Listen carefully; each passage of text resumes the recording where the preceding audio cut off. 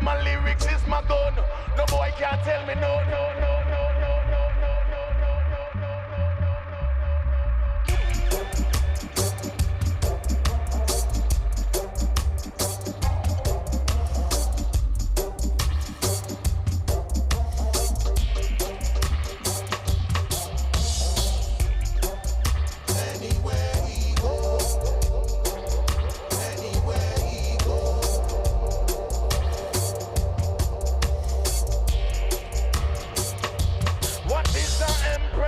She rise above the rest.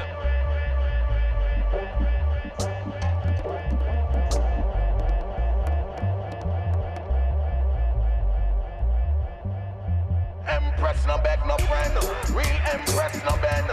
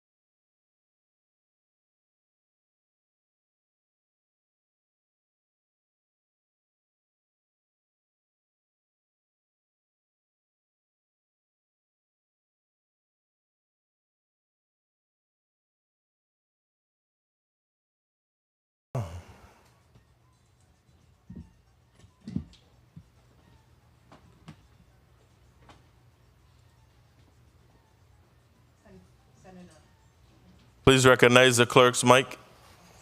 L. Bogus Jr. Senator Francis Heiliger, absent. Senator Kenneth L. Gittins. Here. Senator Gittins, present. Senator Javon E. James Sr.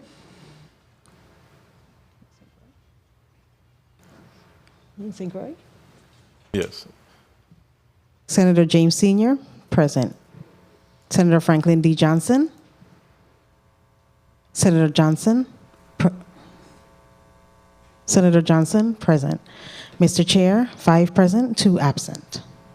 Thank you. Media, please note that we are seeing our colleagues on St. Croix, but we're not hearing them. Can you do a system check on that end for me, please, before I proceed?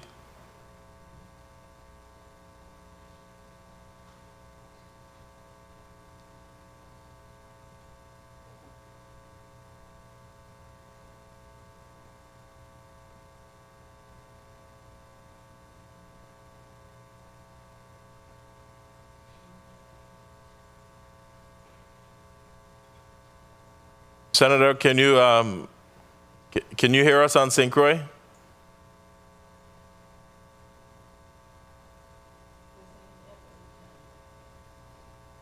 We can't hear you on St. Thomas just yet.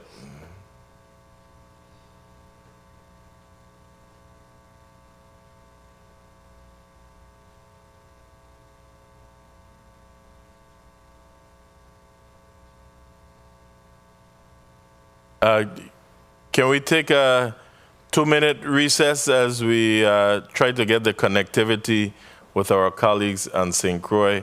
However, before we do that, let me just state that we do have a quorum, but we just need to have full audio communication on the other end. So the Committee on Homeland Security, Justice, and Public Safety will recess for 3 minutes.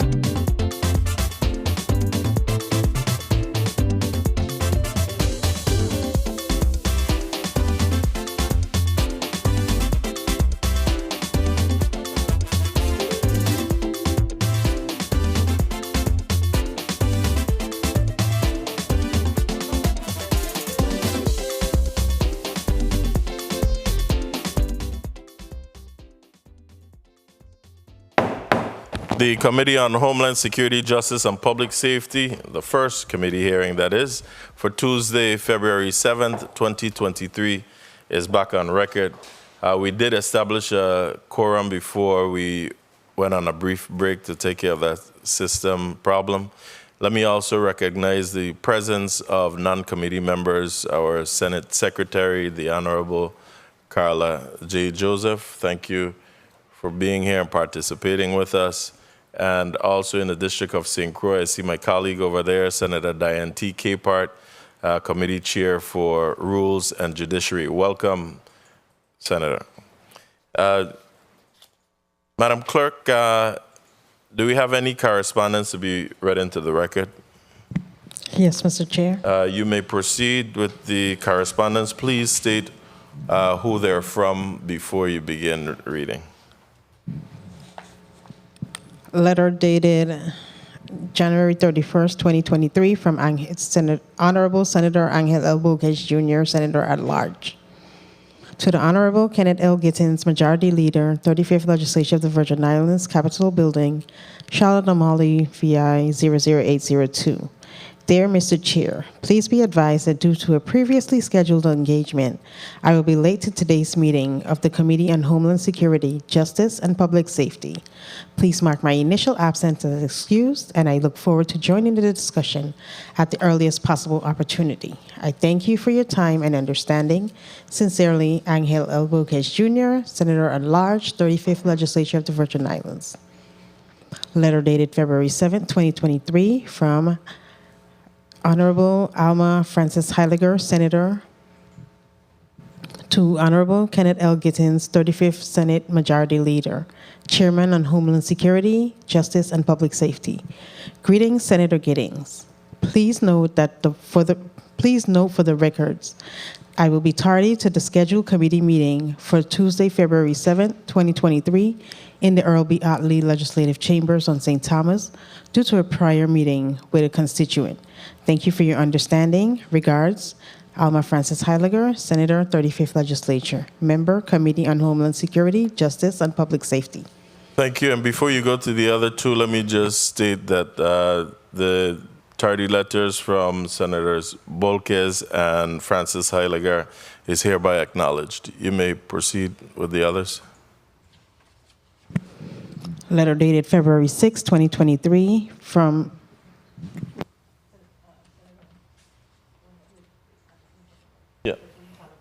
Yes, everybody. Letter dated February 6, 2023, from the Office of the Adjutant General. To Honorable Kenneth L. Gittins, Chairman, Committee on Homeland Security, Justice, and Public Safety. 35th Legislature of the Virgin Islands, P.O. Box 1690, Capitol Building, St. Thomas, U.S. Virgin Islands 00804. In regards to the hearing at Earl B. Otley Legislature Hall on February 7, 2023. Dear Senator Gittins, this letter serves as a receipt of your invitation to attend the hearing scheduled for February 7, 2023 at 10 a.m. in the Earl B. Otley Legislative Hall on St. Thomas, Virgin Islands. I will be able to testify virtually as I am at the General Office Senior Leader Conference with all the Adjutant Generals from the 54 states and territories in Washington, D.C., which was scheduled prior to Tuesday, February 7, 2023 session. Lieutenant Colonel Clayton Sutton, my G3, will be in physical attendance to answer any questions on my behalf. If there are any questions, issues, or concerns, please do not hesitate to contact the Office of the Adjutant at 340-712-7711, where we can establish solutions to your concerns. Thank you for your consideration. Regards, Major General Kojo S. Knox Limbacher, the Adjutant General, Office of the Adjutant General. Letter dated January 26, 2023, from the Honorable Ray A. Martinez, Police Commissioner. To Honorable Senator Kenneth L. Gittins, Senate Majority Leader, 35th Legislature of the Virgin Islands, 3022 Golden Rock, Christian Set St. Croix, U.S. Virgin Islands 00820. In regards to Committee on Homeland Security, Justice, and Public Safety hearing. Dear Senator Gittins, Thank you for your invitation to appear at the Committee on Homeland Security, Justice, and Public Safety hearing, scheduled for Tuesday, February 7, 2023 at 10 a.m. in the Earl B. Otley Legislative Hall on St. Thomas. I have been asked to provide an overview of the VI Police Department's operations and initiatives. My team and I will be off island attending real-time crime center meetings from February 5th to the 11th, 2023. As a result, we are unable to attend this hearing. Sincerely, Ray A. Martinez, Police Commissioner. This concludes the reading of all correspondences, Mr. Chairman. Thank you, Madam Clerk. Can you now proceed to read the agenda into the record, please?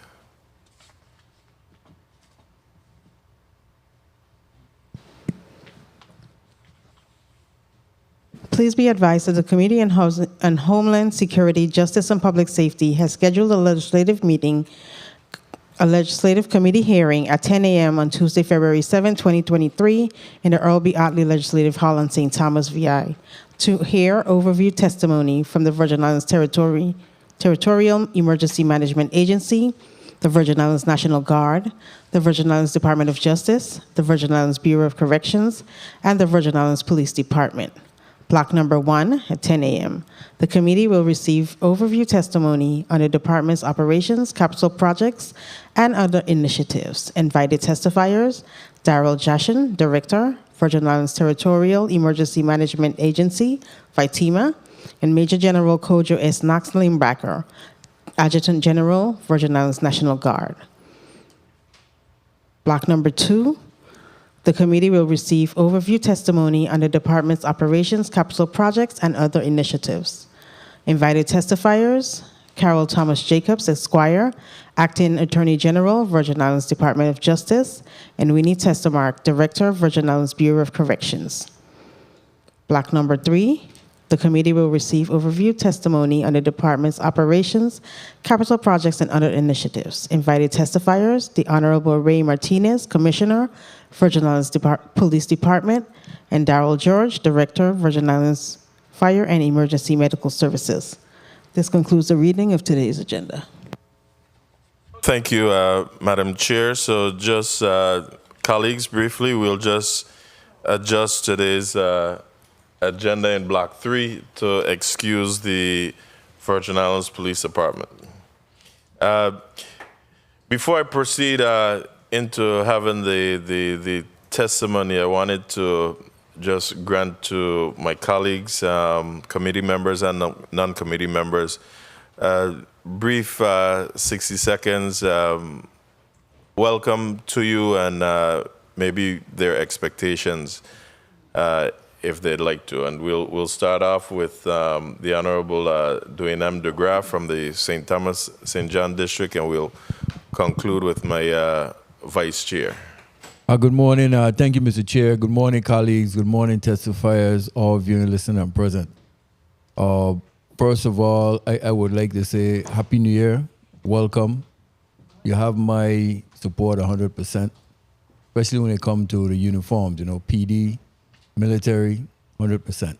But again, my expectations are very high, especially when it comes to VITEMA being run by military officer, the Virgin Islands National Guard military officer, the Virgin Islands Police Department. Those are the areas where I did a career in, and my expectations are very high. But again, I come in peace. I come to support. So if you have issues that we need to discuss offline, you can let us know. Hey, it's better to discuss offline than public. So again, thank you for being here. And to all who are, we'll be doing this for each block or just blanket? No, I'll allow it for the other block as well once the new good. set comes on. Yeah, so again, thank you for being here. And I look forward to hearing your testimonies and engaging in a peaceful dialogue. Thank you for being here. Thank you for the time, Mr. Chair. Thank you. Is Senator Johnson or James available? Senator Johnson, you recognize? Good morning. Thank you very much, Mr. Chair. Good morning to my colleagues. Good morning to the people of this territory. I do want to say Happy New Year to all. Wish the best to all. I'm a very straightforward person, and I like for all to be sincere. If we're going to help you, I need for you to be honest to me. I need for you to be honest to the people of this territory. Those are the things that I think tickle me and bother me the most when I ask a question. I am not being given the truth of the issues that surround the agency. We're here to help. We're definitely here to help and to try to better this territory in every aspect that we can. But if we're not getting the truth, then it's going to be difficult to do that. So that's all I ask. I'm a very straightforward person. I ask direct question. Many times when I ask a question, I'll tell you straight up, I have the answer, but I want to be sure. I want to hear it from you, the director, the commissioner, whoever is testifying. I need to be candid. I need for you to be candid, and I'm going to be candid with you. Time. When I find stories being told, that's where it gets a little different. And I really want for us to have a real good dialogue and move the ball forward in each of these agencies to better this territory. I thank you very much, Mr. Chair. Thank you. Senator James? Greetings to the people of the U.S. Virgin Islands. Thank you, Mr. Chair, for the time. Greetings, testifiers. I really don't have much to say, but I'm take advantage of the time to speak.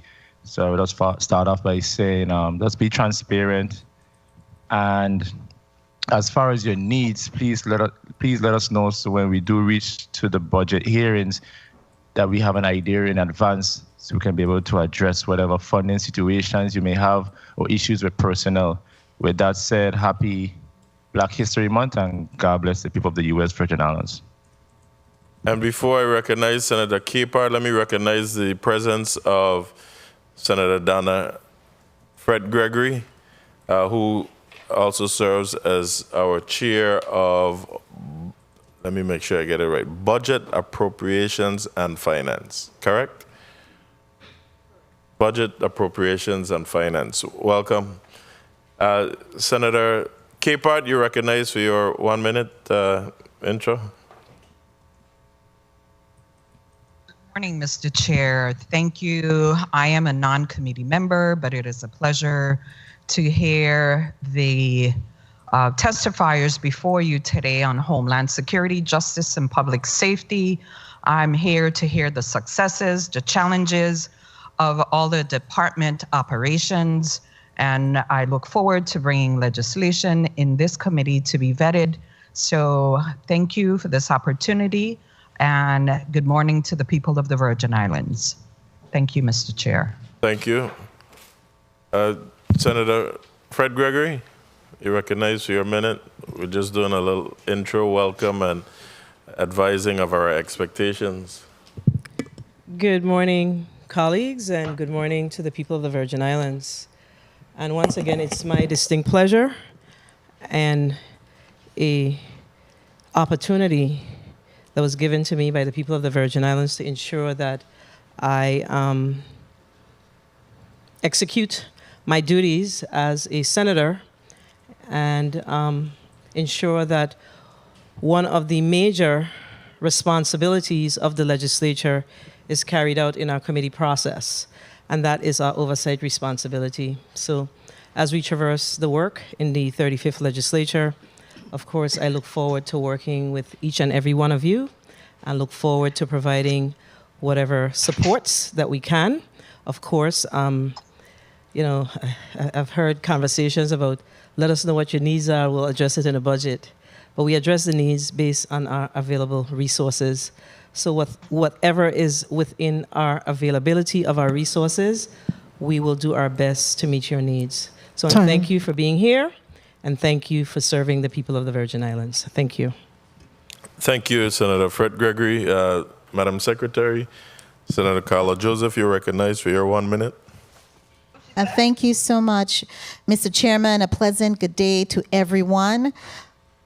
I am a non-committee member. However, I deemed it part of my responsibility as a legislator to be here and to be on time are really to hear the testimony and, of course, look at ways that we can work cohesively to support each other.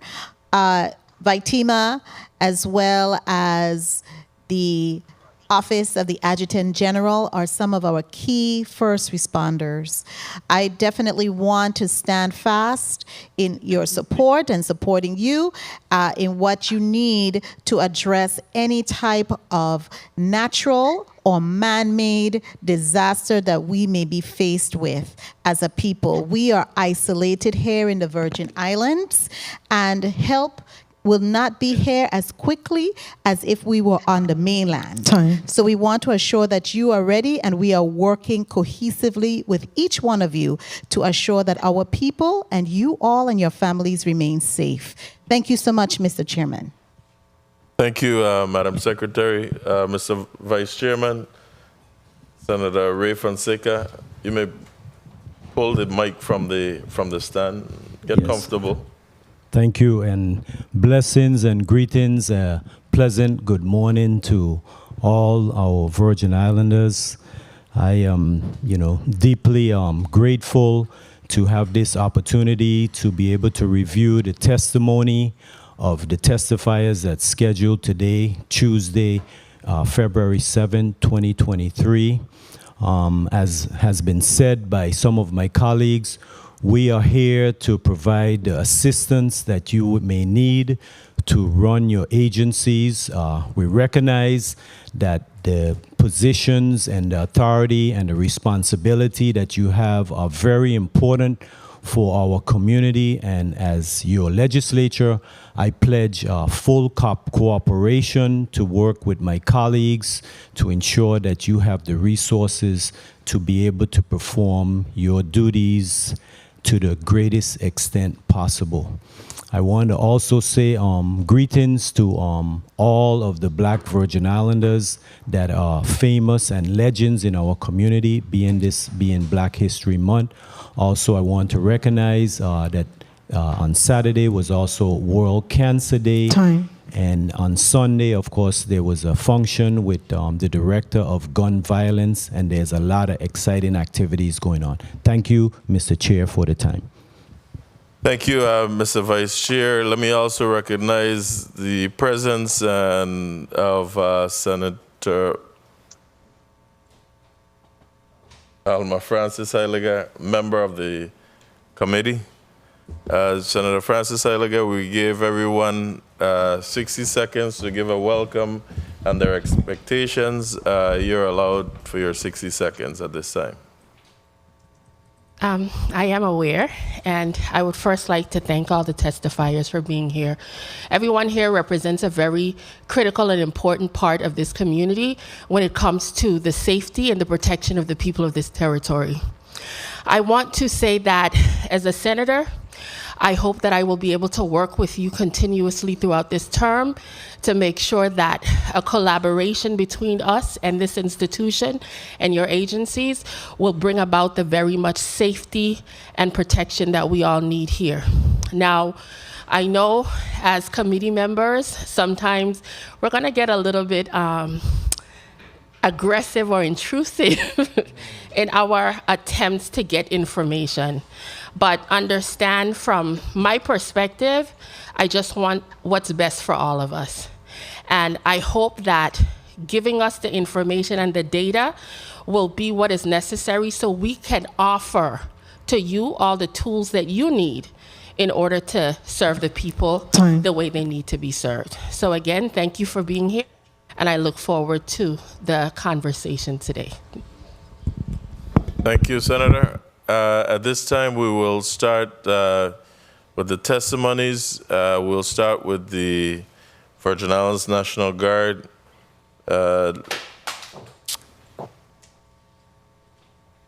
Will the general be doing the, before we start, can we just recognize the testifiers?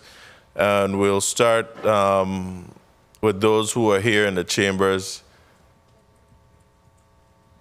We could start from this end, move down to that end. Good morning. My name is Winston Simon, Deputy Director of Admin and Finance for the Virgin Islands Territorial Emergency Management Agency, VITEMA. Thank you. Welcome. Good morning, Merlinda Philomene, Deputy Director of HR and Labor Relations at VITEMA. Thank you. Welcome. Good morning, Daryl Johnson, Director for the Virgin Islands Territorial Emergency Management Agency. I want you to slow down, pull the mic up to you. We have a stenographer who wants to hear everything. And I didn't understand a thing. I know your name is Daryl Joshin, but I didn't understand a thing you said just now. Good morning. Daryl Joshin, Director for the Virgin Islands Territorial Emergency Management. Thank you. Good morning, Lieutenant Colonel Clayton Sutton, Deputy Chief of Staff, Operations and Training, Virgin Islands National Guard. Welcome.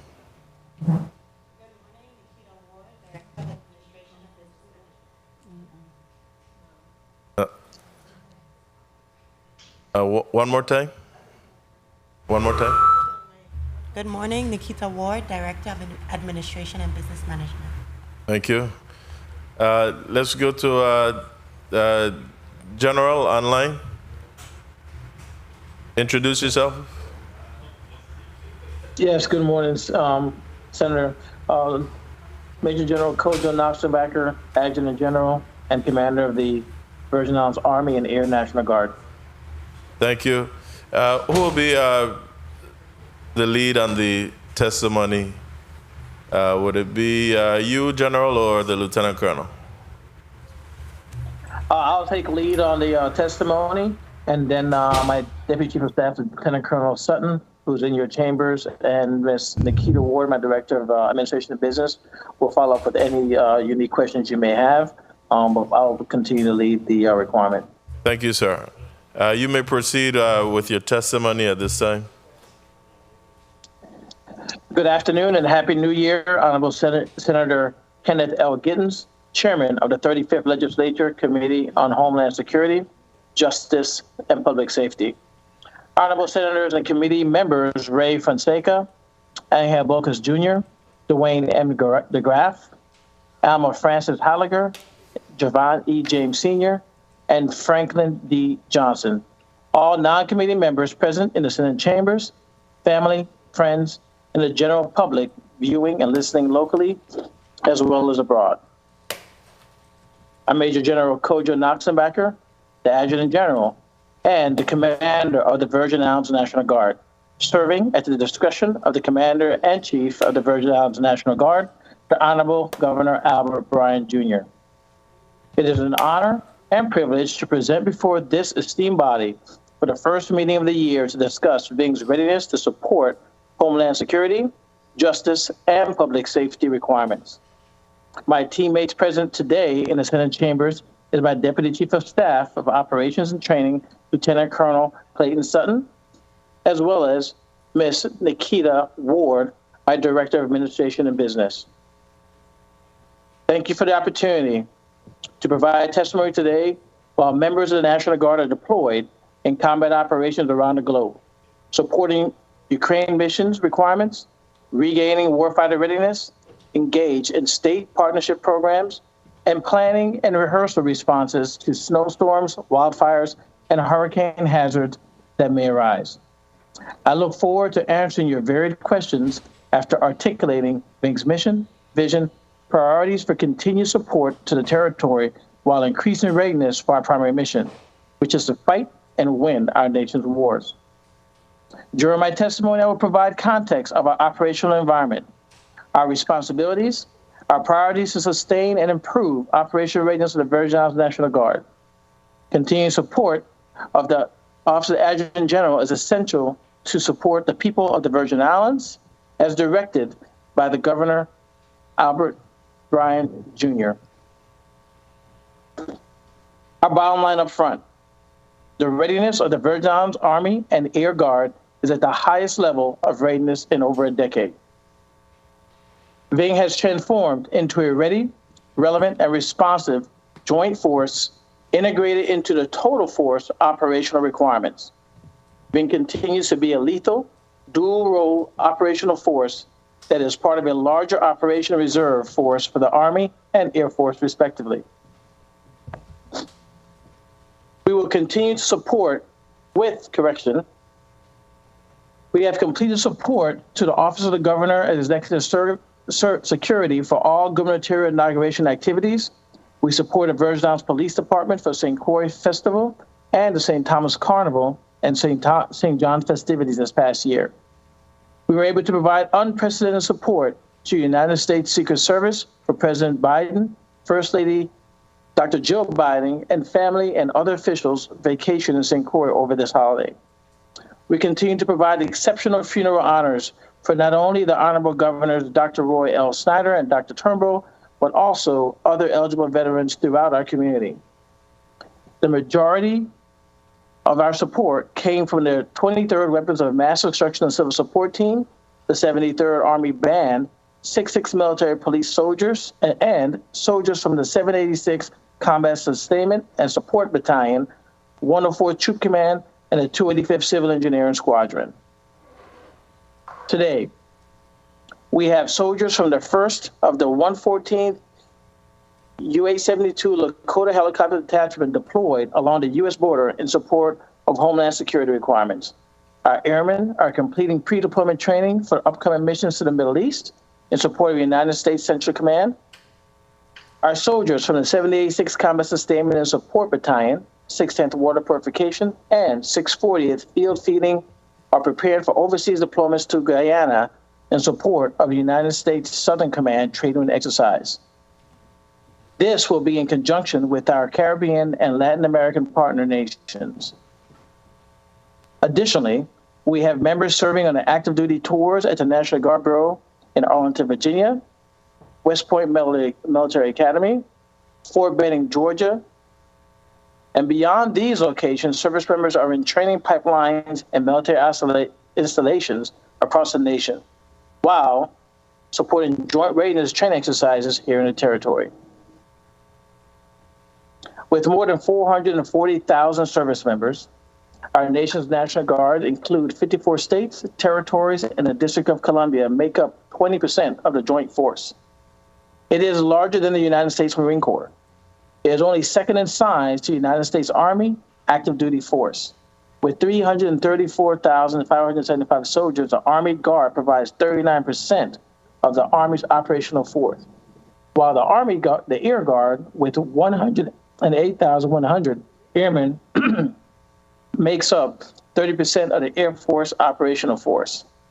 The National Guard's primary mission is to fight and win our nation's wars, while serving as a secondary purpose of defending the homeland by responding to all hazards and crises in our state and territories within our authorities. Our domestic operations wing has supported the state funeral of the late Honorable Governor Turnbull and rendered funeral honors for the late Honorable Governor Snyder. We provided medical material assistance to 7 agencies as part of the White House mission support during President Biden's visit in January 2023. Other support include a gubernatorial inauguration mission to support and a VIP's Crucian Christmas Festival, being scheduled to participate in multiple local and national level training exercises in preparation for its continued support of domestic operations. This year, we will exercise our domestic, we have a hot mic.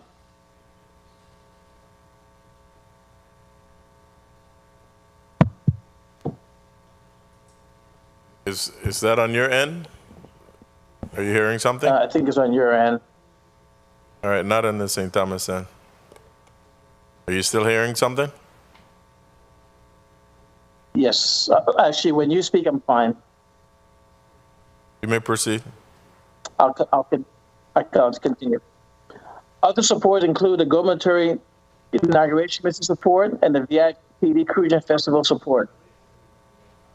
VI is scheduled to participate in multiple local and national level training exercises in preparation for its continued support of domestic operations. This year, we will exercise a domestic response at the national level, and we participate in New Orleans All Hazards Coordination Workshop, March 13th to 17th of 2023.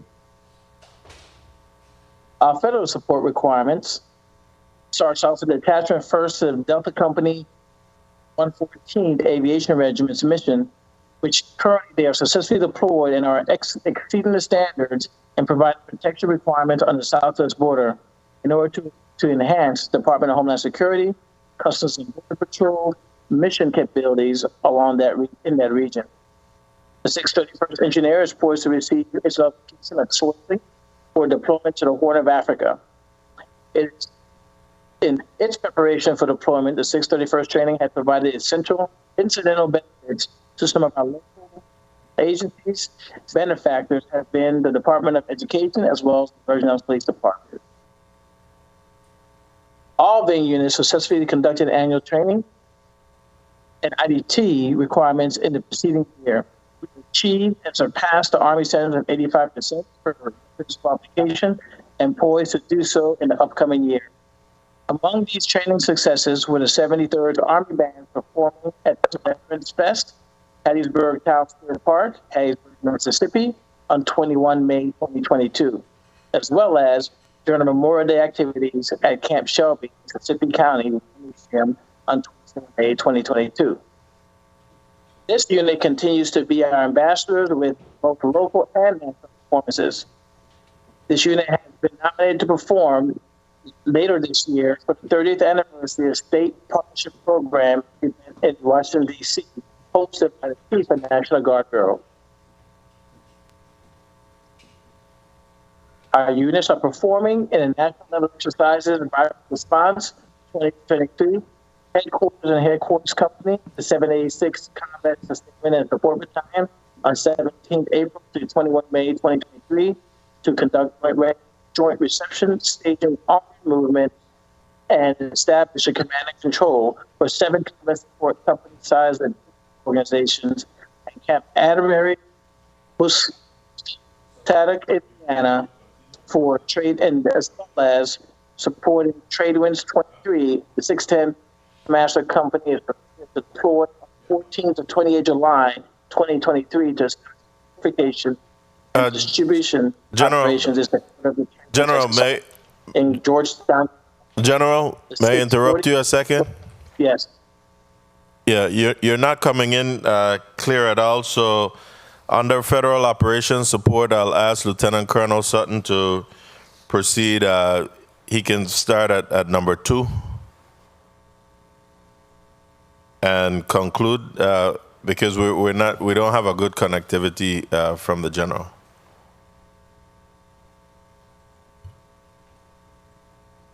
General, are you still there? Right. Yeah, I'm still here. So, is that okay for the Lieutenant Colonel to continue from number 2? Yes, Lieutenant Colonel Sutton, I'm going to pass you the con. Do you have it? Good copy, sir. Sir, all VIN units successfully conducted annual training and IDT requirements in the preceding year. We achieved and surpassed the Army standard of 85% for weapons qualification and poised to do so in the upcoming year. Among these training successes were the 73rd Army Band performing at the Veterans Fest, Hattiesburg Town Square Park, Hattiesburg, Mississippi, on 21st May 2022, as well as during the Memorial Day activities at Camp Shelby, Mississippi, County War Museum on 27 May 2022. This unit continues to be our ambassadors with both local and national performances. This unit has been nominated to perform later this year for the 30th anniversary State Partnership Program event in DC, hosted by the Chief National Guard Bureau. Our units are performing in national level exercises. We have Vibrant Response 23, the HHC 786 Combat Sustainment Support on April 17 to the 21st of May 2023 to conduct joint reception, staging, onward movement, and establish command and control for 7 combat support company-sized logistics organization at Camp Atterbury, Indiana. Trade Winds 23. 610th Quartermaster Company is prepared to deploy on the 14th to the 28th of July 2023 to establish water purification and distribution operations in support of Tradewind 23 exercise in Georgetown, Guyana. The 648th Quartermaster Detachment will deploy in the same period and location to provide field feeding support for 600 personnel at base camp and remote training areas. Under counter-drug, Virgin Islands National Guard counter-drug program provided investigative analysts to support local and federal law enforcement agencies in their continuous efforts to destroy, mantle, and disrupt illicit drug trafficking organizations. This support has contributed to numerous cocaine seizures and marijuana eradication, totaling over $92 million. The Drug Demand Reduction Outreach section provided presentations to a combination of over 5,500 adults and youths that was focused on drug abuse or addiction and alcohol abuse affecting the VI communities. The Virgin Islands National Guard will continue with its partnership with the Drug Enforcement Agency and their prevention initiatives, which included a collaboration of law enforcement agencies, the Department of Health, Virgin Islands Police Department, and the Virgin Islands Counter-Drug Program. Under the 23rd Weapons of Mass Destruction Civil Support Team, this team provides support to civil authorities at domestic incident sites. Significant near-term contributions of the 23rd WMDCST include continued partnership with the VI Department of Health regarding COVID preparedness, worked with the FBI and U.S. Secret Service to support the President of the United States New Year's 2023 visit to St. Croix, assisted VITEMA and FEMA to create potential industrial chemical release hazard scenario used by FEMA to request additional financial resources from the federal government for territory preparedness. Assisted in conduct of Honorable Governor Wesley Turnbull funeral and other executive events attended by distinguished guests. They assisted various agencies to include DPNR, EPA, VI Fire Service to advise Limetree Refinery, in its effort to reopen operations safely. They provided support to the Governor's Executive Security Unit and other first responders, VI Police Department, VI Fire Service and Emergency Service agencies for the Governor's State of Territory Address, swearing in of territorial senators, and several community-based, highly populated carnival and festival season events occurring on St. Thomas, St. John, and St. Croix, respectively. The Virgin Islands National Guard continues to maintain a heightened state of readiness in the event of mobilization for wartime or territorial active duty support of local emergency response operations. This is particularly heightened during every hurricane season. As part of these efforts, we are actively engaged in exercising our response and recovery posture. We have scheduled our annual All Hazards Coordinated Workshop for March 2023 and continue to strengthen our relationship between Department of Defense, local and federal partners. This serves to ensure a shared understanding of both the territory's capabilities and the shortfalls. Among the proposed discussion points will be point of distribution planning, emergency medical evacuation, and emergency immediate response team planning and placement. I want to thank this legislative body for the support you have provided to our men and women in uniform. In the past, to our veterans, currently supporting those in uniform, and for future support with new initiatives to recruit and retain our young men and women from our territory into our Army and Air National Guard. This concludes the prepared remarks. Thank you, Lieutenant Colonel. Now we'll go over to the retired Lieutenant Colonel. You may proceed, Director Joshin. Good morning, Senator Kenneth L. Gittens, Chairman of the Committee on Homeland Security, Justice, and Public Safety, and all other senators present, legislative staff, and those in the viewing and listening audience. I'm Daryl D. Joshin, the Director of the Virgin Islands Territorial Emergency Management Agency, FITEMA. Present with me today are Deputy Director of Finance and Administration, Mr. Winston Simon, and Deputy Director of Human Resources and Labor Relations, Ms. Melinda Philomene. The purpose of this testimony is to provide the committee an agency overview relative to operations, initiatives, capital projects, staffing, infrastructure, equipment, planning, challenges, and all other related areas. The Virgin Islands Territorial Emergency Management Agency receives its authority from the VI Code, Title 23, Internal Security and Public Order, Chapter 10, Virgin Islands Territorial Emergency Management Act, with subchapters on emergencies and major disasters, Homeland Security, Emergency Management Assistance Compact, and 911 Emergency System. For continued successful execution of its duties and responsibilities, FITEMA is organized into the following directorates: Operations, Planning and Preparedness, Logistics, Human Resources and Labor Relations, Finance and Administration, Grants, and Public Service, all of which our personnel funding is primarily through the government of the U.S. Virgin Islands. Per the VI Code, territorial offices of public assistance and hazard mitigation focused on recovery operations are organized under FITEMA, and personnel are 100% federally funded. Under Executive Order 487-2019, dated 17 June 2019, both public assistance and hazard mitigation are administratively placed under the Office of Disaster Recovery for temporary operational purposes.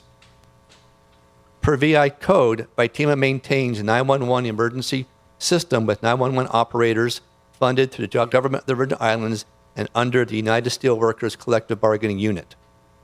Approximately $1 million a year of federal funds is available for 911 systems maintenance and upgrade to the Federal Communications FCC 911 fees, locally collected by the telecommunications providers and sent to the Territorial Office of Management and Budget. Finally, under VI Code, FITEMA maintains a fusion center, 100% funded. In general, fusion centers created following 9/11 under the Department of Homeland Security are state-owned and operation centers that serve a focal point of states in receipt, analysis, gathering, and sharing of threat-related information between state, local, tribal, and territorial, federal, and private sector partners. The national network of fusion centers is the hub of much of the two-way intelligence and information flow. Individually, each fusion center is a vital resource for integrating information from national and local sources to prevent and respond to all threats and hazards. Overall, FITEMA has an authorized workforce of 149. 69 are government funded from territory, 80 are federal funded. An annual budget of approximately $15 million, of which $6.3 million is government of territory and 8.7 is federal. 8.7 million is federal, which represents 42% territorial and 58% federal funded. Following some painful lessons learned from Hurricane Irma and Hurricane Maria in 2017, the 32nd legislature enacted two critical additions to the VI Code stemmed at preventing losses of lives following a major disaster.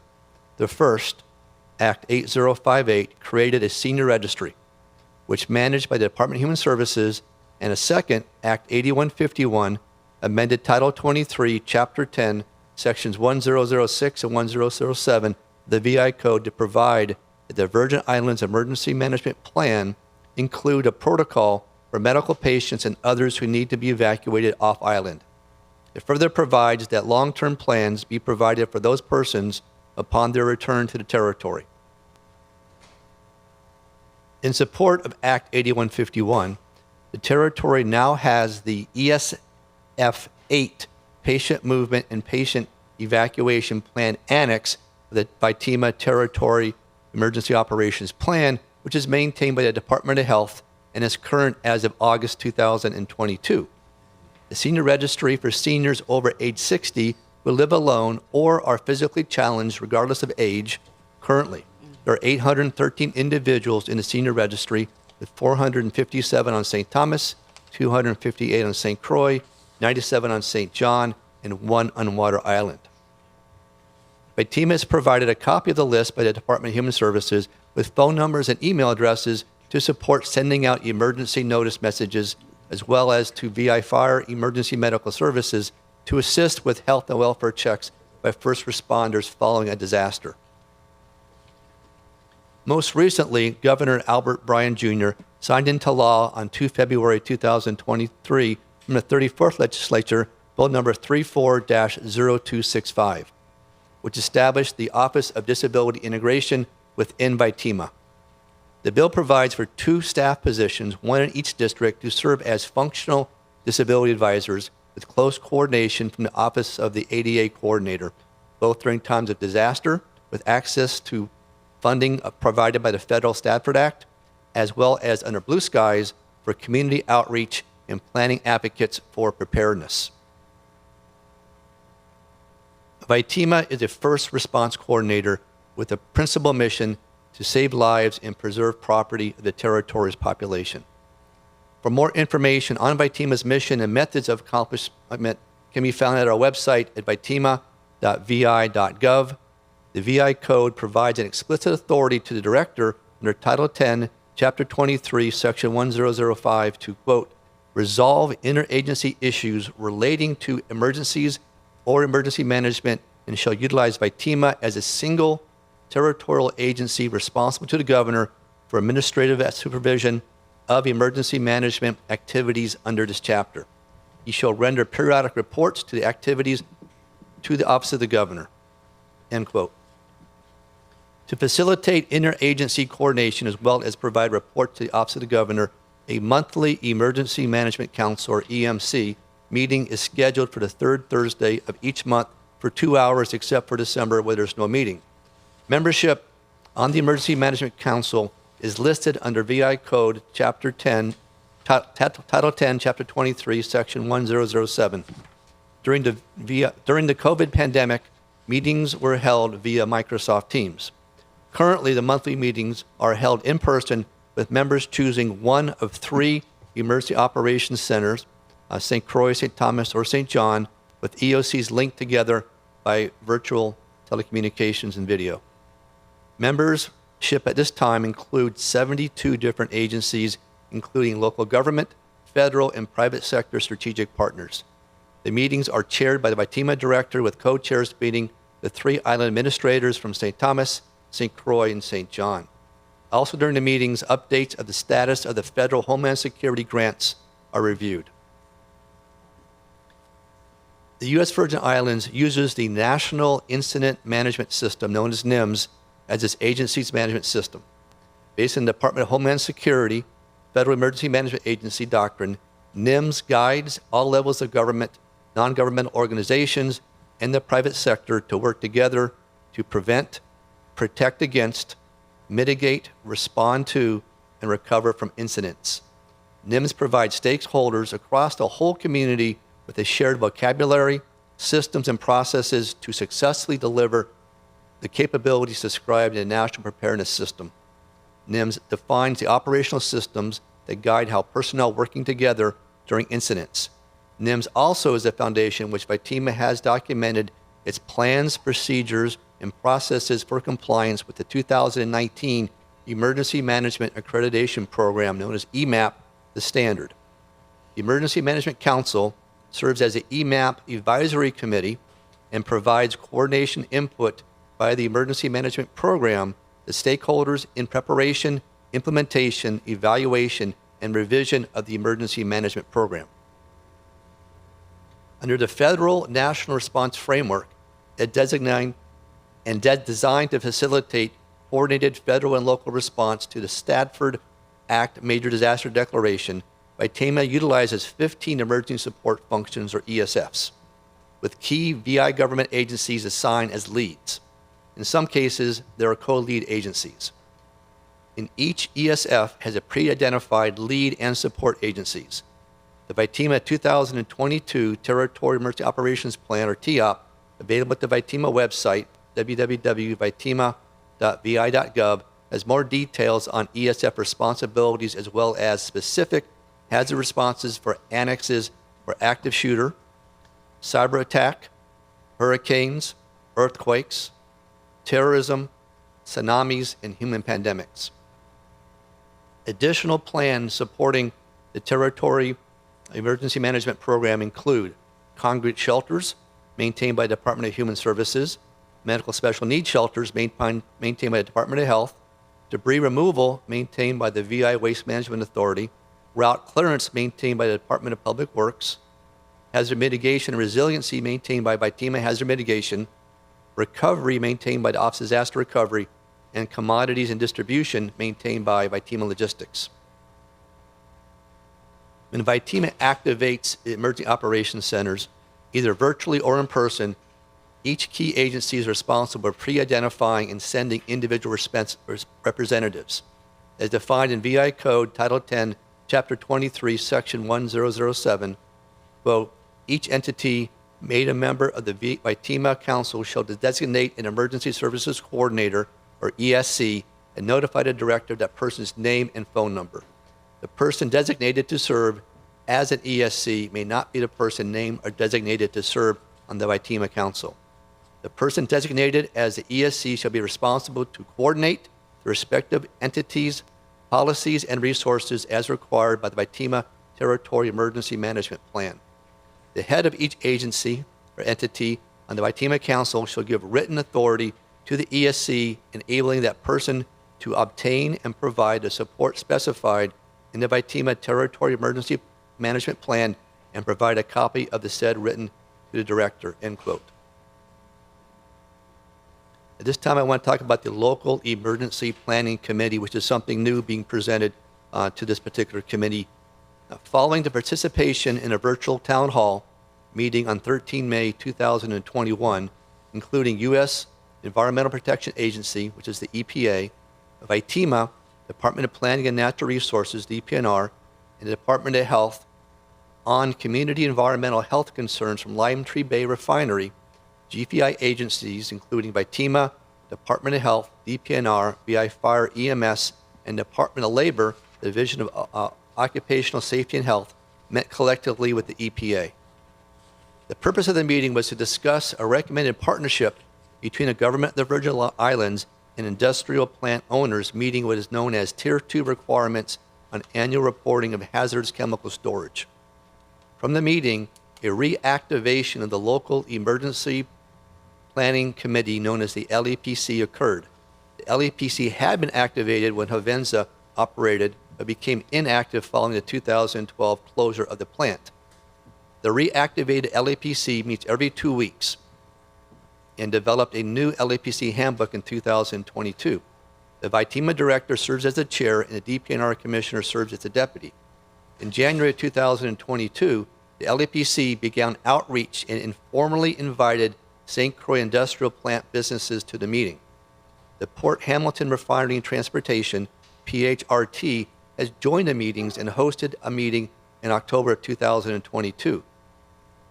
When on December 2022, 5 December 2022, the EPA entered into a legal agreement requiring Port Hamilton to hire experts to safely remove chemicals that are not being properly managed at the facility, the LAPC reached out to Port Hamilton and developed an even closer relationship, a partnership.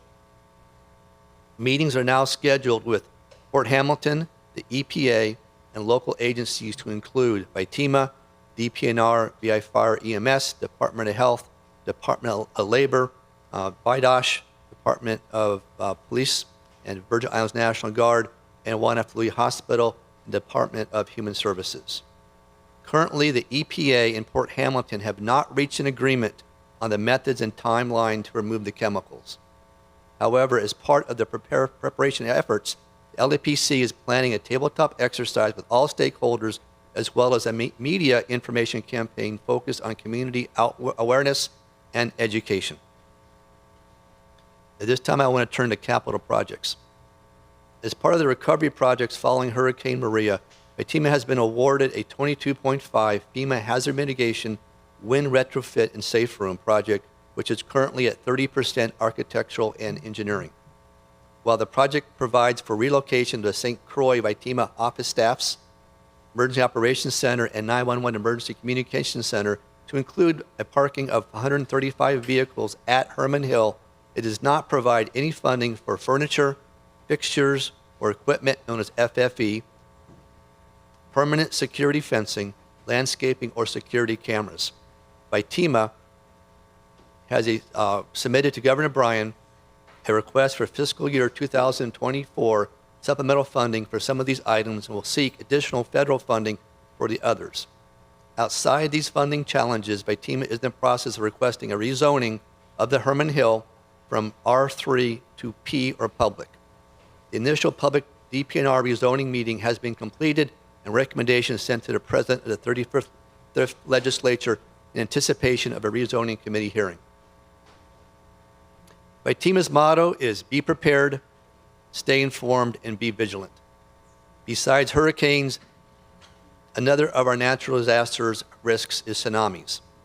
Our next territorial preparedness drill, scheduled for Thursday, 16 March 2023, called Carib Wave, is based on a scenario of a tsunami impacting the U.S. Virgin Islands and will include sounding all 44 sirens and voluntary evacuation of individuals to a safe elevation 80 feet above sea level.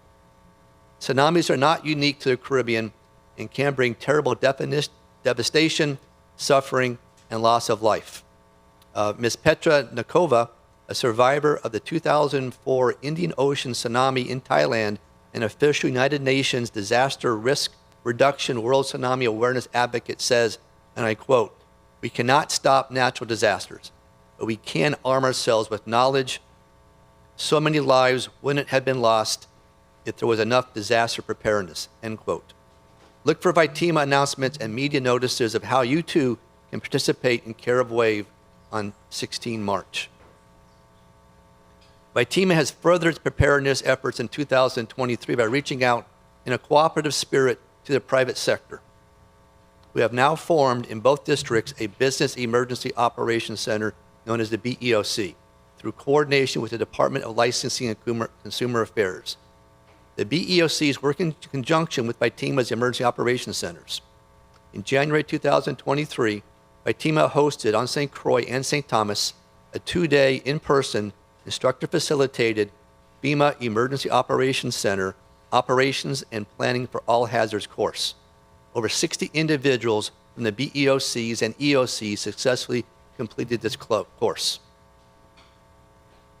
FEMA views emergency preparedness as a responsibility of every person, family, private business, non-governmental, and governmental agency. Together, we can be stronger than ever and VI strong. I want to thank Governor Albert Bryan, Jr., Lieutenant Governor Triandra Roach for their continued leadership towards emergency preparedness, response planning, and holding agencies accountable. Finally, I want to thank Senator Gittens, the committee chairman on the Committee on Homeland Security, Justice, and Public Safety, and other committee members for the opportunity to present an overview of the Virgin Islands Territorial Emergency Management Agency relative to operations, initiatives, capital projects, staffing, infrastructure, equipment, planning, challenges, and other related areas. My staff and I are prepared to answer any questions you may have at this time. Thank you. Thank you, Director Joshin, and thank you, General Limbacher and Lieutenant Colonel Sutton. That con was passed over smoothly. Thank you, gentlemen. Before we open up the floor to a round of questioning, I'll just take a quick 2-minute recess so you could stretch your legs, come back, and we're ready to go until we're done. Thank you so much. The Committee on Homeland Security, Justice, and Public Safety will recess for 2 minutes.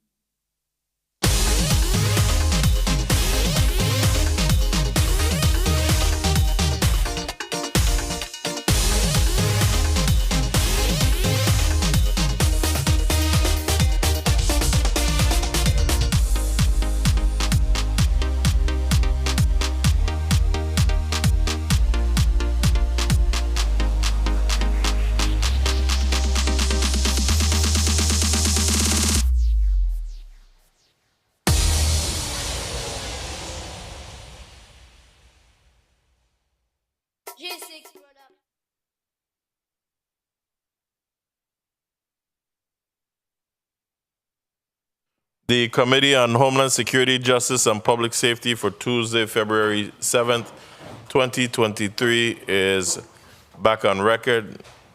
We will now start our discussions. We'll do each senator at 5 minutes. If they don't need the 5 minutes, they'll return the time. We will begin with Senator Dwayne DeGraff. You're recognized for your 5 minutes, sir. Followed by Senator Javon James, then Senator Franklin Johnson. You may proceed. Thank you, Mr. Chair. Again, good morning, colleagues. Good morning, testifiers, all of you listening and present. Incidentally, the two persons that you picked for your Black History Month, I had the opportunity and privilege to work with both of them. It's a Christian in VIPD and General Romney in the Virginia National Guard. Now, I'd like to go straight to thank you for what both of the entities do, VITEMA and the National Guard. Director Joshin, I recently had a chance to have a meeting with you in regards to preparation for seniors, especially in the territory during up to the hurricane season. And I'm glad you mentioned in regard to Act 8058, the Senior Registry, and 81, and Act 8151 for the ESF 8 council that was put together in regards to you said you have 69 local and 80 federally funded individuals. If those 80 federally funded individuals leave VITEMA, can those 69 operate VITEMA to the standard which we need for during hurricane season? Senator, a lot of those federally funded positions are with public assistance administration, and that plussed up quite a bit since the Hurricane Irma and Maria events in 2017. So that's a key. If we do the temporary tent, as the requirement comes down, it will reduce that staff. It's by design. So most of those are wrapped up in public assistance administration. So the short term is a yes or no. I got what you're saying, but can those 69 individuals, that 42% of VITEMA, operate to the level that the Virgin Islands need during hurricane season? There are a few individuals that will be hard because some of our personnel staffing at VITEMA, such as claim preparedness, would be under federal funding also. Okay. Wait, excuse me. I don't know if this is enough for her. We'll hold it, Senator, this time. We just need to adjust his mic so that folks can hear you. Director Joshin or Mike? Director Joshin? Oh, Joshin. Okay, cool.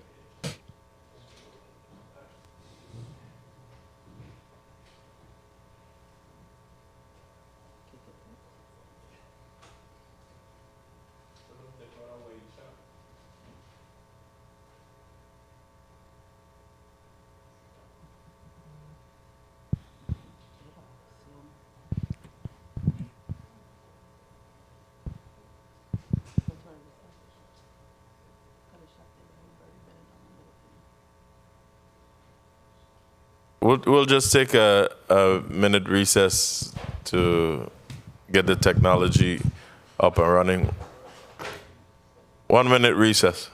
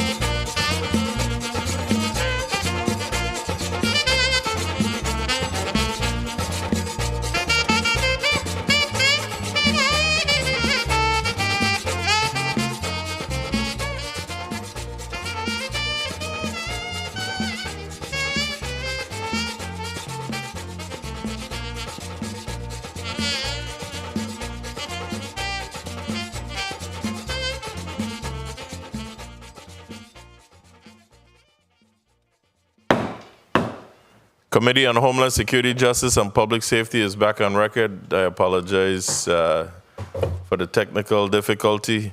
Senator DeGraff, you may proceed. Test. Thank you. Excuse me. Thank you, Mr. Chair. Director, again, it would be regards to the 69 persons that are locally funded operation of Vitima.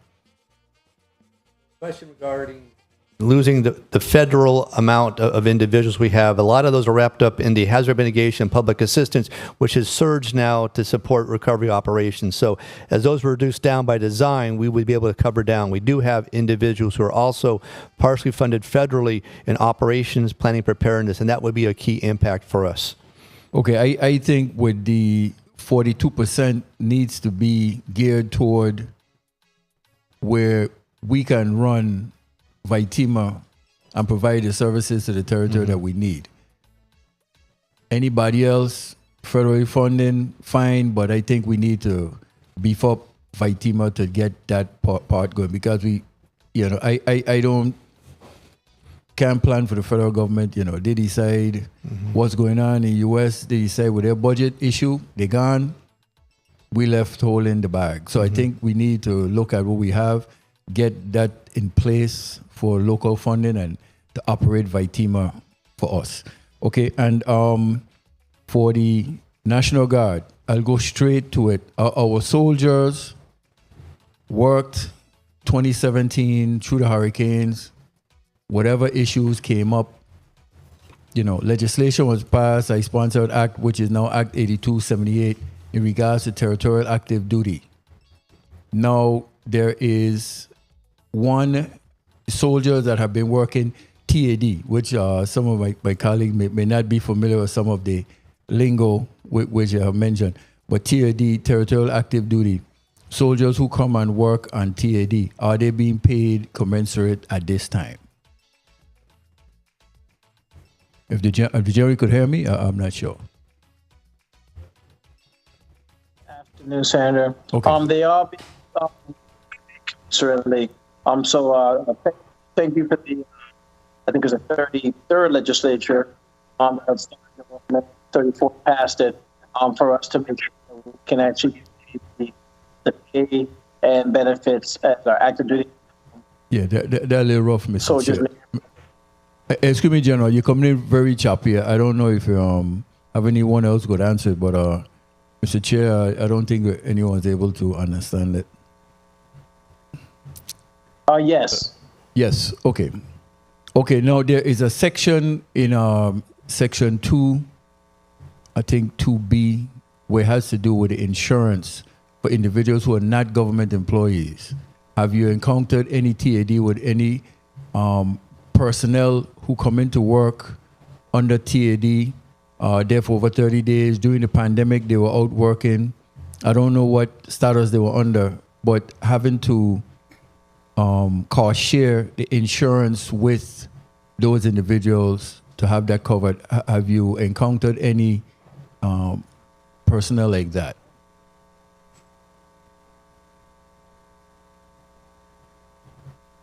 Thank you for that question, Senator. Currently, we have not encountered that bill that was available for them to have insurance. It is available. Okay, you have not, is what you said. Okay, correct. I have not encountered that yet. Okay, and then finally, the numbers for the National Guard. Where are we in terms of supporting the mission locally for during the hurricane season? We support and deploy to many different genres, and we do it well.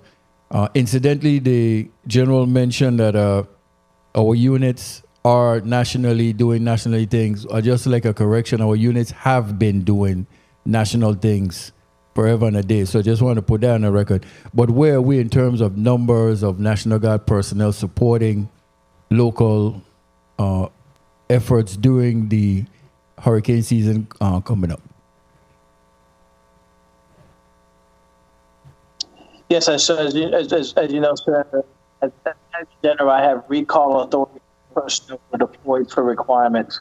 So currently 548 Army, and we have 60 Air Guard personnel who are available to us to support requirement. There's a category 1. We help to handle 1. We'll support that. Excuse me, General. Excuse me. Mr. Chair, really couldn't get it. General, your communication is not clear on our end, but if Lieutenant Colonel Sutton can respond, can he?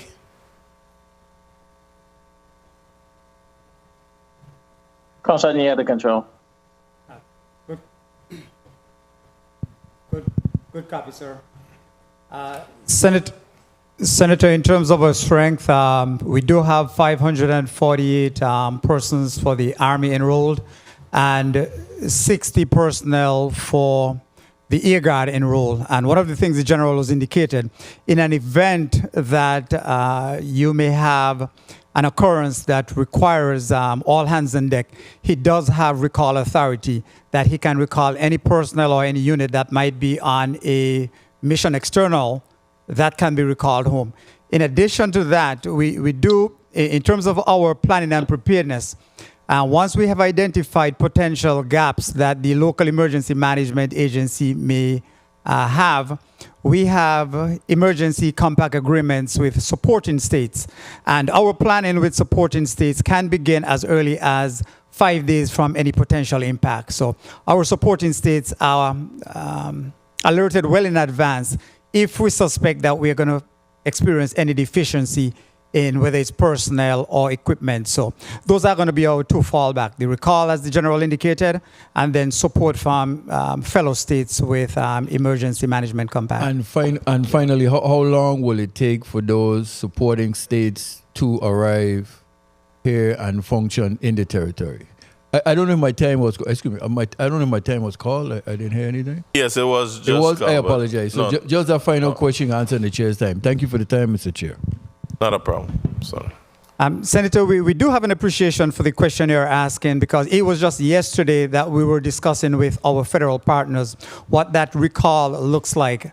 And so while we're not able to, like other states, have supporting states marshal at the border and just roll in, these supporting states will know at least D-2, and then we can and will receive priority in airlift to get those personnel in. So we expect that anywhere within the first 24 hours of an impact, we can have personnel come into the territory to support our response efforts. Thank you. Thank you, Mr. Chair. Thank you, Senator DeGraff. Senator Javon James, you're recognized for your 5 minutes.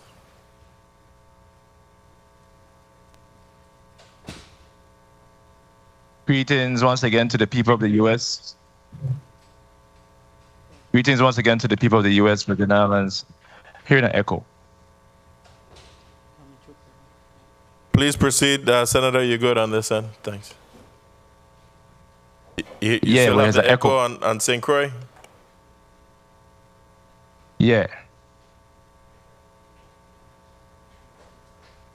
Can you do a check so that they can address it on your end? Greetings.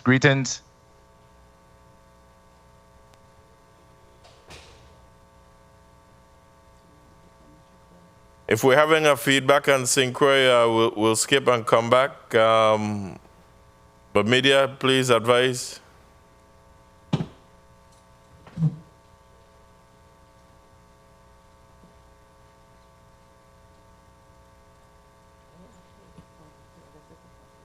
I will come back to you, Senator James, unless it's clear. 1, 2. You still having a feedback on St. Croix? Yes. All right, St. Croix, if you could address that, please, and let me know once it's clear. In the meantime, Vice Chair Senator Fonseca, you're recognized for your 5 minutes. Yes, pleasant good morning again, and I congratulate your testimony. I've been listening attentively to your testimony, and I'm very impressed particularly, I want to congratulate the National Guard, the VI National Guard. I always admire your uniform and your dignity, your presentation. It seems to me from your testimony at a quick glance, you know, I will get into more detail, that the VI National Guard is in pretty good shape. You gentlemen are doing a pretty fine job, and I congratulate you. I wanted to particularly have a question for Mr. Jensen, Mr. Darrell Jansen, Jaschen, Jashin, Jaschen, yeah. Questions. The hurricane preparations, you know, it's very important for the Virgin Islands. You know, recent national disasters have cost the Caribbean and the Virgin Islands billions. You know, sometimes there are even deaths and accidents attributed to the weather. And, you know, in the United States, you know, you can do evacuations, but in the Virgin Islands, we are limited as to where we can move to pass the storm. So I think that maybe we need to be able to track the storms a little bit better. And my question to you is there a Doppler radar in the Virgin Islands that we access? And what would be the cost of a Doppler radar? And also, is the VI allowed to form a networking system with other Caribbean islands that are vulnerable like us? And if not, can the United States give us some autonomy in this area? And then also, I think we need the ability to generate our own storm tracking coordinates. The water temperature, the wind speed, and the atmospheric pressure. I've noticed, you know, I'm a born Virgin Island, Sabanero. I've noticed that the storms, the pressure, like if it goes below 30, like it goes down to 29 millibars, the storm is usually very strong. And also, are we able to directly link with the various satellites in space that are able to track the storms? You know, I've noticed there's an American model, there's a European model. Which of those models is more accurate for the Caribbean? Also, some storms form very quickly in our immediate area. Yes. Well, actually, Mr. Chair, I wanted to be very diligent with my time. I'm going to, through the chair, I will forward these questions in writing, if I may, Mr. Chair. Yes, thank you, Mr. Chair, for that favorable consideration. Also, 1 minute, 30 seconds. How much time do I have? I didn't hear you soon. 1 minute, 30 seconds. 1 minute, thank you, Mr. Chair. Okay. Also, some storms, they form very quickly in our immediate area. And, you know, I noticed just in last year, the National Weather Service have to send a hurricane tracking aircraft to provide us with the warnings and the updates. But sometimes, right, it's kind of, as we've experienced, it's kind of late. Particularly last year in September with Storm Fiona, the hurricane trackers departed from the island of Curacao. You know, this is an island located from South America, and we have St. Croix right next door. You know, why weren't these aircraft departing from St. Croix when the storm was threatening us? And then also the other thing I wanted to ask, do we coordinate our first responders with Puerto Rico? Because Puerto Rico sometimes experience some of the similar conditions as we do. And then I wanted to get back to Major General Kojo Knox Limbacher. 30 seconds. And also Mr. Clayton Sutton in black, you know, for a first-time senator. Some of your acronyms, you know, are very impressive, but it's a little bit hard reading. Like, for example, you had the IoT Enhanced DHS/CBP mission and the IDT requirements. I'm sure it's all good acronyms, but for a freshman senator just learning these jargons, I would appreciate if you was to explain those a little bit more. And then I'm very impressed with your quartermasters. Time. They're doing the water purification. And Mr. Chair, if I may wrap up. You may. Yes, thank you. Also, one question also for the National Guard. The cocaine seizures. I noticed you did $92 million in cocaine seizures in the territory. Are there any, plans or possibilities that the Virgin Islands can recoup or benefit from some of that $92 million in cocaine seizure? And thank you very much, Mr. Chair, for your time.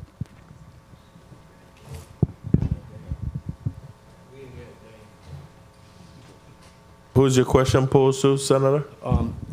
We could have Mr. General Kojo-Knox Lasisto or Mr. Sutton, if you could answer the question with the $92 million in the cocaine seizures. Do we get anything from that?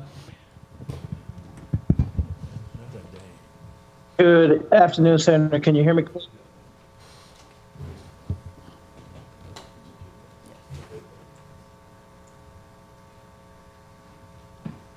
General, do you have a response for the senator? Yes, I do. Can you guys hear me clearly, Senator? We can't understand what you're saying. So I sit on the high intensity drug trafficking of Puerto Rico and the Virgin. Okay, hold a sec, General. Can we be brief and succinct? He just wants to know if we're getting any of that 90+ million from the cocaine seizures. Yes or no? Yes. Okay. He'll get to you. Excuse me? Through HIDA. Okay. Thank you. He could get a more in-depth response after. Thank you so much. Before I move to back to Senator James, let me first recognize the presence of our Senate President, Novali Francis Jr. Good afternoon. Thank you. Senator Javon James, you may proceed with your 5 minutes. Yes. Greetings to the people of the U.S. Virgin Islands. Somebody might need to be muted or something. Hello? Yes, we can hear you. Thank you, Mr. Chair, for the time. My question is directed to Vitima. You mentioned that there are currently 830 individuals registered with a senior registry. I saw where we have 258 on St. Croix, and in no way, shape, or form I'm competing St. Thomas and St. Croix. But as far as getting the word out in the district of St. Croix, can you speak to some of the initiatives that were taken to get individuals signed up? Senator James, good morning, sir. Senator James. Morning, sir. Senator James. Morning, sir.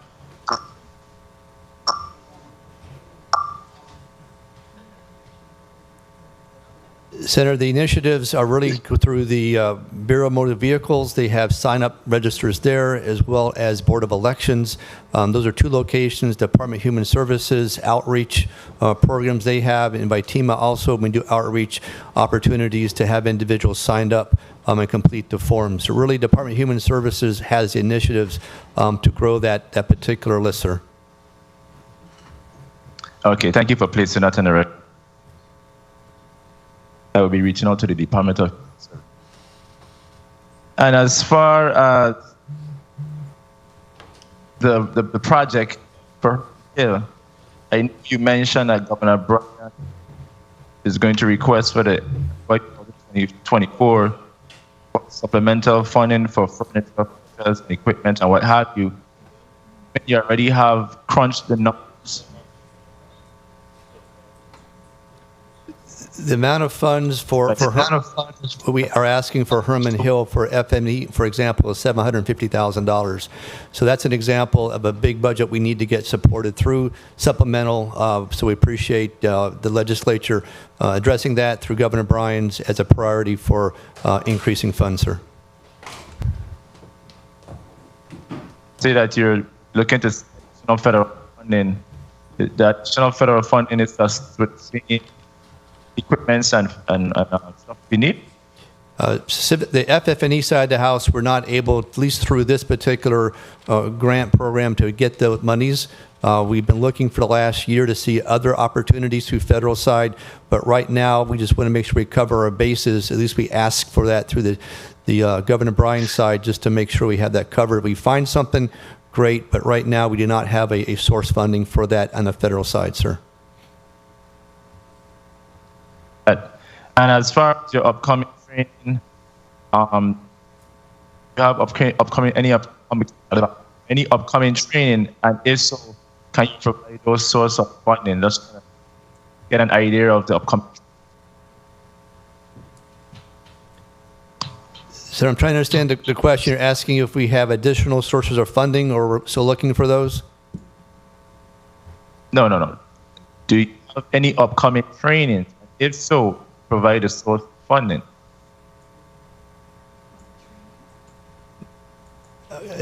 Answer the first question. You're asking about training opportunities, sir? Yes, training.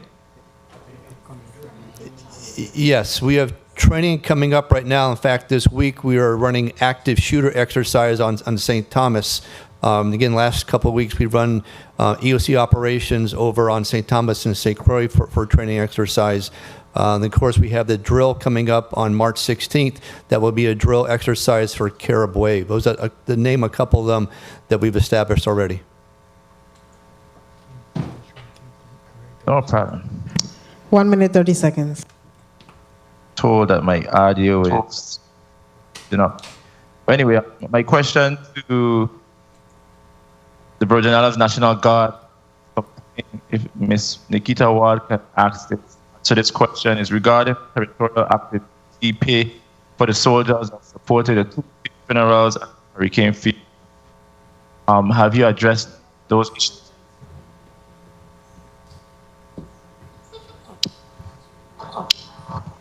Senator, could you repeat the question again?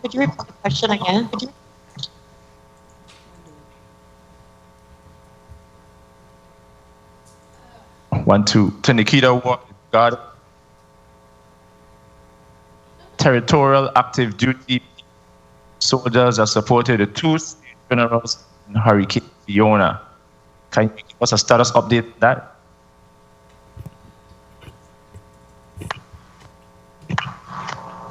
Just to ensure I hear your question clearly, Senator. Pull the mic back down. Pull the mic back down to you. Just to ensure I hear your question clearly, as it is coming in quite choppy. You were inquiring about the territorial active duty pay. No, just speak into the mic. Don't look at You the were camera. inquiring about the territorial active duty pay for service members on Tropical Storm Fiona and the funerals? Yes, the 2 state funeral. So those payments are currently in process, along with our Virgin Islands National Guard G1 section, the units, and ourselves, the Division of Personnel, and the Department of Finance. We're still trying to ensure that some of the service members that are there, the documents that provided, can go through so that we could be able to populate the expected payments for them. Time. Thank you for placing that on the record. I'm not too satisfied with the amount of questioning because of technology. It is what it is. But in the essence of time, thank you, Mr. Chair, for the time. This is really difficult and frustrating, but we're going to work it through. So I'm going to ask all of us to exercise some patience with the technology, okay? The flights were restricted today. Why my colleagues didn't make it over. So we just have to work with what we have today. Thank you, Senator James. We'll try now with Senator Johnson for your 5 minutes. Good morning. Thank you very much, Mr. Chair. My questions will be to Director Jashin. Is there a separate fund for FCC collections? Senator, the Federal Communications Commission, the 911 fee you're talking about, yes, that is a fund that is basically collectively brought up from FCC, collected by the local telcos, provided to OMB, and Vitima receives a percentage of that. And if the fund is not used, is it a rollover? Yes, sir, that fund is rolled over. Right now it's split between Vitima and VI Fire EMS. With your 911 system maintenance, what upgrades are pending or needed for that 911 operator? Well, we just finished the telecommunications upgrade for that, and a couple of years earlier we completed what was called the computer-aided dispatch, a computer record system called a CAD RMS. So we're still finishing up those. It has to do with the maintenance of that system, servicing of the system, the communications that go with that. It's a constant update we have going forward. We look forward to continuing that. We are currently at a status called E911. We want to go to what's called Next Generation 911, which will require a lot more infrastructure establishment, working with both fire and EMS and police together. Thank you. Now for your sirens, I think a lot of people not fully understanding the purpose for the sirens and the location that they are. And some folks live way out of a tsunami zone, and they're saying they're not hearing the siren. Can you please break down a little bit about it as far as the range? And also let me know if all 40 of them are in place and working. All right, so on the tsunami siren systems, we have 44 total in the U.S. Virgin Islands that were based on what was established back in 2015. We've not added any additional of those 44. So we basically had a recovery project under public assistance to actually put those back in place. So they were put based upon the assessments that were done after 17 as far as they worked or did not work. So they're all components that were replaced. We did put steel poles in instead of wooden poles. It's the same siren heads they had before, same technology. As far as whether they work or not, and that's why we're starting to test them every month on the third Thursday of every month. We've started this in January. We'll continue to do this in February and March, and we look for support from the community to give us feedback. We know, for example, Water Island right now has one tsunami siren. We've tested it 3 times. It is not working. We have understanding of why it's not working, and we're working with the vendor to help resolve some of that. And there's a system-wide issue we have on St. Croix that involves a repeater that has yet to get set up that's impacting those that are sitting out on the west end of St. Croix. So part of the education we have is understanding these tests that are done and establishing a method by which we repair each one of these sirens. You have a warranty on these sirens with the company that installed them? There's a warranty in the parts that were installed. What we're finding out, let's say since 2017, several of these siren sites have had what's called lightning strikes. And that's one of those things that comes in, even though it's grounded, damages some other components. So this has gone on, and we're establishing now, learning about this as we go forward. It's going to be a continued progress to establish these and maintain this. In our budget for 2024, we've also put in O&M funding to maintain these tsunami sirens with the same company. 1 minute, 30 seconds. Right, now, this question I'm going to ask, I don't know if you'll have the answer. It might be human service. How was the information for all of the seniors registry collected? How can residents confirm that their loved ones are included? And I do support my colleague that the numbers I think on the island of St. Croix are relatively very low. And I know but the entire territory, we have a aging community. And even St. Thomas, I think those numbers are low too. So how do we go about getting families to register and getting families to know if their loved ones are registered on that list? No, excellent question, Senator. Opportunities like this to talk about the senior registry is one of them. Department of Human Services ultimately is the one that will maintain that registry and receive that. Additionally, if you go to the Bureau of Motor Vehicles or you go to elections offices, you will see the opportunity to register there also. So really, that's a lot of outreach campaign that can be improved, but I would reach out to the Department of Human Services for the next couple of steps, sir. So you do agree that those numbers are kind of low? Sir, if we have anybody who's not on that register, should be on the register, those numbers are low. Time. All right. Mr. Chair, can I just wrap up with this last question? You sure may. The Office of Disability Integration that will be established within VITEMA, do you have a date as to when the office will be rolling out this operation? The date would be subject, one, to getting some funding that was identified from the legislature we have not received yet. So right now it is not on my books for funding for this year. Even though the act has been passed, we look forward to work with Division of Personnel to complete that, but we have got to get the funding. I can ask Director Philomene to provide some more details if you want to, sir. I would appreciate that on the chair's time. Thank you very much, Mr. Chair. Okay. Thank you, Senator Johnson. You may proceed. Good afternoon, Senator. Merlinda Philomene, Deputy Director of HR and Labor Relations at VITEMA. Just as Director Joshin indicated, the funding would be required for us to move forward with establishing and the creation of these positions. Without those fundings, there's nothing that we could do to move forward. We have, however, began the administrative background work. We've drafted job descriptions and done the necessary research for the position, but we do need the funding so that we can move forward with creating these positions.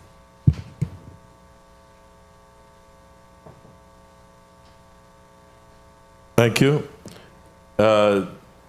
Senator Capehart, you're recognized for your 5 minutes, followed by Secretary Senator Joseph, then Senator Fred Gregory.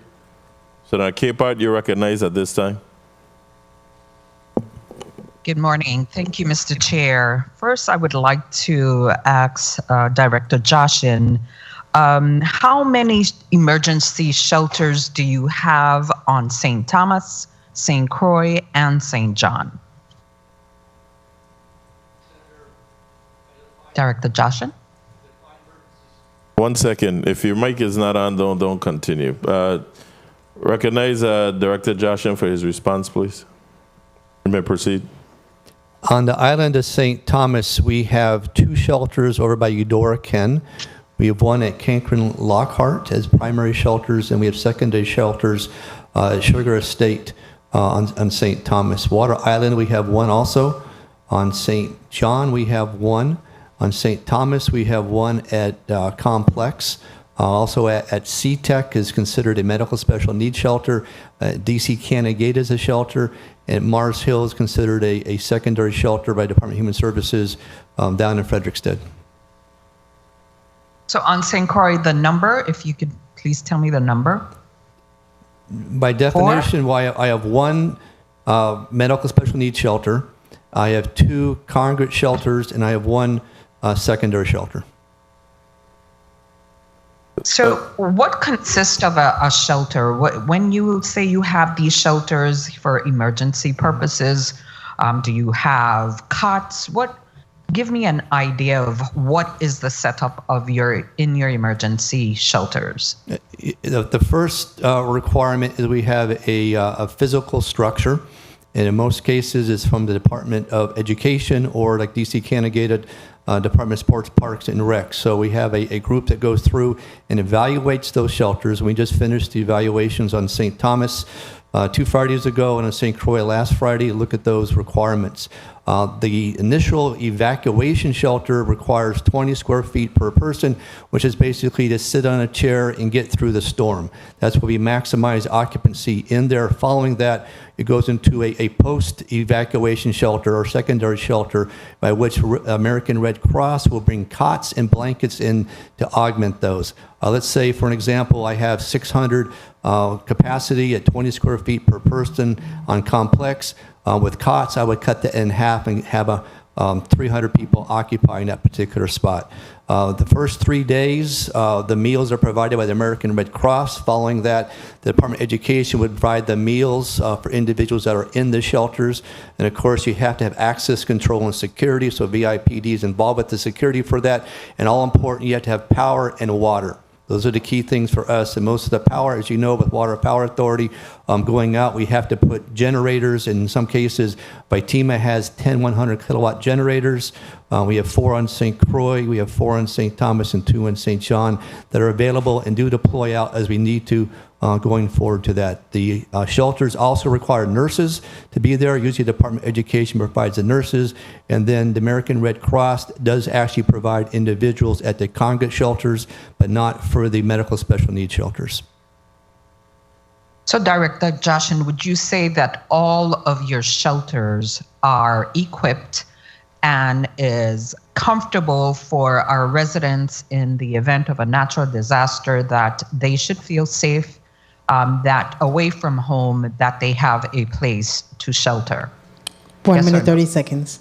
Yes, ma'am. And to include, we are identifying at our shelters, certain ones will allow to have individuals, pets come, but when you bring your pets, bring a cage, bring water, bring food for them, a leash to walk them also. Okay. Mr. Chair, I know my time is about to finish, but I just have one more question for Director Joshin. You mentioned in your testimony, Vitima has been awarded $22.5 million for FEMA hazard mitigation, wind retrofit, and safe room project. Does this safe room project, is this for your staff only, or is this for residents? The answer is not for residents. It's for individuals who would be assigned to actually work in that facility. It could be federal partners, it could be National Guard soldiers, it could be Vitima staff, agencies, supporting staffs at the Emergency Operations Center. Okay, and if you can just give me a quick synopsis of what is a safe room for the general public. It's a safe room is a definition by the Federal Emergency Management Agency that defines the thickness of the walls. There's a huge requirements document that when you build that and design it, you have to have the proper structure for that. Specifically on St. Croix, we build this out, it's not just for hurricane, actually for seismic activity, because we are in a seismic zone. Time. Thank you, Mr. Chair. Thank you, Senator. And so we could be clear, because I wanted to ask that same question, but I know one of my colleagues would have asked. So thank you, Senator Capehart. With regards to the sites you identified, the only thing that I got clearly was that St. John has 1, Water Island has 1. How many on St. Thomas? St. Thomas has 1 medical special needs shelter. How many on St. Thomas? Just tell me how many. I'm not asking for a breakdown yet. That's what's confusing me. Tell me how many on St. Thomas? You would have 4. 4 on St. Thomas. Mm-hmm. Tell me how many on St. Croix? You have 4. So with the 4 on St. Thomas, where are they? What are the locations? Eudora Ken High School Gymnasium, Eudora Ken Cafeteria, Cancun Lockhart, 2nd floor Schneider Regional Medical Center. Can you slow down 1 sec? Sorry. So Eudora Ken has 2 at the same site? Yes, 1 the gymnasium. Right. And the second one's the one at the cafeteria. cafeteria. Yes. The other one at where? Cancun? Cancun, yes. Lockhart, Cancun. Right across from the hospital. Okay, tell me location, because when you say Cancun, people are going to go down to Cancun. So tell me the location. The Lockhart Elementary School. Okay. Go ahead. And you have Sugar Estate. And Sugar Estate. Let me get St. Croix locations, please. You have CTEC. CTEC, which is a complex. It's the other side of complex. It's a technical. It's divided into 2 parts. So you have half of it is a technical center, and the other side is complex. Right, down at the school, at the St. Croix Educational Complex. We right. identify those 2 separate ones. Okay. DC Canagata Community Center and Mars Hill.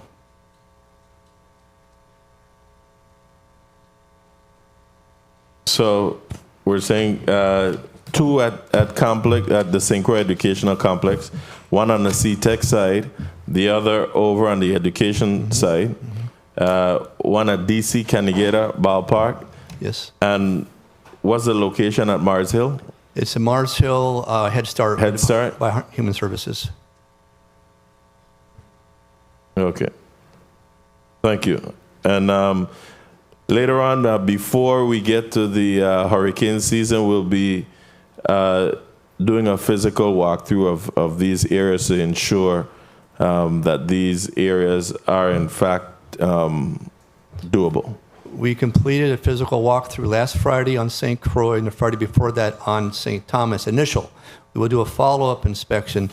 One of the challenges the last 3 years is the same discrepancies have come up. So Chief of Staff Knight has provided by TEMA some funding this year to make sure we identify gaps. You can close some of those gaps based upon the funds. So we're developing a task force that will be meeting starting the 24th of February to identify closing these gaps. One of the huge requirements for this, and I did miss one for you on St. Thomas, we have BC Bisholte also is a school, but that one right now has a generator deficiency, which is going to be questionable whether or not I can make that active until I get the generator in place. So that was the next thing, but I wanted to let the other senator go ahead. But I'll be coming back to the generator questions. Hence, my request for members of this committee to be able to do a physical walkthrough. Oh, good. Thank Fantastic. you. Senator Joseph, you're recognized for your 5 minutes, followed by Senator Fred Gregory, Senator Francis Heiliger, and Senator Francis Jr. Thank you so much, Mr. Chairman. A pleasant good day to everyone. I just wanted to also follow up with a question from the chair. We listed the areas for the shelters in St. Thomas, but we left out St. John. Where specifically in St. John is a shelter located in St. John? The shelter in St. John is the Adrian Senior Center. Where? Adrian Senior Center. Okay. Okay, thank you so much. And finally, and the shelter, you mentioned Water Island, it has a shelter as well? It has a shelter that I would define as a secondary shelter, not an evacuation shelter currently, yes. Okay, and where is that located? It's the community center or volunteer fire station in the center of the island. We visited that 2 weeks ago to take a look at it. Okay, thank you. And that's just a preliminary. You haven't, that is the shelter on Water Island, correct? Yes, that's the only place identified on Water Island. Okay, good. Thank you so much. I want to continue with my questioning of you, Director Jashin. And first, I just want to commend all of your team members and you also for leading the charge and to assuring that we remain responsive in times of critical moments, whether it's a natural disaster or some other act of terrorism or the like, both you as well as the Office of the Adjutant General. Now, I know in the past we've had some conversations and they've been publicized regarding the 911. There was a situation wherein we had gotten some personnel from off island to help support. Where are we with that? Are we still utilizing those off island supports? For 911? No, Senator, we are 100% Virgin Islanders in our 911. The two instances were both under COVID-19 concerns. We had reached out through the federal side and had New Orleans came in and support us on St. Croix. And then about a year later, we had a concern and we had Ohio come and help us on St. Thomas. As individuals had COVID-19, they had to quarantine. We could not shut down 911, as you know, so they came in and did a fantastic job supporting the territory. Okay, great. Because I know COVID-19 hasn't left us. We have seen hikes, spikes in our numbers anytime we have a large or festive gathering. So I just want to assure if those type of supports are still in place, should that happen in the upcoming carnival for the St. Thomas I would in say St. Thomas. they would be in place as long as there's a national disaster is the first thing. As you know, or don't know, most likely the national disaster for COVID-19 will be exhausted by the president in the May timeframe. Okay. All right. I don't want to hold up too much of my time. So thank you so much. Now, let me go to page 4 of your testimony. You mentioned on line 85, you've had some Homeland Security grants. What is the amounts that you've received? If you're able to say that. If you're not, we could always flesh that out later. And how is that affecting, what is that amount? How much have you received in your grants? 1 minute, 30 seconds. Senator, I'll have to provide that through the chair to you, the details, Okay. but we go back to 18, 19, 20, 21, 22. Don't go any further. My time is running. And those grants are used to support which portion of your operations? Well, a lot of them are passed down grants. BIT has some of those. VIP has some of those. My Fusion Center has some of those. So a lot of them are passed down grants. Okay, because my question regarding Homeland Security, and it bridges over to the Office of the Adjutant General, because I'm always concerned about our borders. I know in the Adjutant General's testimony, the Office of the Adjutant General, it was mentioned that we have been doing support services and providing additional support for the southern region. What about our region? Or do we have any collaboration, Mr. Adjutant General, with the U.S. Department of, well, not the Department of, the wait is 30 seconds. The Guard, relative to the other guard that we have, the Coast Guard. Here we go, that's the word I wanted to get out. The Coast Guard, they sit right next door to us. Do we have any collaboration with them relative to our Homeland Security? Yes, Senator. Thank you for that question. As a member, executive member of the HIDTA, High Intensity Drug Task Force Agency, I sit on that board with all of the other agencies, federal law enforcement, the Puerto Rico National Guard, and all of the Border Patrol, Homeland Security, FBI, DEA, and all the other members, including the our AG and so forth. And we sit on that board and we make sure we get all the requirements. Additionally, I work closely with the United States Army Southern Command, who controls the waters of the Caribbean and the Atlantic, and then work with the United States Army Northern Command, who controls the territory of the Virgin Islands of Puerto Rico within those waters. Okay, so let me just put into perspective why I'm asking, Mr. Chairman, if I may wrap up. You may wrap up. Thank you kindly.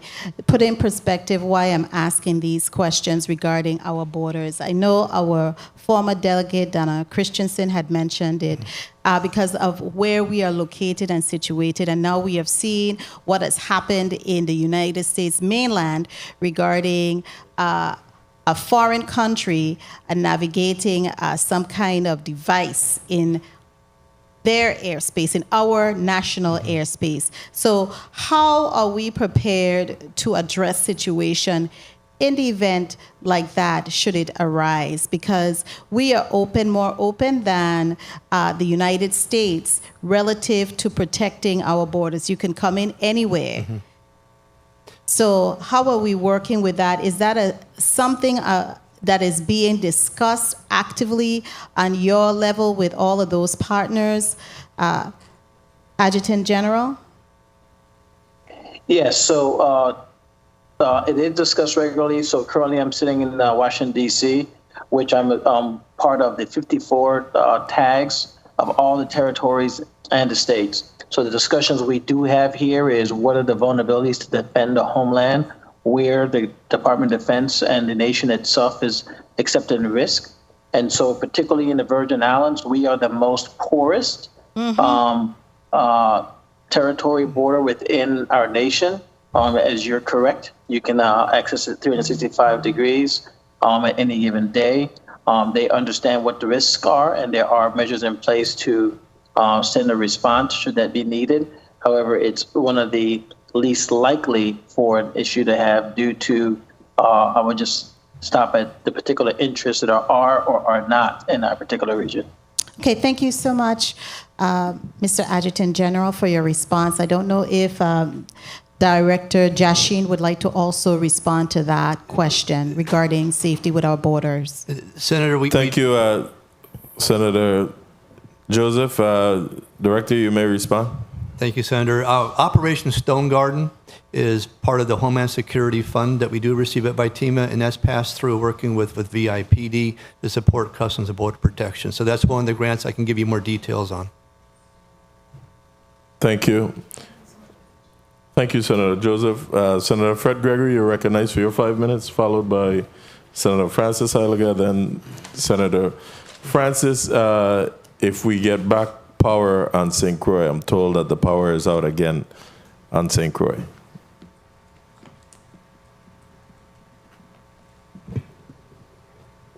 Thank you, Mr. Chair, and good afternoon again to the testifiers. And I'm going to start out with the National Guard. I guess the testimony isn't numbered, but under context, there is, Mr. Major General, there is a comment that was made, and you said the bottom line up front. The readiness of the Virgin Islands Army and Air Guard is at the highest level of readiness in over a decade. Exactly what does that mean, and how did you get there? Good afternoon, Senator. It's a great discussion. Some of the statistics that get to that is actually classified. However, in the overview of that, if you look at the past decade for the Virgin Islands National Guard, past 10 years, you look at their personnel authorization, what their readiness level were, what their equipment readiness were, and their ability to deploy, support, and defend the nation at the time of calling from a Title X response, and then also be able to execute their territorial requirements. The readiness of the National Guard is based on its ability to fight and win its nation's wars, and those particular requirements are supported by unit status reports that go up quarterly, and that's a classified document. Okay, so I understand, but tell me what efforts that you made to ensure that you could make this statement today with your team. What were your efforts as from your leadership perspective? Yes, ma'am. Thank you, Senator. So one, as we go at being ready, so it means all personnel that were in the Guard at the time had to make sure they meet both medical, physical, operational, technical, and tactical requirements to actually deploy and meet the requirements. So we made sure that those personnel are meeting their operational requirements to go out, get qualified, meet their school, non-commissioned officer training requirements to standard to meet their deployments. Additionally, training requirements, for example, the 610th went out to the National Training Center, which certifies them to go to war. Additionally, when it comes to right-sizing the organization, we went back and looked at the authorizations of the National Guard, which have not been filled in over 10 years. What that does is you have an allocation of personnel and equipment authorizations, but you can't fill it. So if you can't fill it, you can't train as a cohesive unit, you can't maintain the equipment, and you can't deploy as a cohesive combat unit, which then puts you from a green, amber, to now a red status, which they have been in for 10 years prior to our changes in our strategy. So for example, they were at a low 70%. Now they're at a high 80% going into 90%, based off the changes we have done with right sizing the force for the right mission set, making sure they're properly equipped, making sure they're adequately trained, and making sure we have the additional monetary resources for training facilities and operation facilities so they can meet the requirements. Thank you. Does that answer your question, Senator? Absolutely, and I wanted to make sure that that was placed on the record because it is important for Virgin Islanders to feel safe and to know that our National Guard is ready, prime and ready to move forward in the event of any occurrence. So thank you for that information. Now let me ask you another question. And my time is running, so we will have to be a little shorter on this one. 1 minute, 30 seconds. Yeah, I figured. So let me ask you about the split training options and the enrollment of our students. How is that working right now? Is it effective? So it's effective currently, but it can become more effective. So what we're going to do, a recruiting requirement, is we're going to say we're going to allow you to live and work abroad while serving your local Virgin Islands Guard, which means you can work, you can live and work in Texas, Georgia, Florida, and we will have you split train, come back quarterly or to train with another unit there. And then we have a recall requirement should we have a disaster, which allows more flexibility for our young people to actually live where they can afford to live. Okay, so how are you advertising that? Is that being advertised? Oh, we're going to start a campaign here, Senator. I'm up here in National Guard now. We do have Virgin Islanders here and an NGB staff, and that's what we're working on when I'm up here. Okay, thank you. Thank you for that information. So very quickly, Vitima, and I do have other questions, but I can ask you them offline. Are you familiar with Act number 8686? That act required the Vitima to hire 2 individuals to serve as functional disability advisors. What's the status of the hiring of those individuals? Have you received the funding for that? Senator, the act was passed by Governor Bryan on, I believe, the 2nd of February this year, 2023. We have not hired anybody. We have no funding. Did the act then come with associated funding? Not when it came to us. Okay, so I have to look into that. And my time has been called. I have a lot of other questions, but my time has been called. Thank you for the time, If you Mr. have Chair. one more, you may proceed. So very quickly, as we are approaching the hurricane seasons again, because you blink your eye and hurricane season is upon us, right? So of course, you know, during the 2017 storms, we experienced many issues with our medical patients, our patients who are in need of medical services. Do you have a long-term plan to address how we evacuate those individuals off island in the event of a disaster here in the territory? Yes, Senator, there is an annex we call the Patient Movement and the Patient Evacuation Annex under ESF 8, which is the Department of Health. The last update was that signed by Commissioner Carcion was October 2022. So in the event of an event, you are prepared, and we're not going to have lots of drama and lots of confusion around getting our people out of the Virgin Islands if it becomes necessary. So we're not going to hear that. Senator, we exercise that pretty much every year. We will always have confusion. That's the nature of disasters. True. The intent was we focus with our responsibilities as well as our federal partners under emergency declaration and get assistance to evacuate those that need to be evacuated under a doctor's authority. Okay, so you will work closely with the different agencies to ensure that that occurs in a timely fashion. Thank you. Thank you for the time. Thank you for the leeway, Mr. Chair. Thank you. And thank you, Director Joshin, for answering that question directly. The Senator Francis Elegay, you're recognized for your 5 minutes. Good day once again to the testifiers. I want to jump right in. First of all, I want to speak to the National Guard. One of the things my colleague was speaking to you about in regards to your readiness in the last 10 years, and I had that down as one of my questions. Now, 10 years ago, were you up to par so that where you are right now is where you should be part of the national standard? Because coming 10 years forward, but still not being up to par, is still a concern for me. So could you let me know if you guys are on national standard or where you should be as opposed to just being 10 years ahead where you were from before? Great question, Senator. So today we are ready, relevant, and responsive member of the Joint Force. We are deploying personnel into combat operations. We're along the U.S. borders, and we're supporting training exercises here in the Caribbean. We are not even up to standard. We're exceeding the standards today. Excellent. Thank you. That is what I would love to hear. Also, National Guard. Several years ago, we had stories coming out of some major sexual harassment and some sexual situations happening in the National Guard. Have you guys done everything, or are there still pending situations? Have you cleaned that up? because, as you know, that was a looming situation over the National Guard where people were very concerned about that. Not only the members, but people also interested in joining the National Guard. Great question once again, Senator.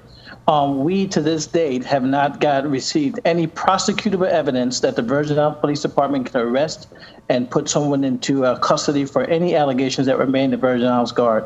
We have transitioned to make sure that everyone understands that we are an organization that's under the Army and Air Force that ensures that everyone is treated with dignity and respect, and we are swift to act and respond to any allegations, do investigations, and provide the right information to law enforcement to arrest. Okay. And thank you. No.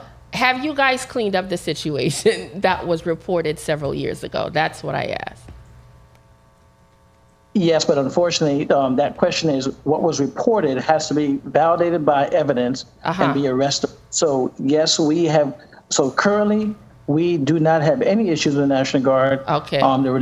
So we do not have any cases in the National Guard. Thank you. Okay, thank you for clearing that up. Director Joshing. If a hurricane were to hit right now, tell me how ready are you? Well, we have been working for the last 2.5 years with integrated agencies. We will respond to the same effort of success we did under COVID-19. We had federal forces, we had local forces working together. So that is that's the National Incident Management System, NIMS. No matter what it is, hurricane or otherwise, we will support, based on declaration Governor Bryan will do, just as well as we did under COVID. Okay, the federal government, in working with you, how do they feel your performance is? Last year we had 19 initiatives we focused on in our capstone exercise. Right now we're reevaluating and looking at probably about 11 of those this year to go forward. The main effort, I think the gap we have identified is called continuity of operations, or COOP. Each agency should have a plan, regardless of whether it's a legislature or a private sector government agency, to be able to respond if you have to lose your physical location. Okay. 911 system in regards to text messaging. 2 years ago, I asked you guys about that. Yeah. Then you told me it was going to be implemented 6 months, a couple months ago. What's the status of that? I'm going to get back to you, Senator, because I know we upgraded the phone system. It gave us some additional features. That particular feature, I don't have an answer on right now, but I'll get back for you. Marketing and advertising to the public. That is one of the things that's ridiculously important. So we do live in a hurricane zone. The public needs to consistently know what you're doing, how to get in contact, what's the procedures, what are the shelters, etc. What are you guys doing on a continuous basis to make sure that the public is aware of your services and how they're going to be activated and utilized during the state emergency? Well, we have media. We work with a Facebook page. We work with outreach with websites. We do a lot of the radio interviews. Last year, every week we would go on radio stations and talk about preparedness, what to do for individuals and response capability. So you were on the radio 52 times for the year last year? 30 seconds. During the height of hurricane season, pretty much between the 15 August to 15 October. Well, for me, I like to be prepared in advance. And if you keep putting things in people's head and not waiting for the time frame to happen and then activate then, you know, have you guys thought of a concerted effort to really make sure that, because this is a continuous part of our lives every year, that you have an effort to make sure this is part of people's everyday lives? Yes. To understand. Yes, we do. We participate in the National Hurricane Preparedness Week, which is in June, and there's also National Preparedness Month in September. We do a lot of outreach activities for that. We will be at Agricultural Fair over on St. Croix. We'll have booths set up, both Office of Disaster Recovery, Vitima, FEMA together, and looking at pushing out information, as well as signing up for the Alert VI notification system. Times. Mr. Chair, may I ask a final question? You may. Thank you. Tsunami system. Give us an update on that and the preparedness and how well is it working? Any concerns? Is it great? Tell us about what's happening with that. The tsunami system in general is a combination of messaging. In some cases, it can be sent to your phone. It can be sent email and text if you sign up for the Alert VI system. Additionally, through the integrated public alert warning system called IPAWS, I can send out messages to anybody who's connected to a cell tower. Those are probably the two key things. And of course, based on the amount of advance notice, we will be activating the tsunami sirens, in which we have 44 of the territory. So for the public safety, they're repaired, they're in order, they're functioning properly, and there's no issues with them at the moment. There's tremendous issues with them. Oh, I well, want that's what I'm everybody to trying to get out of you. Tell me what the problem is. Well, we have completed the recovery project and the assessments of all 44 of those following Hurricanes Irma and Maria. We're now going through a monthly test of those on the third Thursday of every month and looking for support for feedback on that. We still have to go through and figure out why all of these are not sounding. In some cases, we know that it's a repeater issue, if you will, especially in the island of St. Croix. Been working with 6 months trying to get the poles up. Right now, as of this morning, we were understanding that poll is supposed to go up next week, which will give us more outreach, but we have a tremendous challenge right now understanding the complexities around those tsunami sirens. So it's just one method by which you get noticed. That's why we also reached about the alert VI system as a method of communication, as well as VIPD using bullhorns to go around. And of course, if there's an earthquake, similar to you see in Japan, you will know you're in a serious earthquake because there's no doubt, and you'll have probably about 10 minutes to evacuate to a higher level. You don't need a notice from me. Just you're going to have an earthquake. You can see the water receding, going up. Back in 1867, we had history here. We did have a tsunami that impacted both St. Croix and St. Thomas. Mr. Chair, I want to thank you for the additional time. Are we having a second round? Thank you. Or is this it? No second round, but I'm pretty sure we'll just do maybe if you have one more something burning. But at this time, Mr. President, Senator Francis, you're recognized for your 5 minutes. The chair, and good afternoon to everyone. Certainly good afternoon to the testifiers. And Mr. Chair, I want to commend you for calling this hearing and of course engaging our oversight and overview responsibility here. And of course, once we do the overview and oversight, then we need to right size and make sure that we're working in consort with our first responders and getting them to be responsive to the needs of this community. Director Joshin, in respect to the hurricanes and the post-pandemic, have there been an after-action report generated? Senator, we have, from a pandemic side, we have a COVID-19, it's called a quick look report that was worked with FEMA, Department of Health, and VITEMA. What about the hurricanes? I know we didn't have anything catastrophic this time around, but did you put together an after-action report post the hurricane? We had a last EMC meeting in January. We had a discussion, but it was not a report format. Based upon the capstone exercise we had in May last year, we did have a post-event with Governor Bryan on that exercise, but nothing with our, last year we had the Tropical Storm Fiona come through. We did activate for about 48 hours, but we did not do anything official as far as a write-up on that, sir.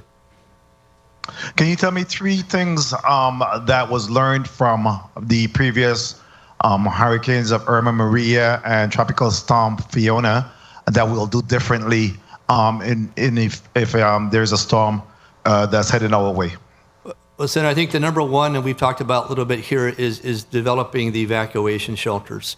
We're still in recovery operations. It's very important that we as VITEMA and Governor Bryan, the executive group, as well as the community, understands where to go, when to go for evacuation. So that's number one for us.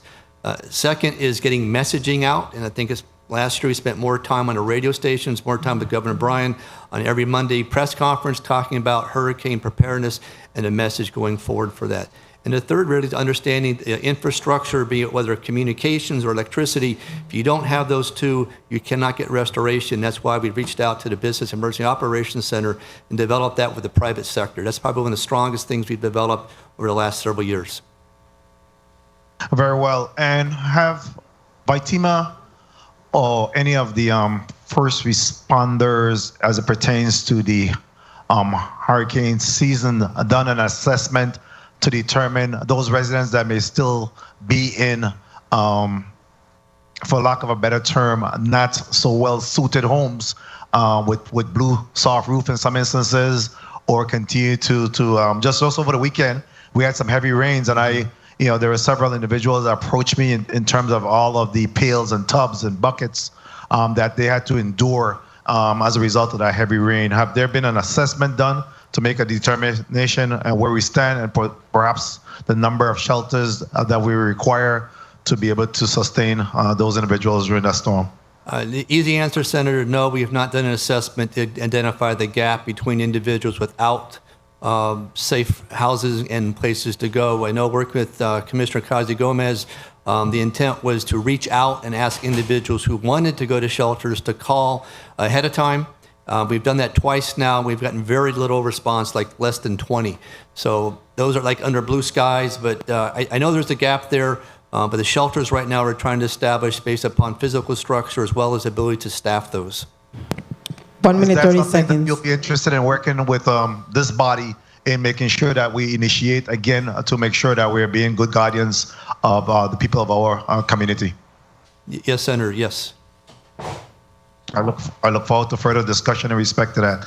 In regards to the COVID surges that we're seeing and experiencing, especially in light of the fact that President Biden may, in fact, end COVID support, is there anything that's being done in terms of an assessment, or how do you believe that will impact, by TEMA at this time, or even the VING?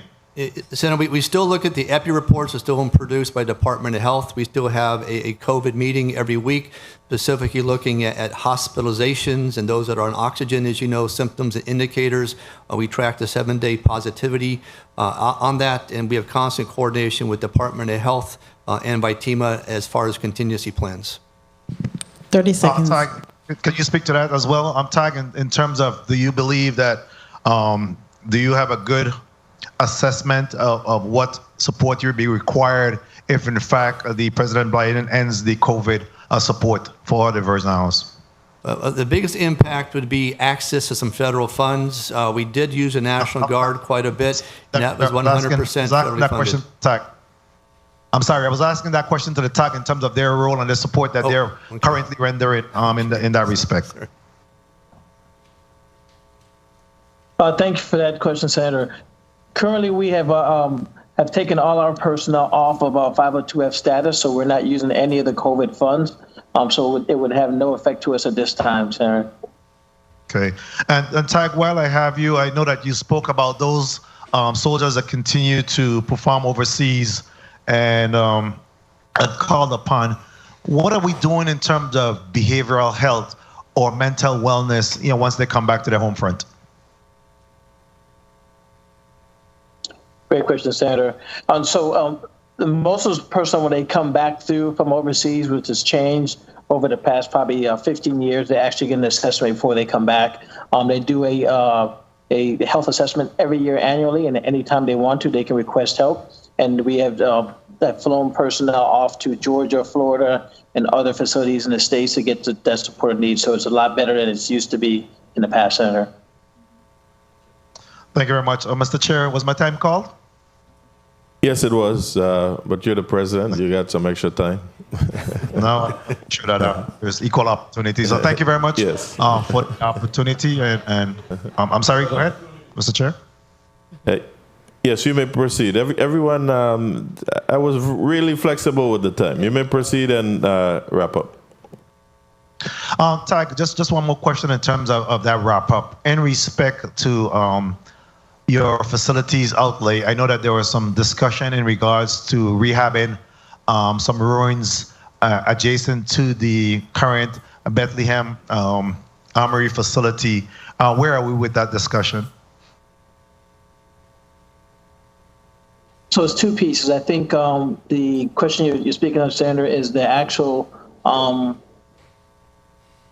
area in front, behind our guard booth by our fence line, which is identified to be a burial ground, a slave burial ground, which we were told we had to completely stop all requirements, if that's what you're talking about, from a rehab. Additionally, we do have $9 million for a vehicle maintenance shop that's going to be in place, $28 million for the aviation support requirement, $11 million for our CST weapons of mass destruction facility, and then we requested $73 million back for our St. Croix motor, our requirement for our maintenance bay there. So currently, we have a significant amount of projects in play for the federal government to actually support and hire local contractors. But that particular facility, I think you're just speaking of, is the historical burial ground that we have been told that we have to stop doing any building.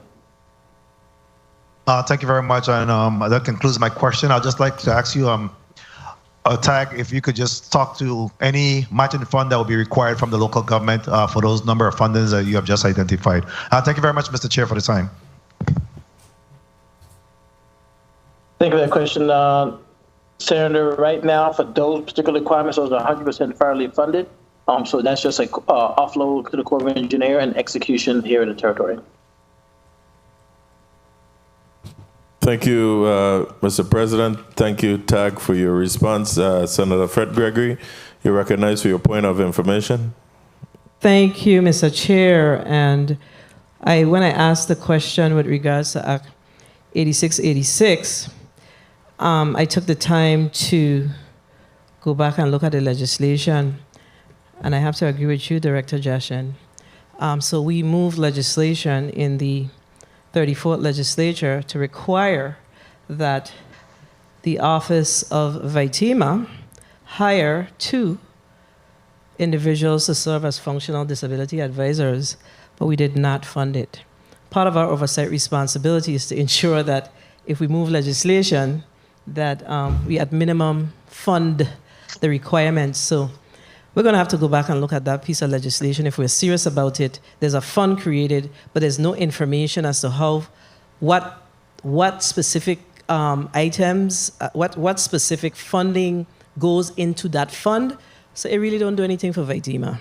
So we have to look at that. We need to be, I'm saying this because as we do the work in the 35th legislature, we need to be mindful as we move legislation and have requirements of the different departments and agencies. It's our responsibility to ensure that if we are going to move legislation for specific responsibilities of the agencies, that it's at minimum funded. So I wanted to make sure I put that on the record, because once it's not funded, folks are going to continue to ask you the question, and we did not provide the resources. Thank you for the time, Mr. Chair. Thank you, Senator Fred Gregory. And that's why we're here to have these discussions, and that's why we ask that agency heads be very clear on your delivery as well. So giving you a marching order without giving you the tools to go out and carry it out, of course, is hard for you.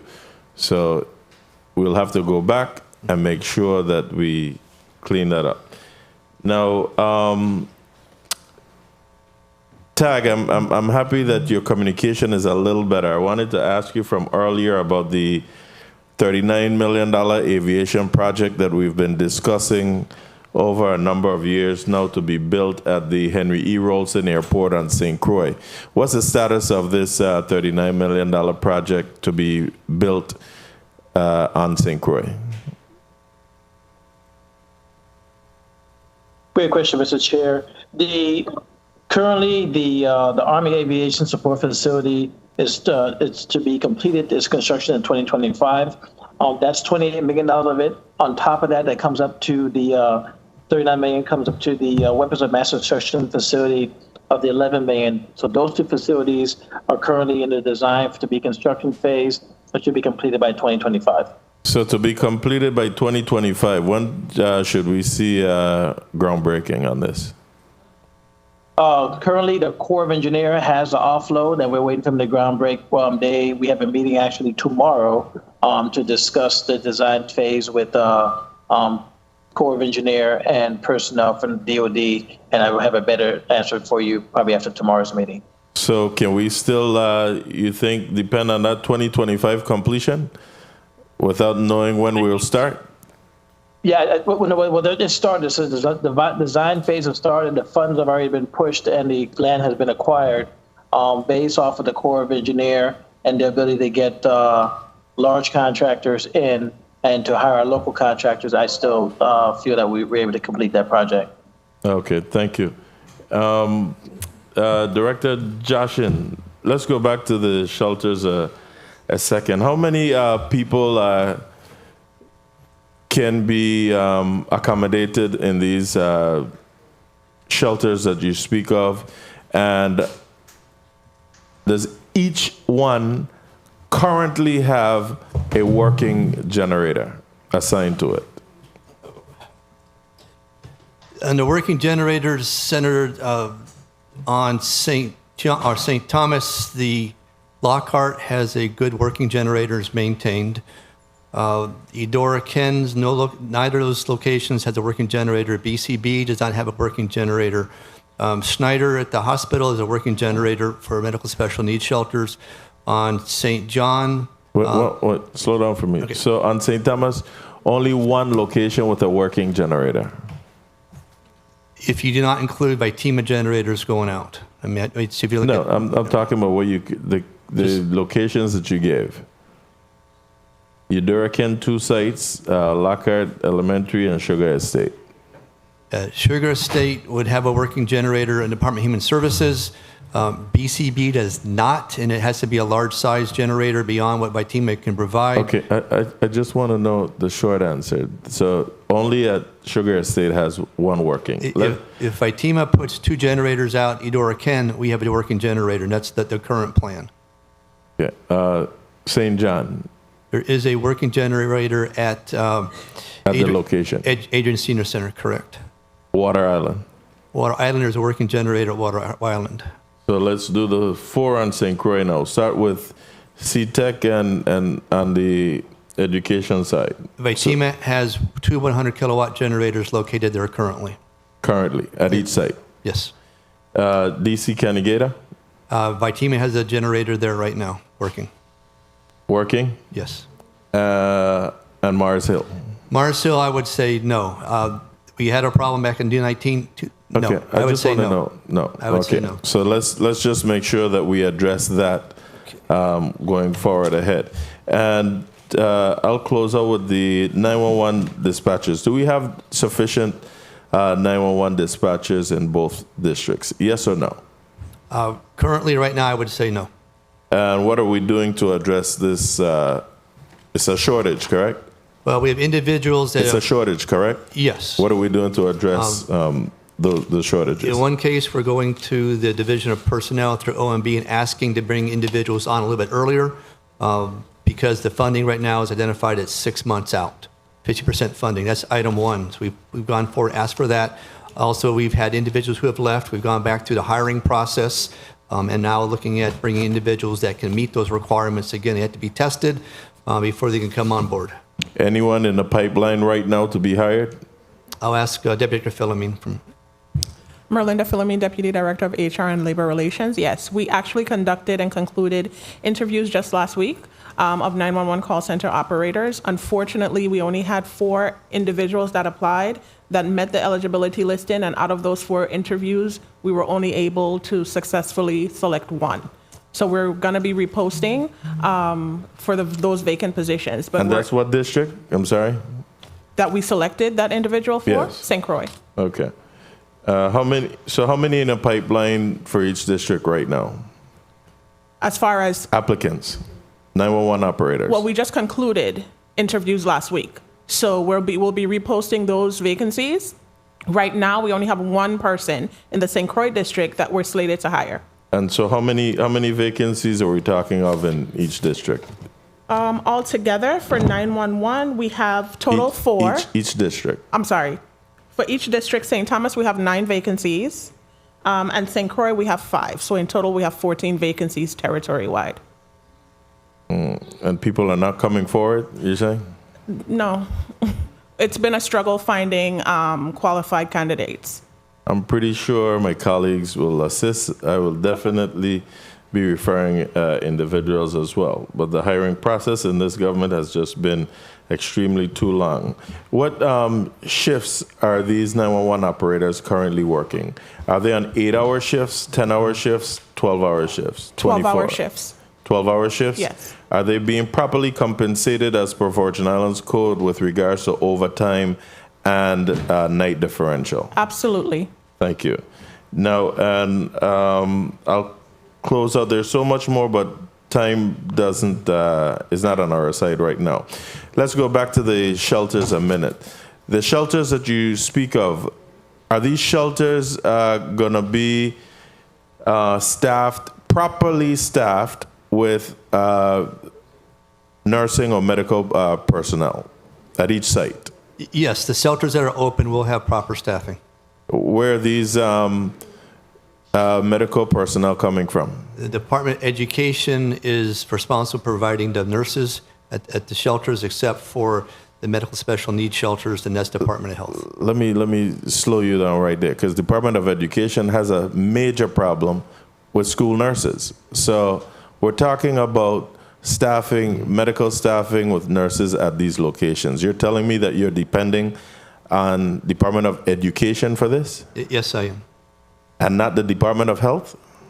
Right now, the Department of Education is the primary responsibility for providing the nurses. They've not come back and told us that they cannot do it at this point. If they do come back, then they can have a conversation with the Commissioner of Department of Health for assistance. We should have had this conversation a long time ago, because we know that there's not, a lot of schools don't have school nurses right now.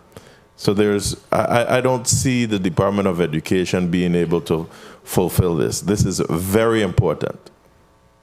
So I'll be reaching out to you offline, and I'll be looking forward to setting up the walkthrough of these shelter sites. All right. I'll allow just one alibi from each of my colleagues, and then we'll close out. Okay. Yes, he did. I'm gonna go to each of you. Okay. Are you ready? Or I'll start with the. Yeah. I'm gonna give everybody one. I'm asking you if you're ready, so we could go in order still, or I'll just go ahead with her. Okay, Senator Francis Heiliger, you recognize, and then we'll start with Senator DeGraff. Thank you. Yes. My point of inquiry, can you walk me through the process of how do you reach out to the public in order to find these 911 operators, since you're having a difficult time? What's the process? Because... Senator, I'll ask Deputy Philomene to go through the details on that. Thank you. Good afternoon, Senator. Merlinda Philomene, Deputy Director of HR and Labor Relations. Right now, we utilize our recruitment efforts for the 911 call center operator through the Division of Personnel. We are planning on beefing up our recruitment efforts. Anytime we have outreach activities or outreach events, we advertise for our vacancies for 911 call center operators, but mainly right now, we go through the Division of Personnel. So basically, right now, you just deal with personnel. And yes. I could almost guarantee you the majority of the public doesn't. So that's probably one of the reasons why they're not hearing about this.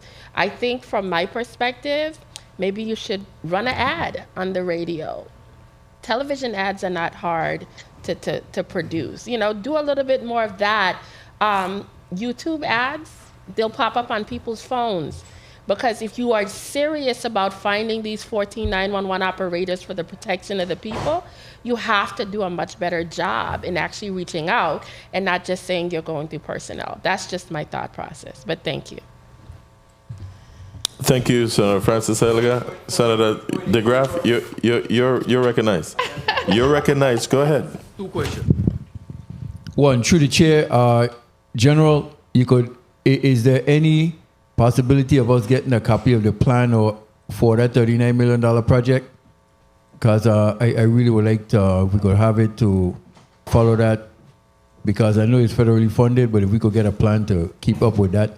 And finally, Director Joshin, I know years ago when I was in PD, for these VITEMA meetings, they used to have where VITEMA had basically like a connection with community organizations throughout the territory, that they held regular meetings and stuff to put out information prior to hurricane season and stuff. After the event, the hurricane happens, we're on our own for 48 hours.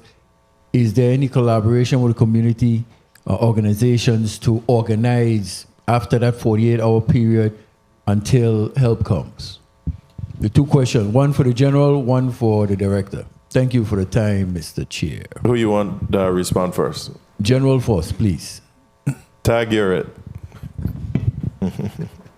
Yes. Yes, it's design build, and we'll see what they have that week to the public.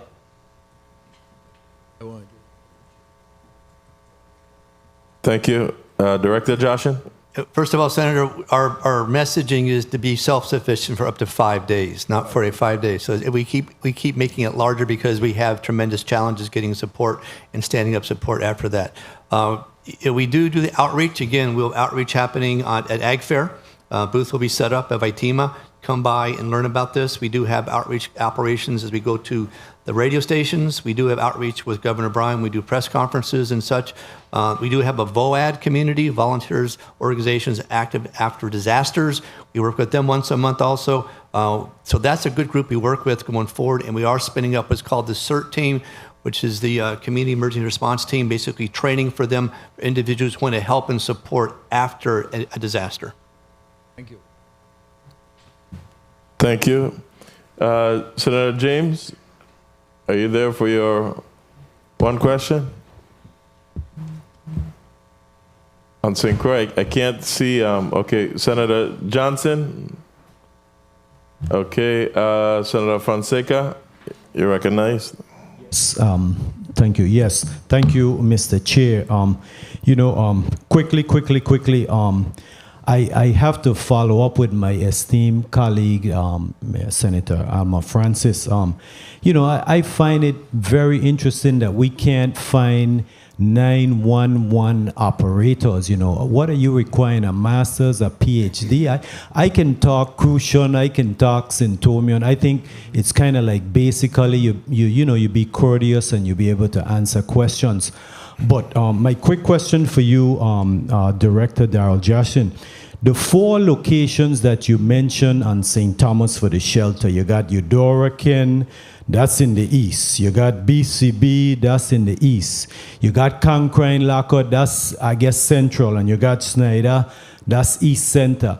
What happens to the community in the west? The Bordeaux, the Fortuna, Santa Maria, all those communities. During a hurricane, there's one road in, and these are the people that always have issues. So I would ask that you look at those shelter locations and consider their residents on the east. On the west, west, Bordeaux. Yes, thank you, Mr. Chair, for correcting me. Thank you, blessings. Thank you, good point. Next, Senator Capehart, you're recognized for one question. Thank you, Mr. Chair. My question goes to the Adjutant General. Senator, excuse me.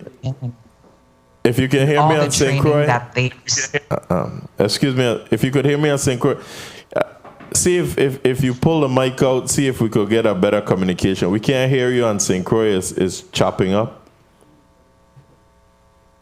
You may proceed. Testing 1, 2, 3. Better? Go ahead, Elsie. I'm hearing a feedback, Mr. Chair, but I would proceed. Yeah, I apologize for that. Go ahead, let's try.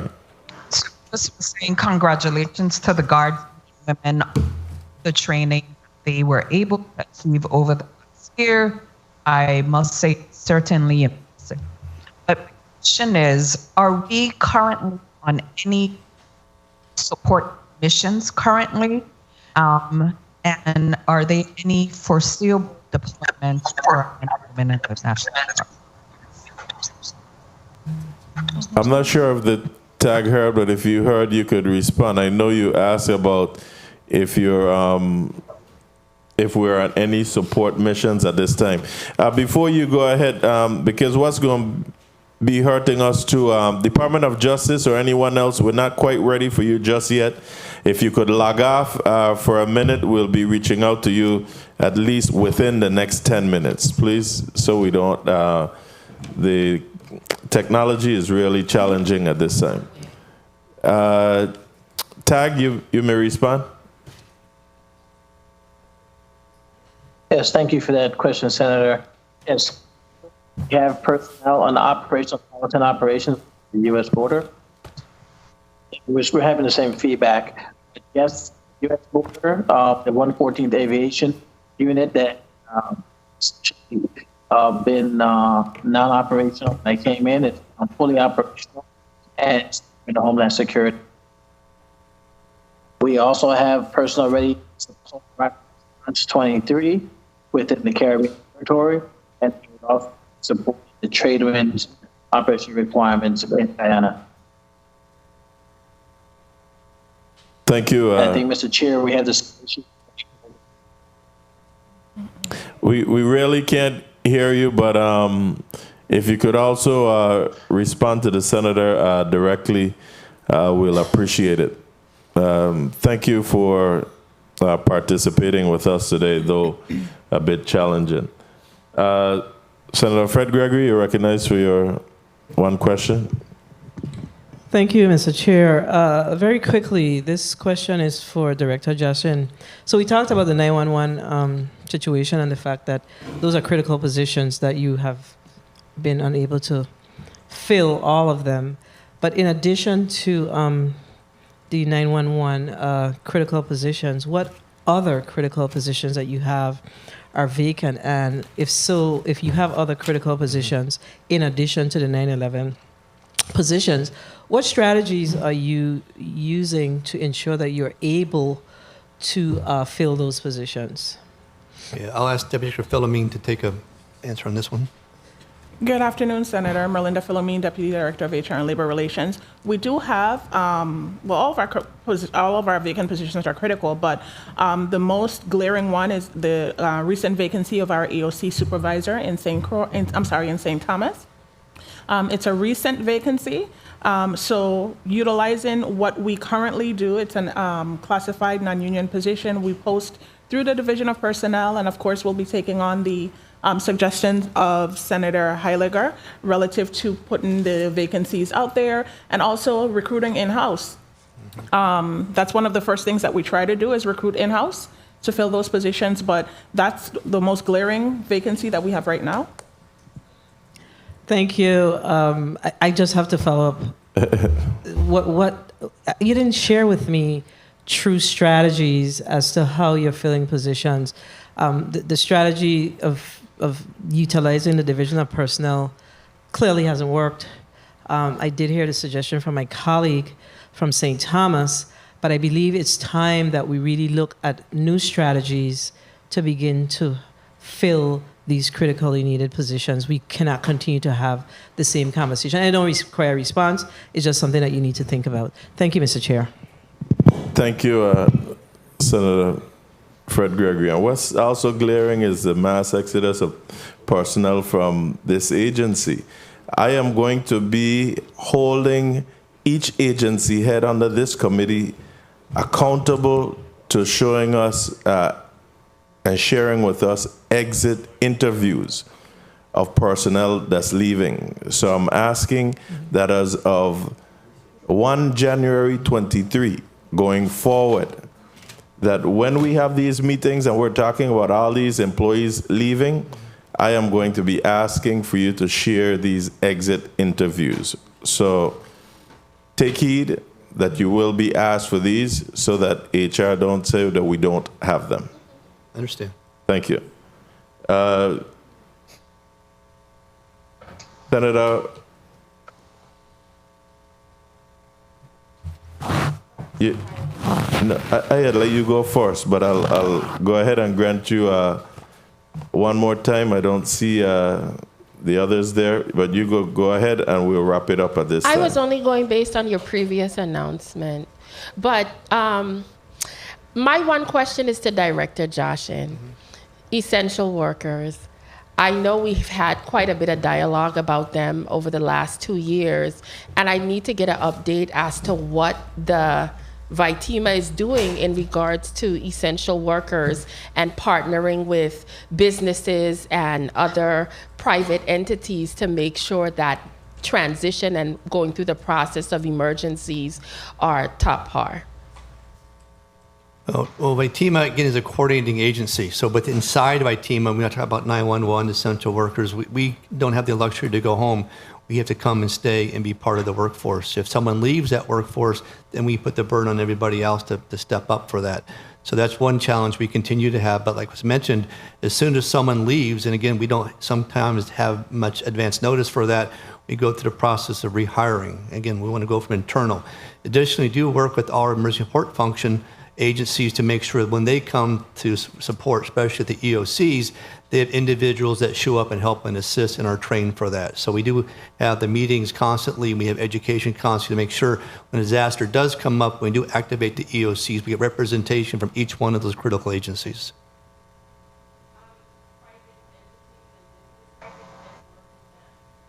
What is the procedure for that? I'm referring to the Business Emergency Operations Center, the BEOC. Mm-hmm. So we have used the 7 community lifelines, primarily through Tropical as a lead, and we have representatives that voluntarily come together based upon challenges in the past to support that communication with the private sector. If we don't have the communication now when it comes to be a challenge after disaster, you don't have those relationships built. So that's why it's been a great establishment so far for the last couple of years, both on St. Thomas and St. Croix. We're looking for additional support with the operations center. Just like VITEMA sets up, there'll be one for the private sector on St. Thomas and one for St. Croix, by which we work together. And it's successful? Yes, ma'am. Okay. Thank you so much. Thank you, Senator. Thank you, Director Joshin. Thank you, TAG. Thank you, Lieutenant Colonel. Director Joshin, although no mention of the auxiliary communication unit that you're working on so that we could embed it into VITEMA, especially for use during hurricane season. We'll have that more direct, in-depth conversation in the very near future, and hopefully way before hurricane season. Thank you all so much. I'll give both you, Director Joshin, and the TAG 30 seconds just to give a closing statement. TAG, you started, so you could go ahead and close out first. Yes, once again, I'd like to thank you and Security Committee for the support of the Virgin Islands and the people of the Virgin for all the requirements that may come in the future under the National Guard can stand ready, responsive to our territorial nation. Thank you. I wish I could have tell you type your response because we didn't really hear you, but thank you for your service to the people of the Virgin Islands and to the nation as well. Director Joshin? Yes, sir. I want to thank you, Senator Gittins, and all of the members of the Committee of Homeland Security, Justice, and Public Safety for the opportunity to present the overview of VITEMA with the main mission of saving lives and preserving property for the population of the U.S. Virgin Islands. The one item that neither this committee can do nor I can do is find more time. Therefore, it's important that time allocated to us for hurricane, earthquake, tsunami, cybersecurity, tsunami, sirens, whatever you want to call them, all hazards, we maximize that time available to us. VITEMA and FEMA have already started our operations for 2023. We're going to have a capstone operation in 22 to 26 May. Look forward to that. We'll continue the conversations for that with the EOC meetings we do have. Also, we are looking for those who want to get their curfew passes. As a reminder, please visit our Facebook page and our website for details on how businesses complete the curfew application with a suspense of 1 June. After 1 June, the phones don't answer on curfew passes. The curfew pass is good for 2 years. Senator Gittins and committee, thank you very much for your time today. Thank you so much. Again, thank you to both agencies. Thank you to the men and women that makes up these two agencies as well. Thank you for the service to the people of this territory. The next committee hearing, for sure, we'll try to make sure that we concentrate on hurricane preparedness. So again, I'm giving you a heads up. We don't want to wait until the 99th hour. So at this time, the Committee on Homeland Security, Justice, and Public Safety We'll recess for the next 8 minutes. 8 minutes. It's now 1:16 p.m.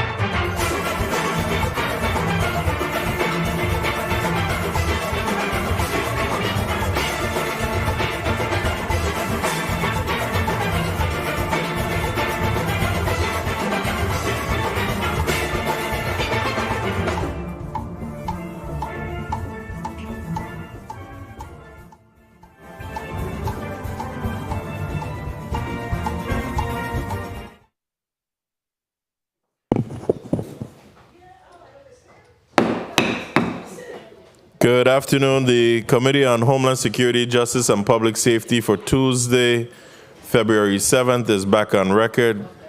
At this time, I'll ask Madam Clerk to please read Block 2. Block number 2. The committee will receive overview testimony on the department's operations, capital projects, and other initiatives.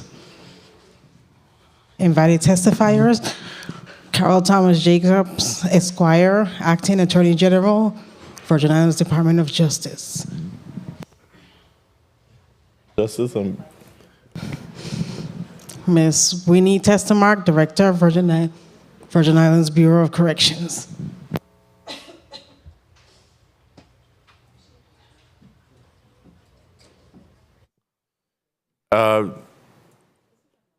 Thank you, Madam Clerk. I see testifiers before me, but everybody looking a little like they're from the Department of Justice. Anybody from Bureau of Corrections? Sergeant Adams, can you ascertain the location of those individuals, please? Start by calling the Bureau of Corrections for the director. Thank you.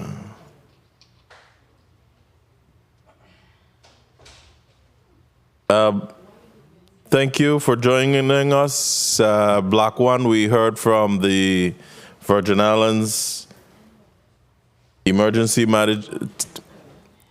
We heard from the Virgin Islands Territorial Emergency Management Agency, which is VITEMA, and also from the Virgin Islands National Guard. As we convene Block 2 now, we are to hear from the Department of Justice and the Bureau of Corrections. So we will go ahead and proceed with the testimony of the Department of Justice until we can verify the availability of the personnel from the Bureau of Corrections. So what we can do is please, from my right to left, please identify yourself by name, agency, and title for the record. Good afternoon, Senator. Catherine Jensen DeLugo, Division of Paternity and Child Support, Acting Director. Thank you. Good afternoon. Eric Chancellor, Deputy Attorney General. Thank you, sir. Welcome. Good afternoon, Senator Carol Thomas Jacobs, Acting Attorney General. Thank you. Welcome. Good afternoon, Senator Kai Christopher, Chief Financial Officer, Department of Justice. Thank you. Welcome. Good afternoon, Senator Monique Simon, Operations Manager. Thank you. Welcome. So AG, you're going to proceed with the Yes. with the testimony, correct? Yes. Before you begin, I'm going to ask, ma'am, what you said your name and title was? Monique Simon, Operations Manager. The operations manager to come up here next to the good acting director. And I'll leave those chairs there for the Bureau of Corrections. Okay. She's going to sit on the end there by Ms. DeLugo. Yeah.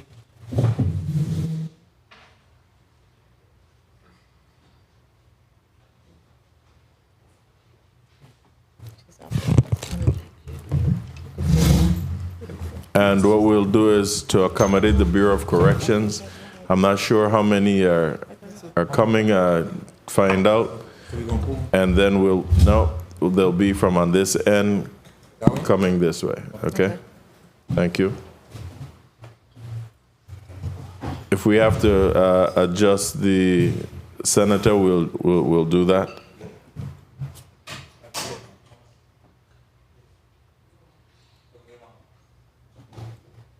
Let's take a 2-minute recess. I need to know what's going on with the Bureau of Corrections. Thank you. We'll take a 2-minute recess.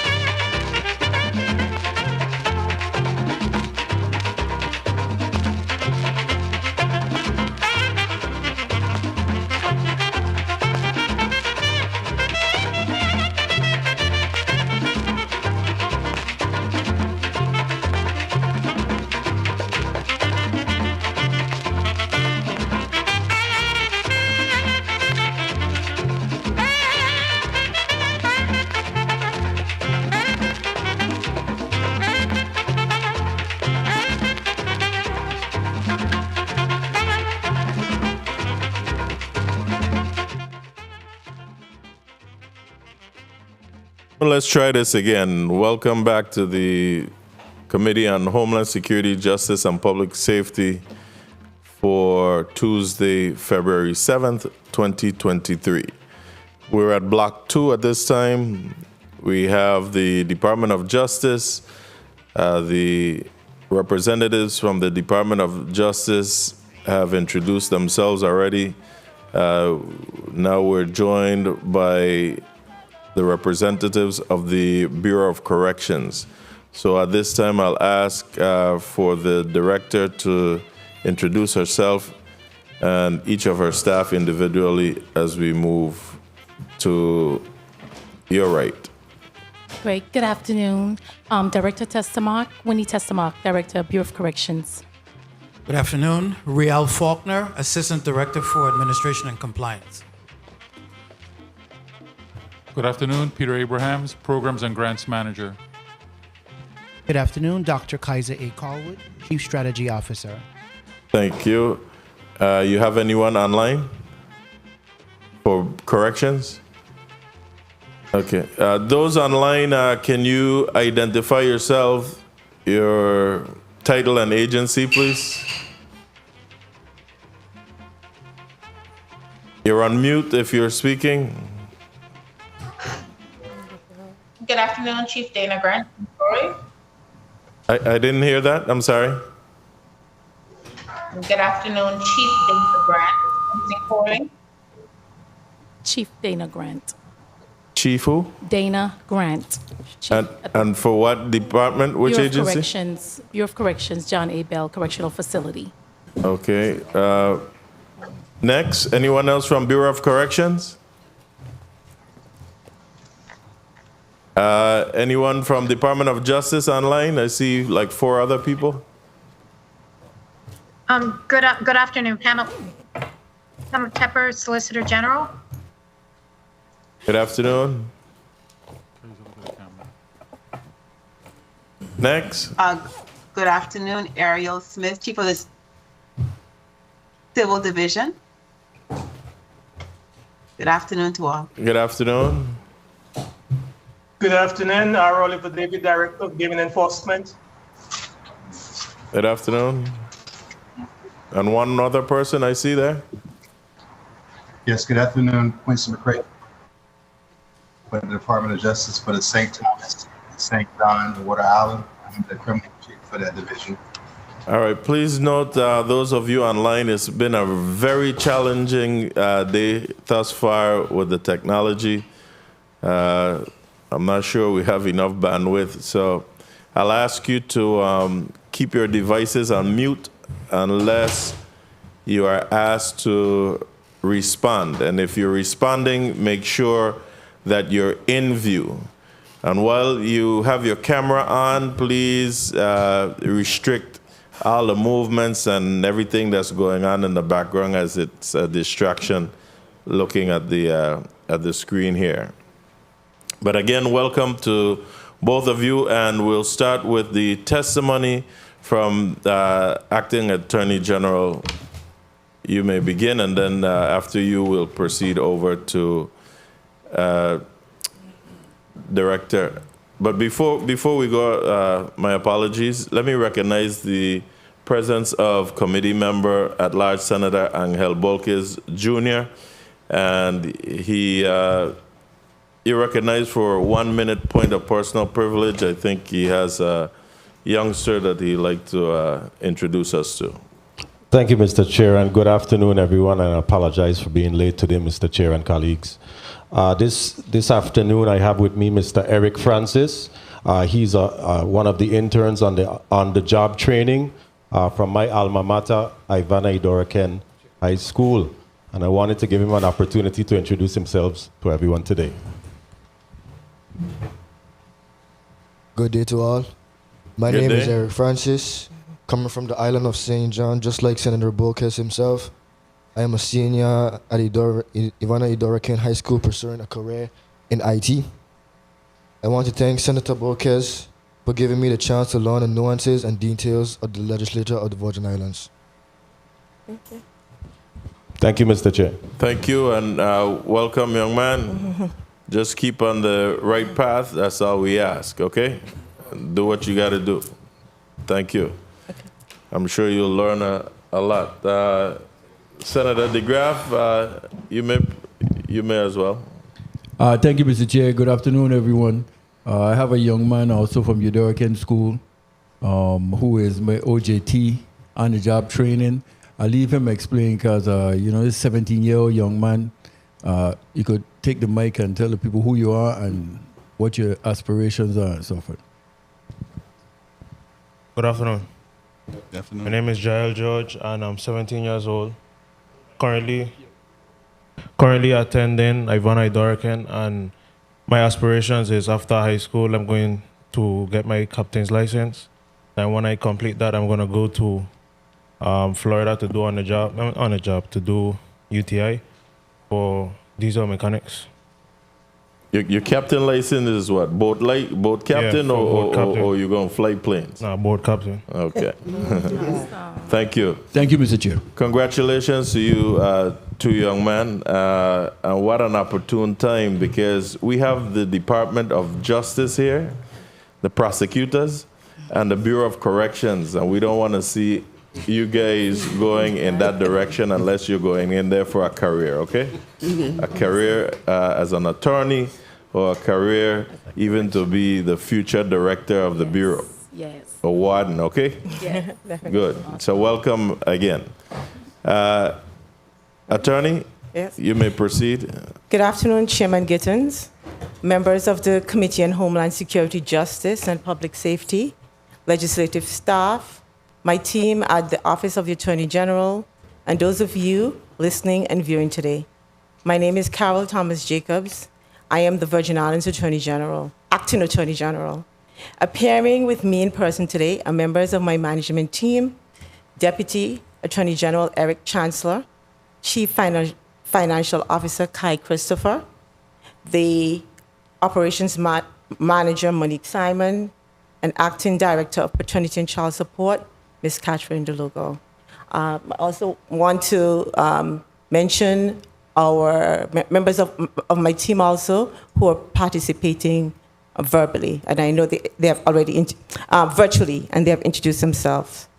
The purpose of today's hearing is to update this committee on the status of the Office of the Attorney General.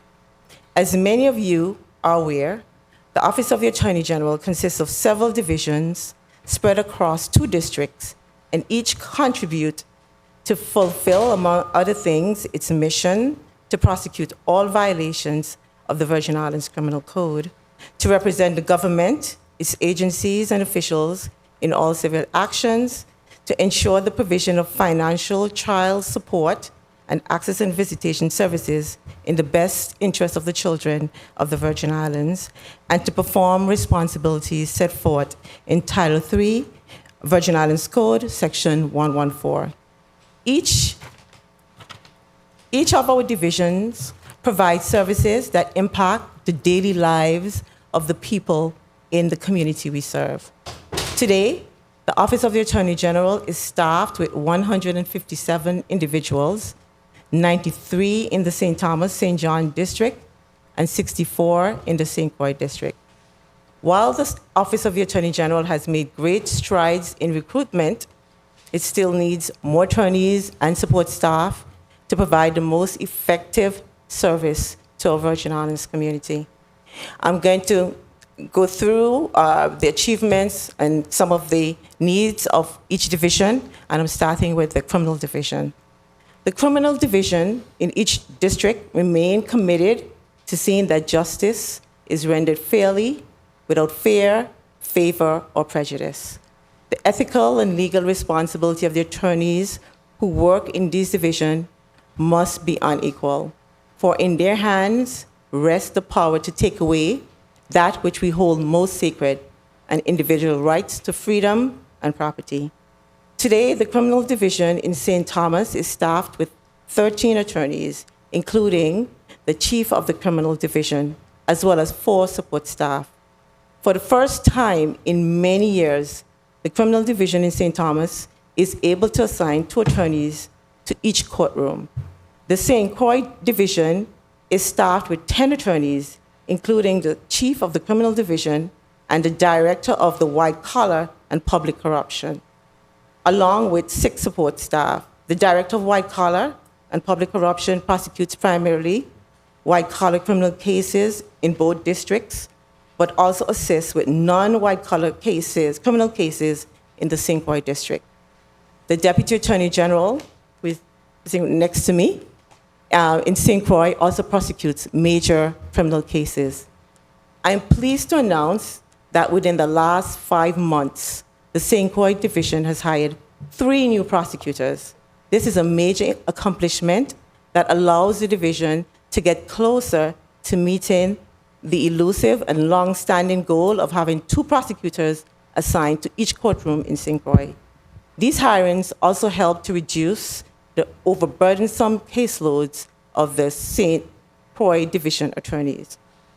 Also operating within the criminal division is a family special victims unit, which handles a large caseload of family court matters, including juvenile delinquency, child protection, in abuse and neglect matters, guardianship, and involuntary commitments.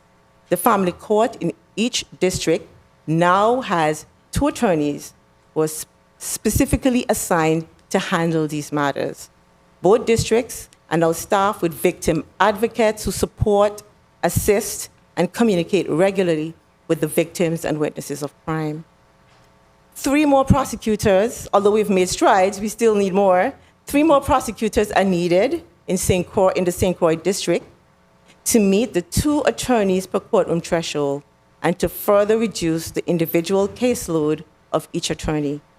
In addition, the department needs another white-collar prosecutor to replace the white-collar prosecutor in the St. Thomas district who recently resigned, as well as attorneys who specialize in domestic violence, homicide, and child and sex crimes, for a total of 7 more prosecutors. The St. Croix divisions need, the criminal divisions territory-wide need 4 more support staff, 3 in St. Thomas and at least 1 in St. Croix. The St. Thomas St. John Criminal Division has opened 92 cases and closed 60 since October. Since August of 2022, it has taken 5 matters to trial, including 3 homicide cases. I'm proud to say that the prosecutors obtained convictions in all 3 homicide cases. As of today, the St. Croix Criminal Division has opened 121 cases and managed to close 92 cases during this fiscal year. Most of the cases in the St. Croix and St. Thomas Division that were set for trial were resolved by plea. The criminal divisions are working with the Virgin Islands Police Department to improve the overall quality of the cases that are sent to the Office of the Attorney General for prosecution. The department, that is the Department of Justice objectives, are to reduce the number of continuances needed based on discovery issues, to help determine during the pretrial phase of prosecution which matters can be resolved short of trial, and to ensure that those matters not resolved by plea will be ready for trial. To accomplish these goals, we're working together with VIPD to, among other things, ensure that evidence that needs off-island testing is immediately sent so that the results may be received before the time of trial. VIPD has answered our call, and to date, the quality of the cases now being submitted to our Assistant Attorneys General has drastically improved. The Civil Division. The Civil Division is tasked with representing the government, its officers, employees, executive agencies, boards, and commissions. The work these attorneys handle varies. It can be relatively straightforward, such as settling an administrative tort claim for a fender bender, or highly complex tax case or civil action brought under the Criminally Influenced and Corrupt Organization Act that involves millions of dollars. This division has 7 attorneys, including the division's chief. 3 attorneys are in the St. Thomas St. John district, and 4 attorneys are in the St. Croix district. 1 attorney is assigned to defend medical malpractice cases brought against government healthcare providers on behalf of the Department of Health. It also has 4 administrative support staff, 2 in each district. Since October of last year, the Civil Division has been tasked with defending 13 new cases that were filed against the government or one of its instrumentalities. In addition to the new cases filed this year, the Civil Division continues to represent the government in 181 active pending cases, not including representation in third-party subpoenas and depositions and responding to open record requests. Given the complexity and number of matters handled by the Civil Division, at least 2 additional attorneys are needed in that division. The Solicitor General's Division. The Office of the Solicitor General provides legal representation for the government in appeals, administrative matters, and writs of review. It is currently staffed with 5 attorneys, including the Solicitor General, as well as 3 support staff. From the beginning of this fiscal year until present, the attorneys working in this division have been assigned 15 new appeals to either the Virgin Islands Supreme Court or the Third Circuit Court of Appeals.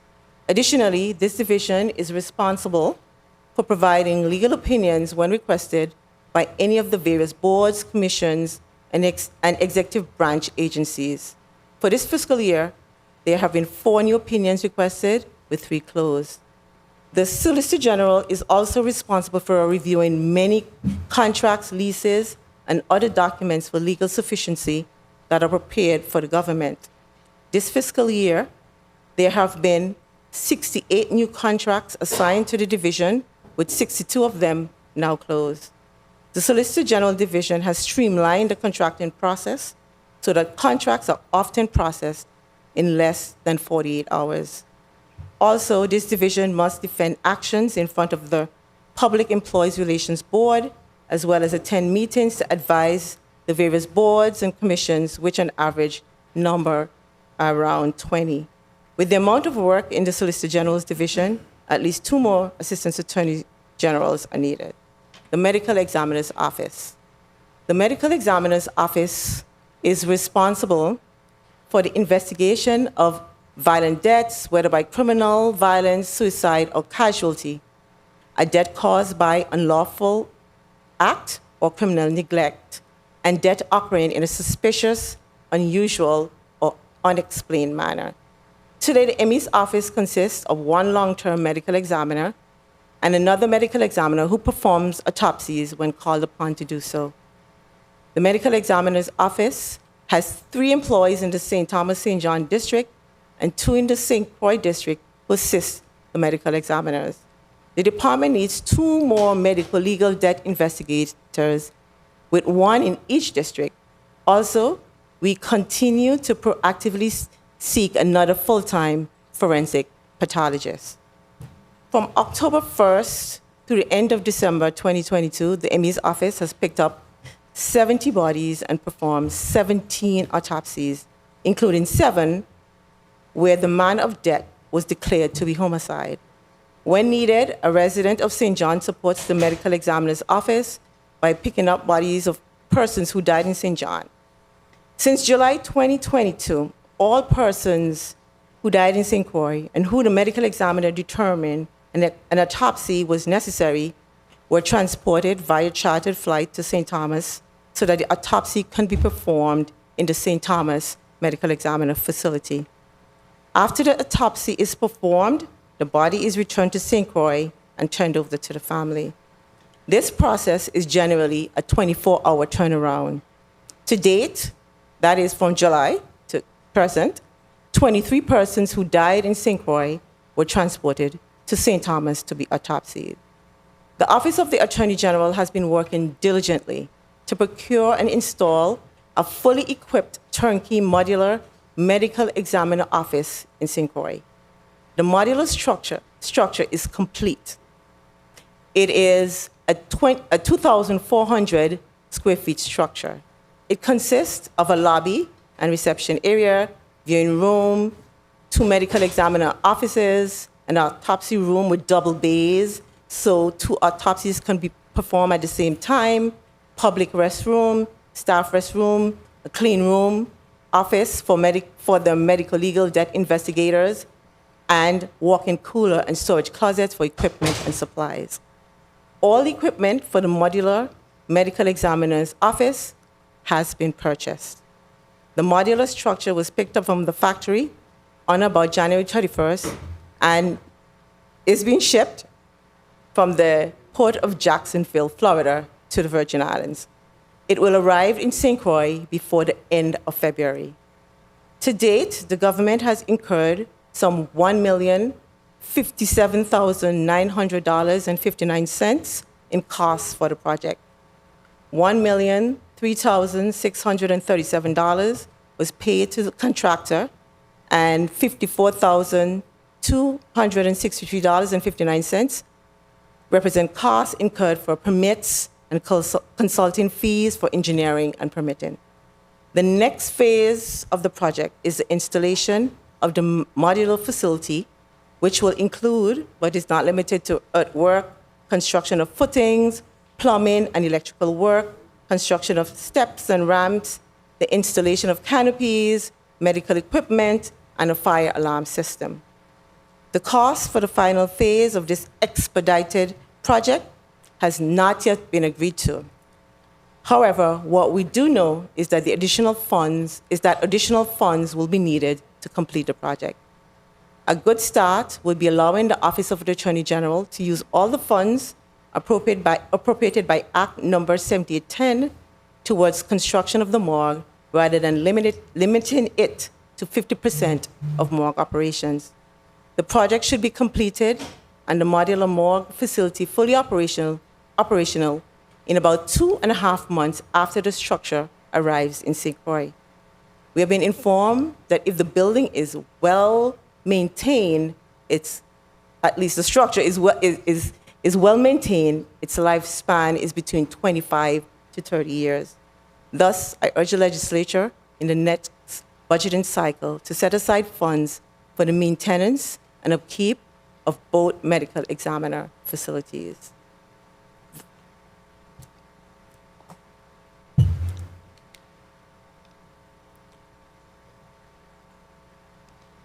The Medicaid Fraud Control Unit. The Virgin Islands Medicaid Fraud Control Unit was established pursuant to federal legislation and is 100% funded from a grant awarded to the territory by the United States Department of Health and Human Services, Office of the Inspector General. Its primary mission is to investigate and prosecute fraud and abuse in the Medicaid program, which includes fraud in the administration of the program and fraudulent activities by healthcare providers. In addition, Mufuku investigates allegations of abuse and neglect of persons in room and board and/or healthcare facilities and living arrangements. To date, it is staffed with a special agent, an auditor, a litigation specialist, and an attorney who also serves as a director. In its 4-year lifespan, the Medicaid Fraud Control Unit, or Mufuku, has partnered with the U.S. Department of Justice to create a healthcare fraud task force, and has been responsible for several Medicaid fraud prosecutions. It continues to investigate allegations of Medicaid fraud and instances of abuse and neglect. The Division of Gaming Enforcement. The Division of Gaming Enforcement serves as the investigative and enforcement arm of the Casino Control Commission, ensuring compliance with the Virgin Islands Casino and Resort Act of 1995. Its principal mission is to ensure and maintain integrity in the operation of our casinos.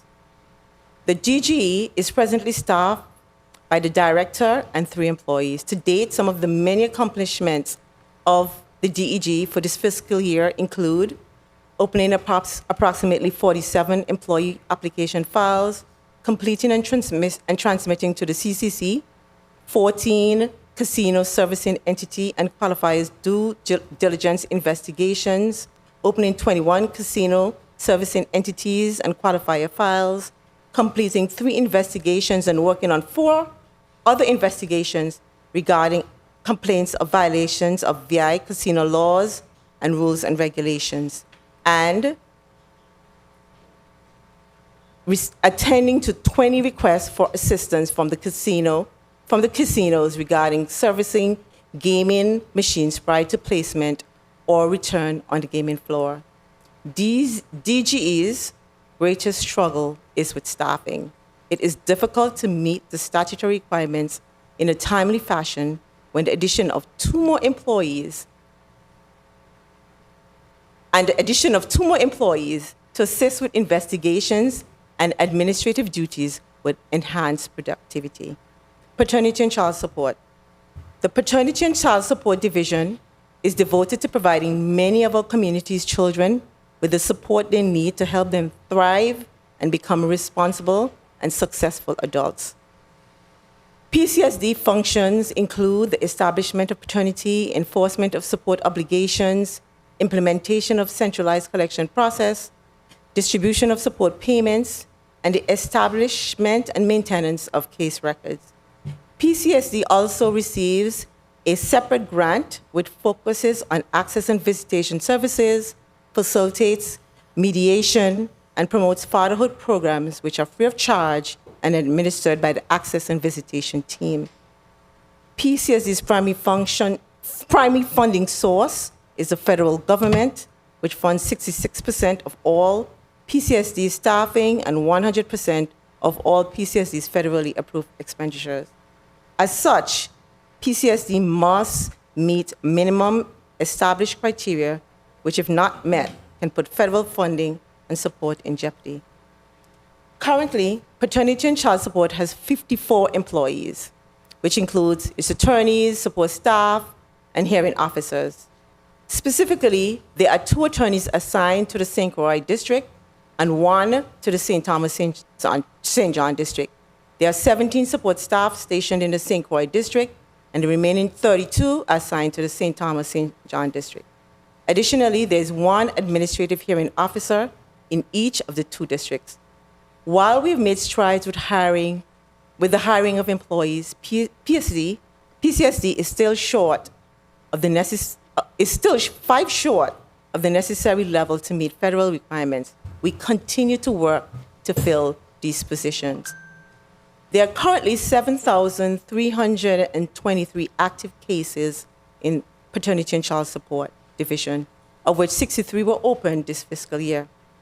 The undistributed funds as of the end of last December total $1,273,078. In December, PCSD collected $619,955 and distributed $464,684, a 2% increase over November.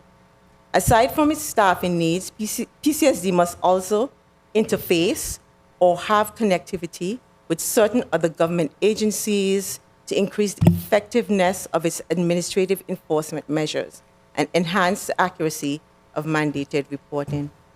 At this point, I would like to remember 2 employees of PCSD who died within weeks of one another late last year. The Director of Paternity and Child Support Division, Terrence Joseph, and the Territorial Disbursement Unit Manager, Budden Grant. Both were dedicated and long-serving employees of the Paternity and Child Support Division. The Office of Sexual Offender Registry. The department is tasked with enforcing the SORNA Offender Registration and Notification Act and the Virgin Islands Sex Offender Registration and Community Protection Act. The Office of the Sex Offender Registry continues to register, track, and monitor sex offenders who reside, are employed, or attend school in the territory. It often conducts random compliance checks on registered sex offenders in the territory. Today, the SORNA unit is staffed with a Sexual Offender Registry Coordinator, a Territorial Sexual Offender Registry Program Manager, and 1 investigator. The SORNA unit routinely works with the U.S. Marshals Service, the VIPD, Homeland Security, and the Virgin Islands Port Authority in carrying out its legislative mandate. Currently, there are 123 sex offenders registered in the territory, 66 in the St. Croix district and 57 in the St. Thomas district. This fiscal year, SORNA staff, with the help of the community at large, have arrested 4 individuals for failing to appear and register as a sex offender. the Special Investigations Division. The Special Investigations Division is a specialized law enforcement unit within the Office of the Attorney General. Currently, the SID is staffed with 8 employees, 4 assigned to each district. Thus far in this fiscal year, SID has opened 36 new cases, spread equally across the districts. Collectively, these agents and staff have served 231 subpoenas, conducted 1 extradition, and have been assigned to several witness protection cases from the beginning of this fiscal year alone. The SID is struggling with some staff shortages, as it has been very challenging recruiting experienced special agents and investigators. The addition of 3 special agents to the St. Thomas, St. John district and 2 to the St. Croix district would strengthen investigation as well as resolve them in a timely fashion. Other updates that I want to bring to this body's attention: I am pleased to report that on January 28th, Governor Bryan signed off on the collective bargaining agreement between the government of the Virgin Islands Department of Justice and the United States and the United Industrial Service Transportation Professional and Government Workers of North America of the Seafarers International Union. That is the union that covers Assistant Attorneys General. So on behalf of the Assistant Attorney General, I want to say thank you to Governor Bryan.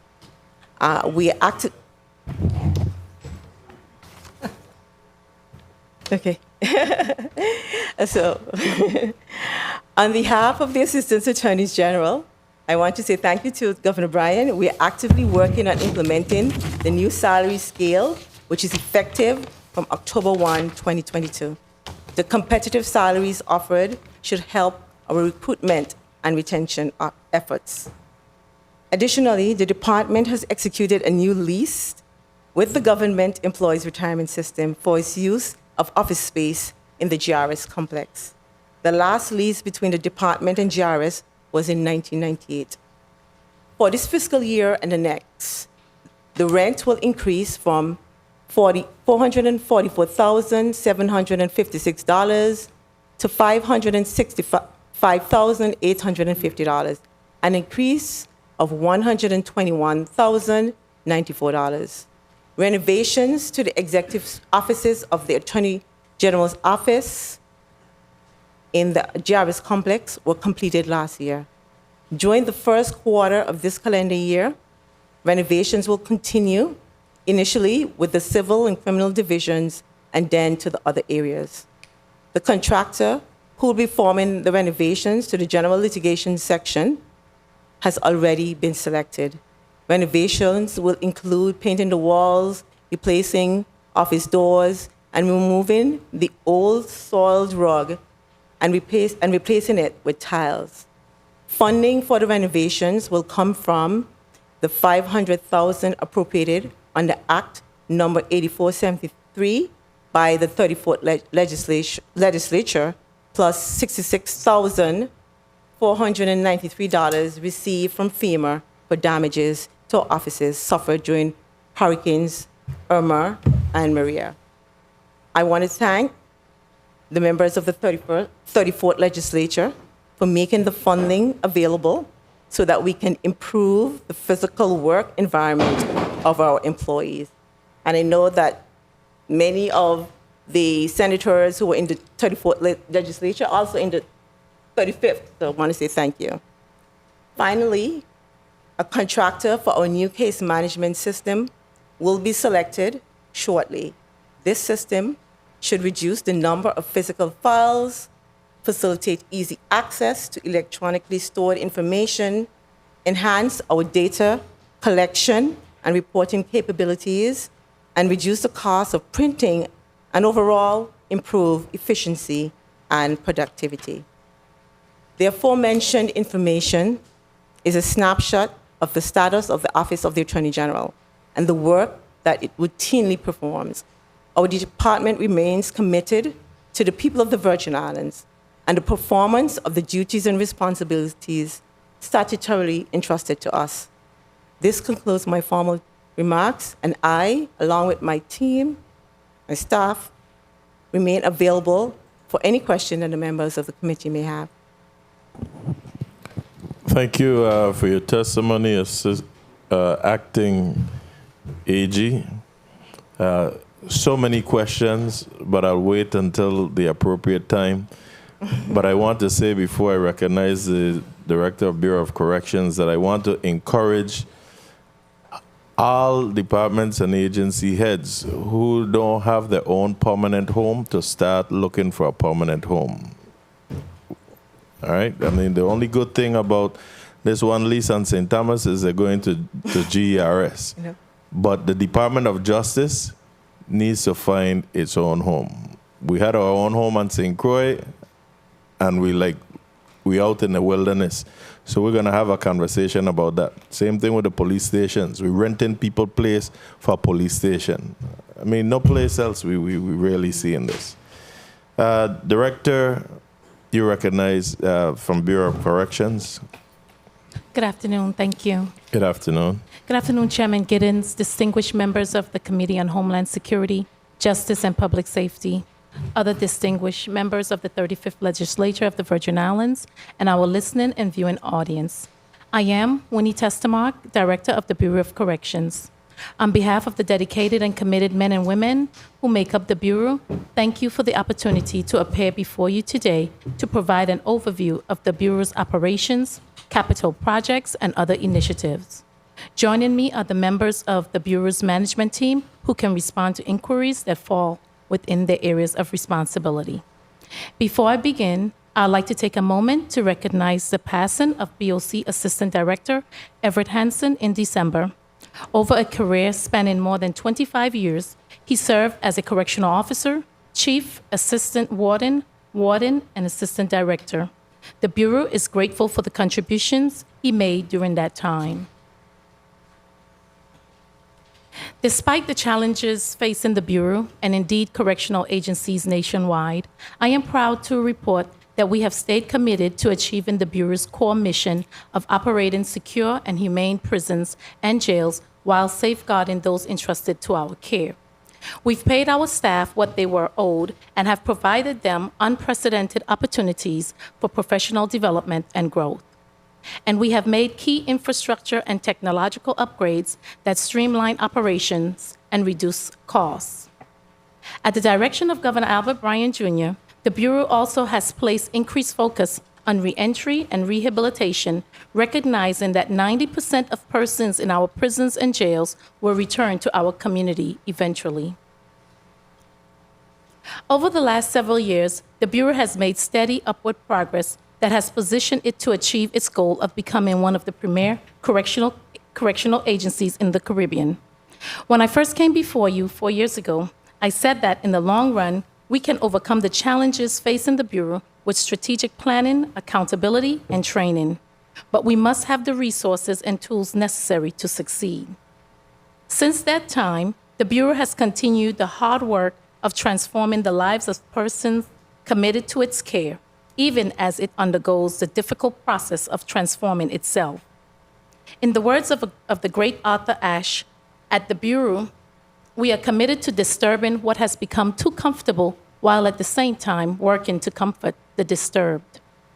Today, I'd like to tell you about the progress that the Bureau has made to transform itself and its approach to corrections, thanks to the resources the legislature has provided over the last several years. Make no mistake, we have considerable challenges ahead. Our work is far from over. We are not yet where we want to be as an agency, but thanks to the Brian Roach administration and your help, we are far from where we were just 4 short years ago. None of what we do as an agency would be possible were it not for the tireless work of our sworn correctional professionals and our civilian staff. They are richly deserving of our gratitude and praise, and we salute them and thank them for the difficult work they do every day. At the Bureau of Corrections, our staff is our greatest asset. Providing them with the tools, resources, and training they need to carry out their job responsibilities safely is my top priority. As an agency, we have invested heavily in our people by paying our staff what they are owed and by training them to do the difficult work asked of them. Here are some of the things that the Bureau has done over the last year to motivate and reward its staff. Pay increases for correctional officers. In February 2022, the Bureau implemented the first across-the-board salary increases for correctional officers in more than 10 years.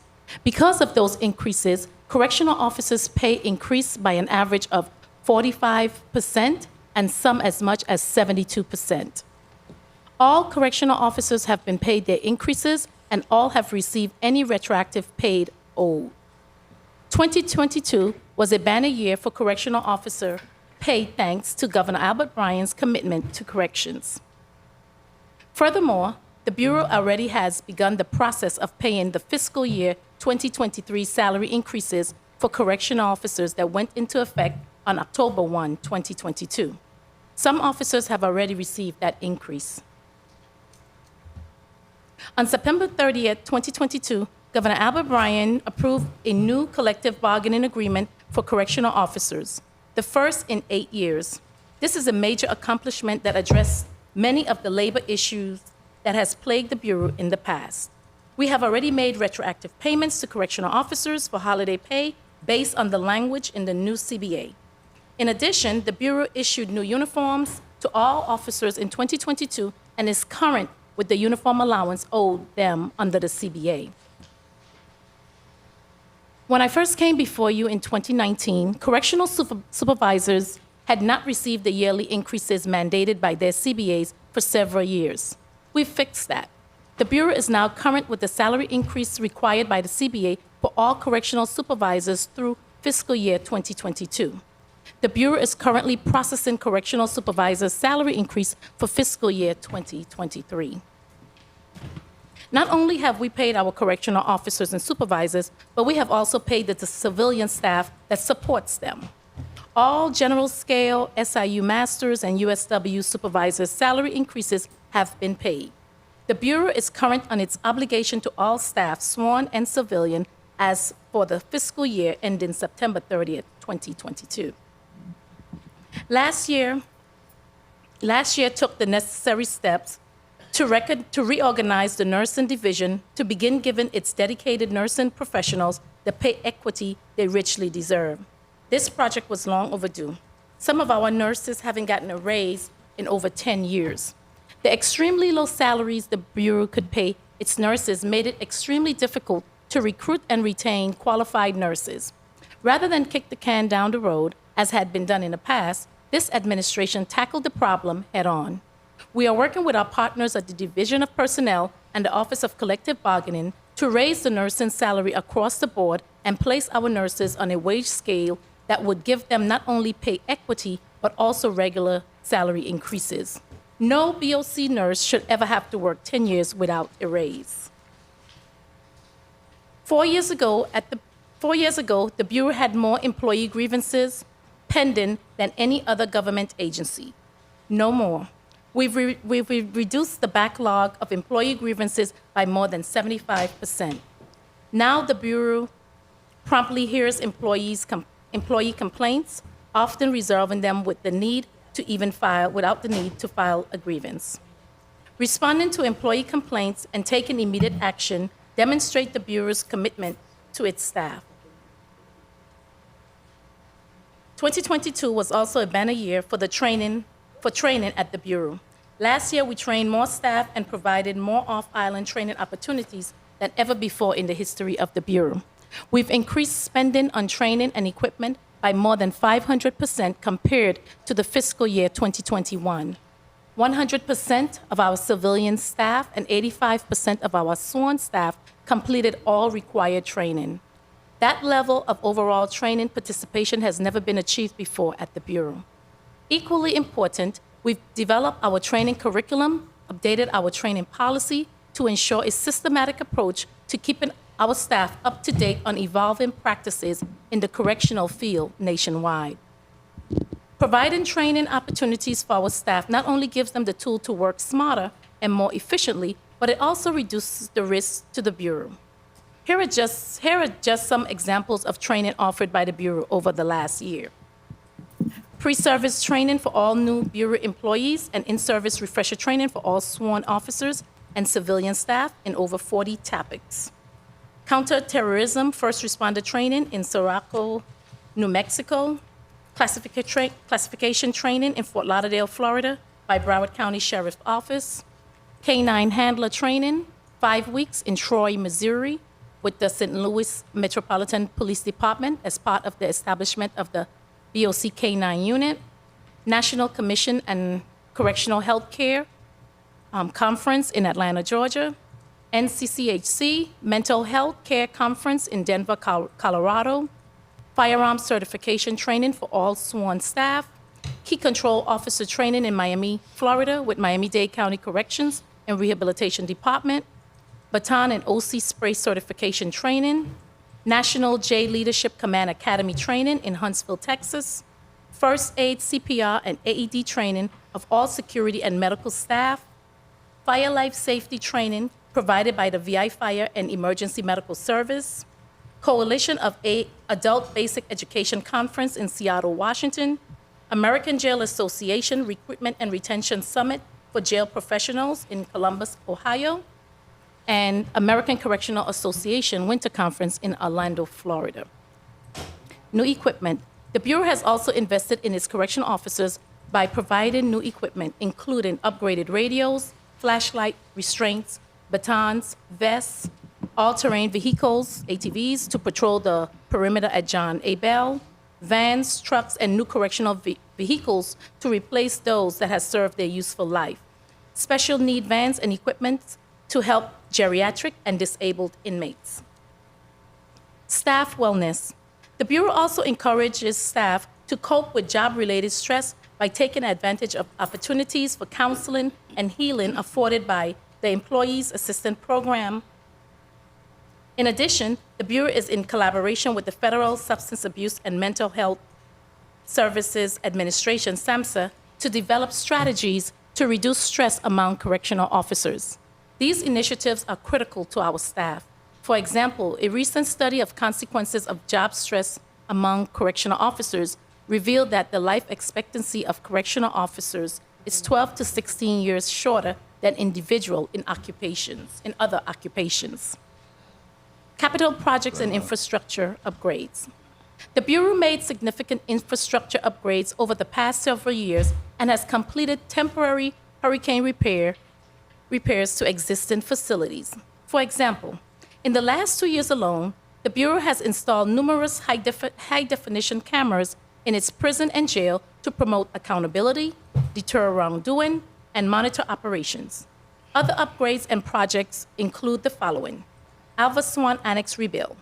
After BOC fought for the Alva Swan Annex to be completely rebuilt, not simply repaired, FEMA awarded $17.2 million towards this project, which was 500% more than initially offered.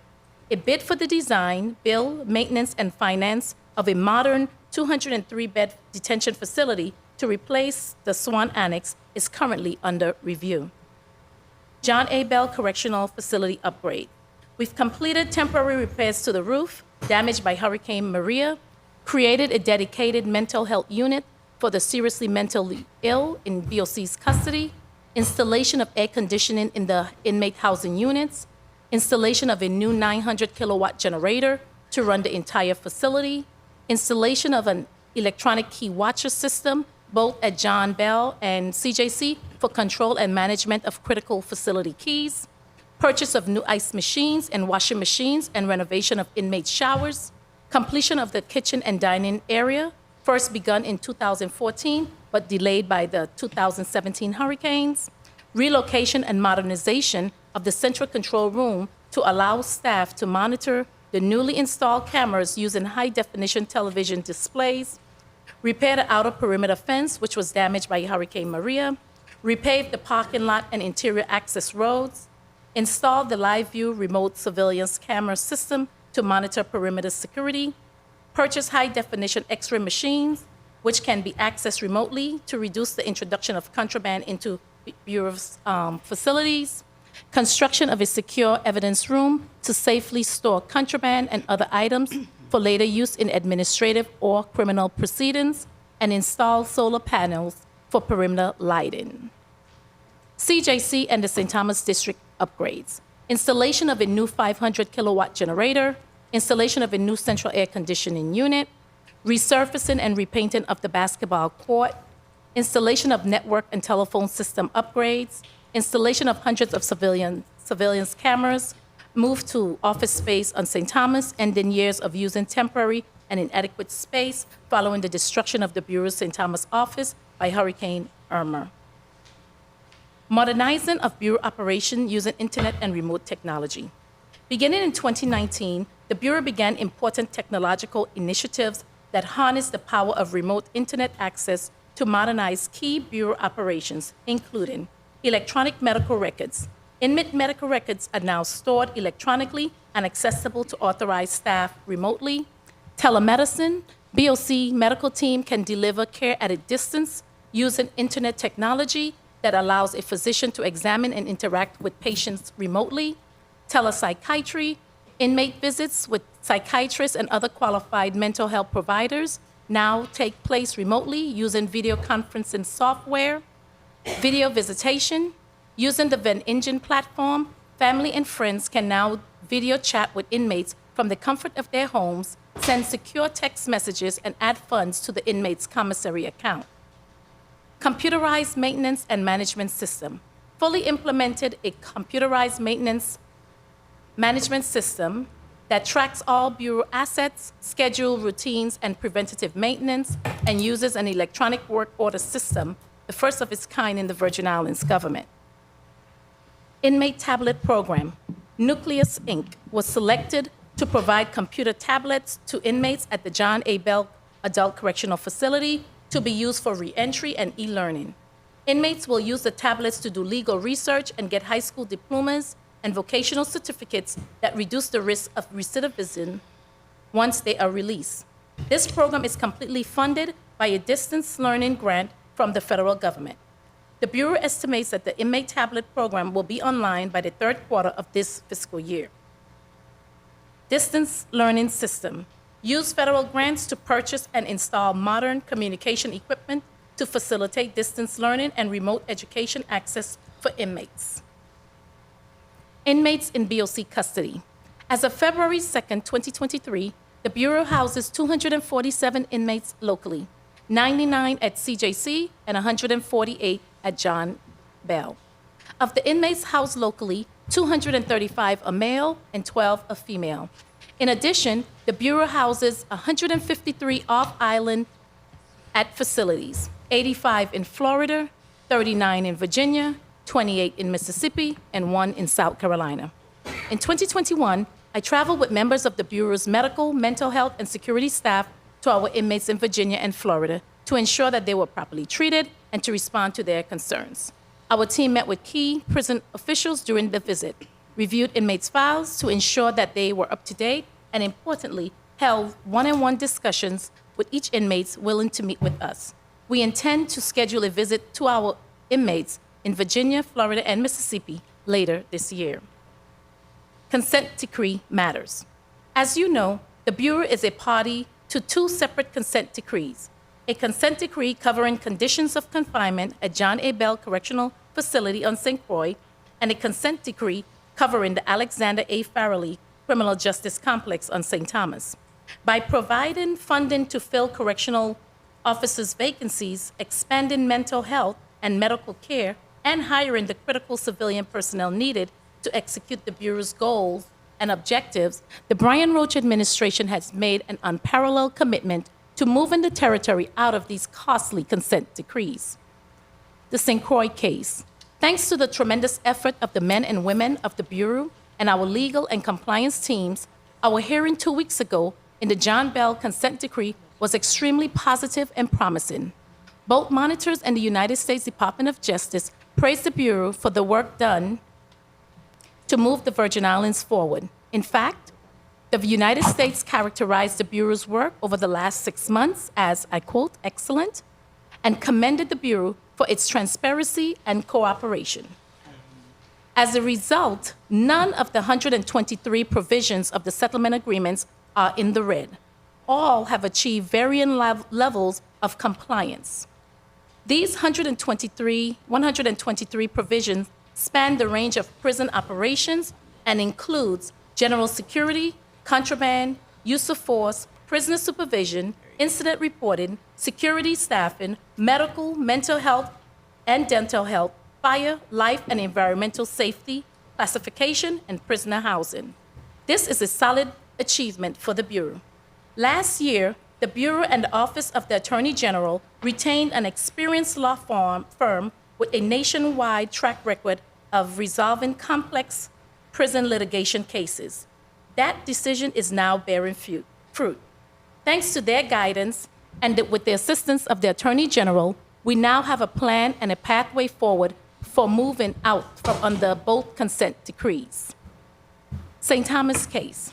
There have been no major development in the St. Thomas consent decree case over the past year, due in part to the retirement of 2 court-appointed experts needed to advise the court on the status of progress.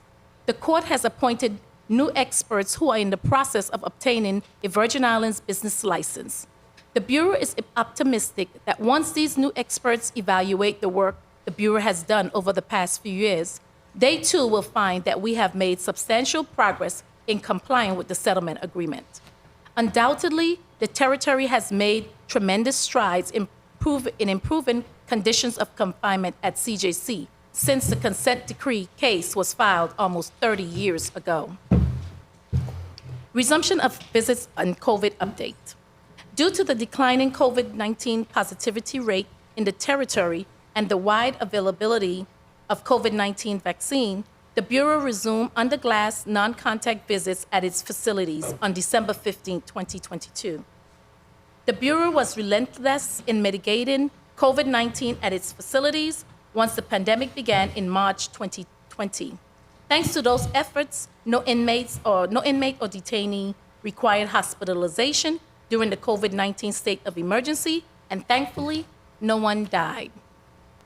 Thanks to the work of the Bureau's dedicated staff, particularly its medical team, the Bureau had an invaluable COVID-19 record, which placed us in a position to resume non-contact in-person visits.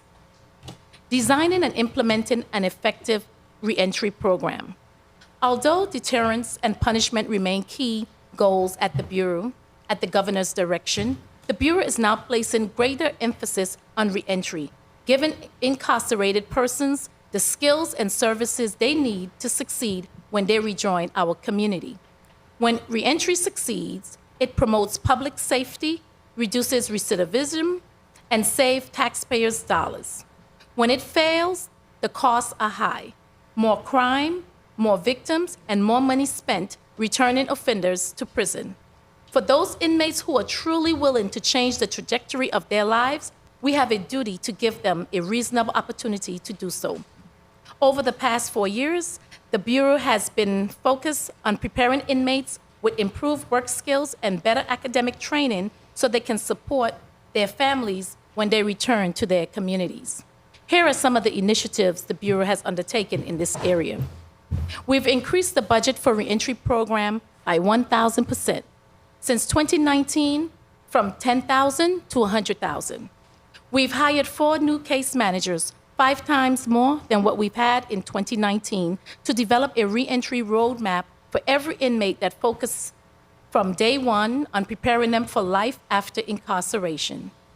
We've developed a reentry manual that spells out in detail how the Bureau's reentry services will be tailored to meet the needs of inmates.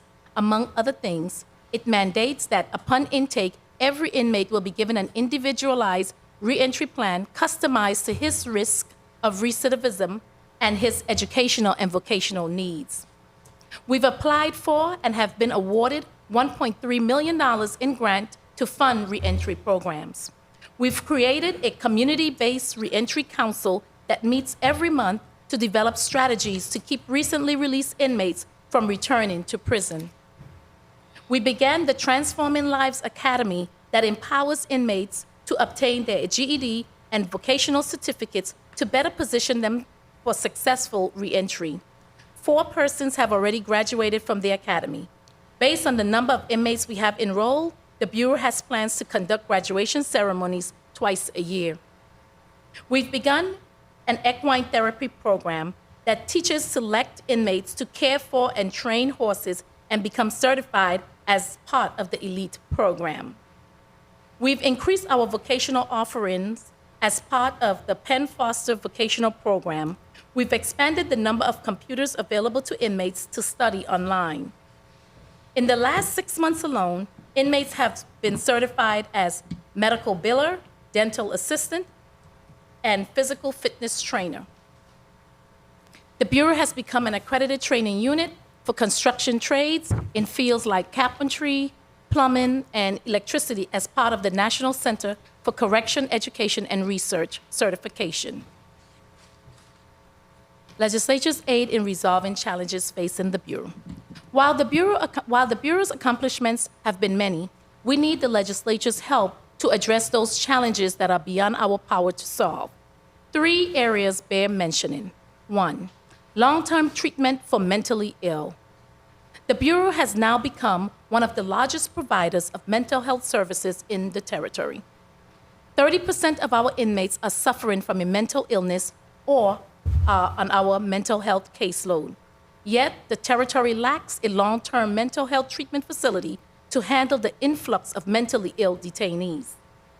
Mentally ill detainees are brought to BOC facilities for minor offenses because there is no alternatives when they often need is treatment in a forensic mental health facility.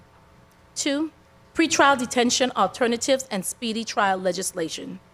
To reduce the amount of time detainees spend in BOC facilities awaiting trial.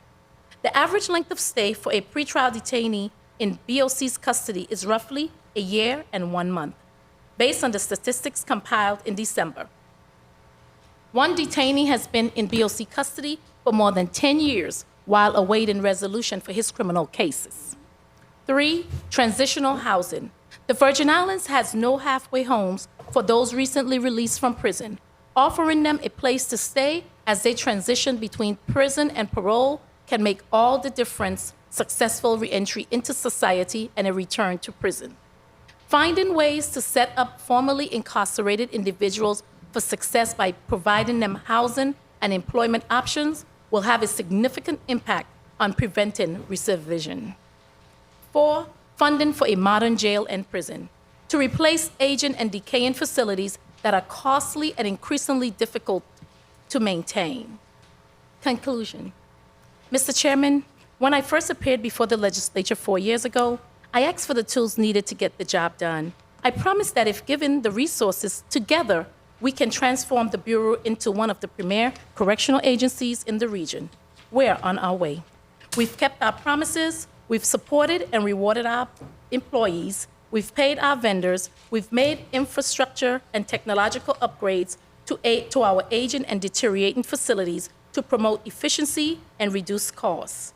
We've made meaningful progress in the long-standing consent decrees, but we need your help to continue moving forward.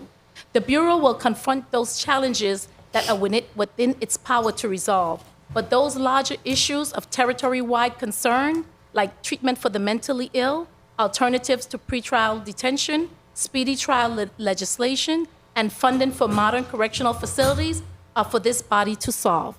Without question, society's ill manifest themselves in our prison and jail. To some degree, therefore, the Bureau's challenge are those of society at large. Yet, as a great writer once said, nothing says more about the character of a society than the conditions of its prisons. We owe it to ourselves to ensure that the conditions of confinement in our prison and jail and the opportunity for self-transformation they offer reflect who we are as a people. Thank you for allowing me to share the progress that we are making at the Bureau of Corrections. My team and I stand ready to answer your questions.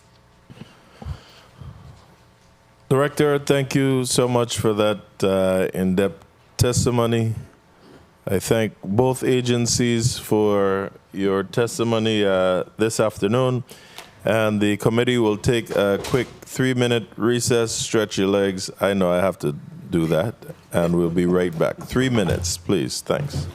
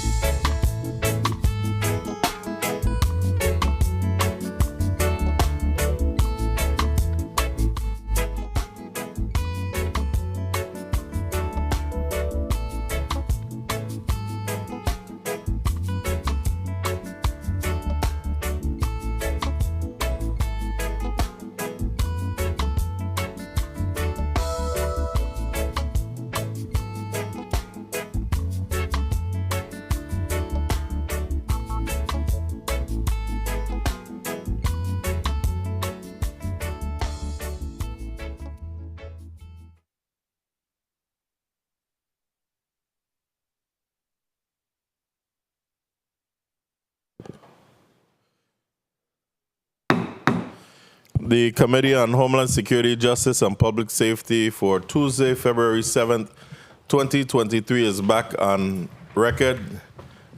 Senator Francis Heiliger, you're recognized for your personal privilege. Good afternoon once again. I just want to quickly, come young man. Mr. Gilpin is my summer intern, and I wanted to give him an opportunity to be introduced here at the legislature. I am a firm believer in the Career and Technical Institute path that they do have in our educational system, and this young man is one of the products. Afternoon, everybody. My name is Sierra Gilpin. I am a senior at Ivani Dorican High School, and I'll be working with Senator Francis Heiliger until April. Great. So I just wanted to thank you for giving me this opportunity, because our children definitely are the future of this Virgin Islands. Thank you. But what would he like to do upon completion of high school? When I finish high school, I am planning to join the Marines and study engineering, mechanical, computer. I'm not sure yet, but that is my field of interest. Okay, that's why you're starting to cut the sides of your hair. You can cut the rest later. All righty, thank you so much. And like we told the others as well, today is we have the Department of Justice and the Bureau of Corrections before us. So we don't want to see you guys heading in their direction unless it's for a career path to be an attorney in the Department of Justice or to take over the directorship or the warden position at the Bureau of Corrections, okay? All right, all the best to you. Thank you. All right, and if you need anyone's assistance, please don't hesitate to reach out to any one of us, okay? All right, thank you. Again, thank you both for your testimony. I want to also, before I open the floor, thank the administration. I see that we had two testimonies that bragged and thanked the administration for not only granting the raises, but also signing the collective bargaining agreements. So I too would like to say thank you to the administration. I'm a firm believer of taking care of who take care of us. Our employees are hard at work.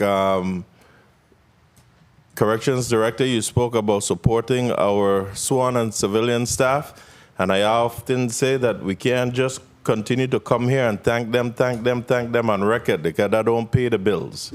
All right, we got to take care of those who take care of us. So I see we also need to make sure that we finalize the steps for the nurses within the Bureau of Corrections. I'm looking forward to that, and I'll be a pain in your butts to make sure that we see this through as well. That's only a small segment of the BOC community. And I'll ask, just before I open up the floor to Senator DeGraff, whether or not, while I'm talking about taking care of who took care of us, during the pandemic, we know that our Bureau of Correction officers could not perform their duties from the comfort of their homes. And I'd like to know if every sworn personnel at the Bureau of Corrections that were entitled to this premium pay was paid.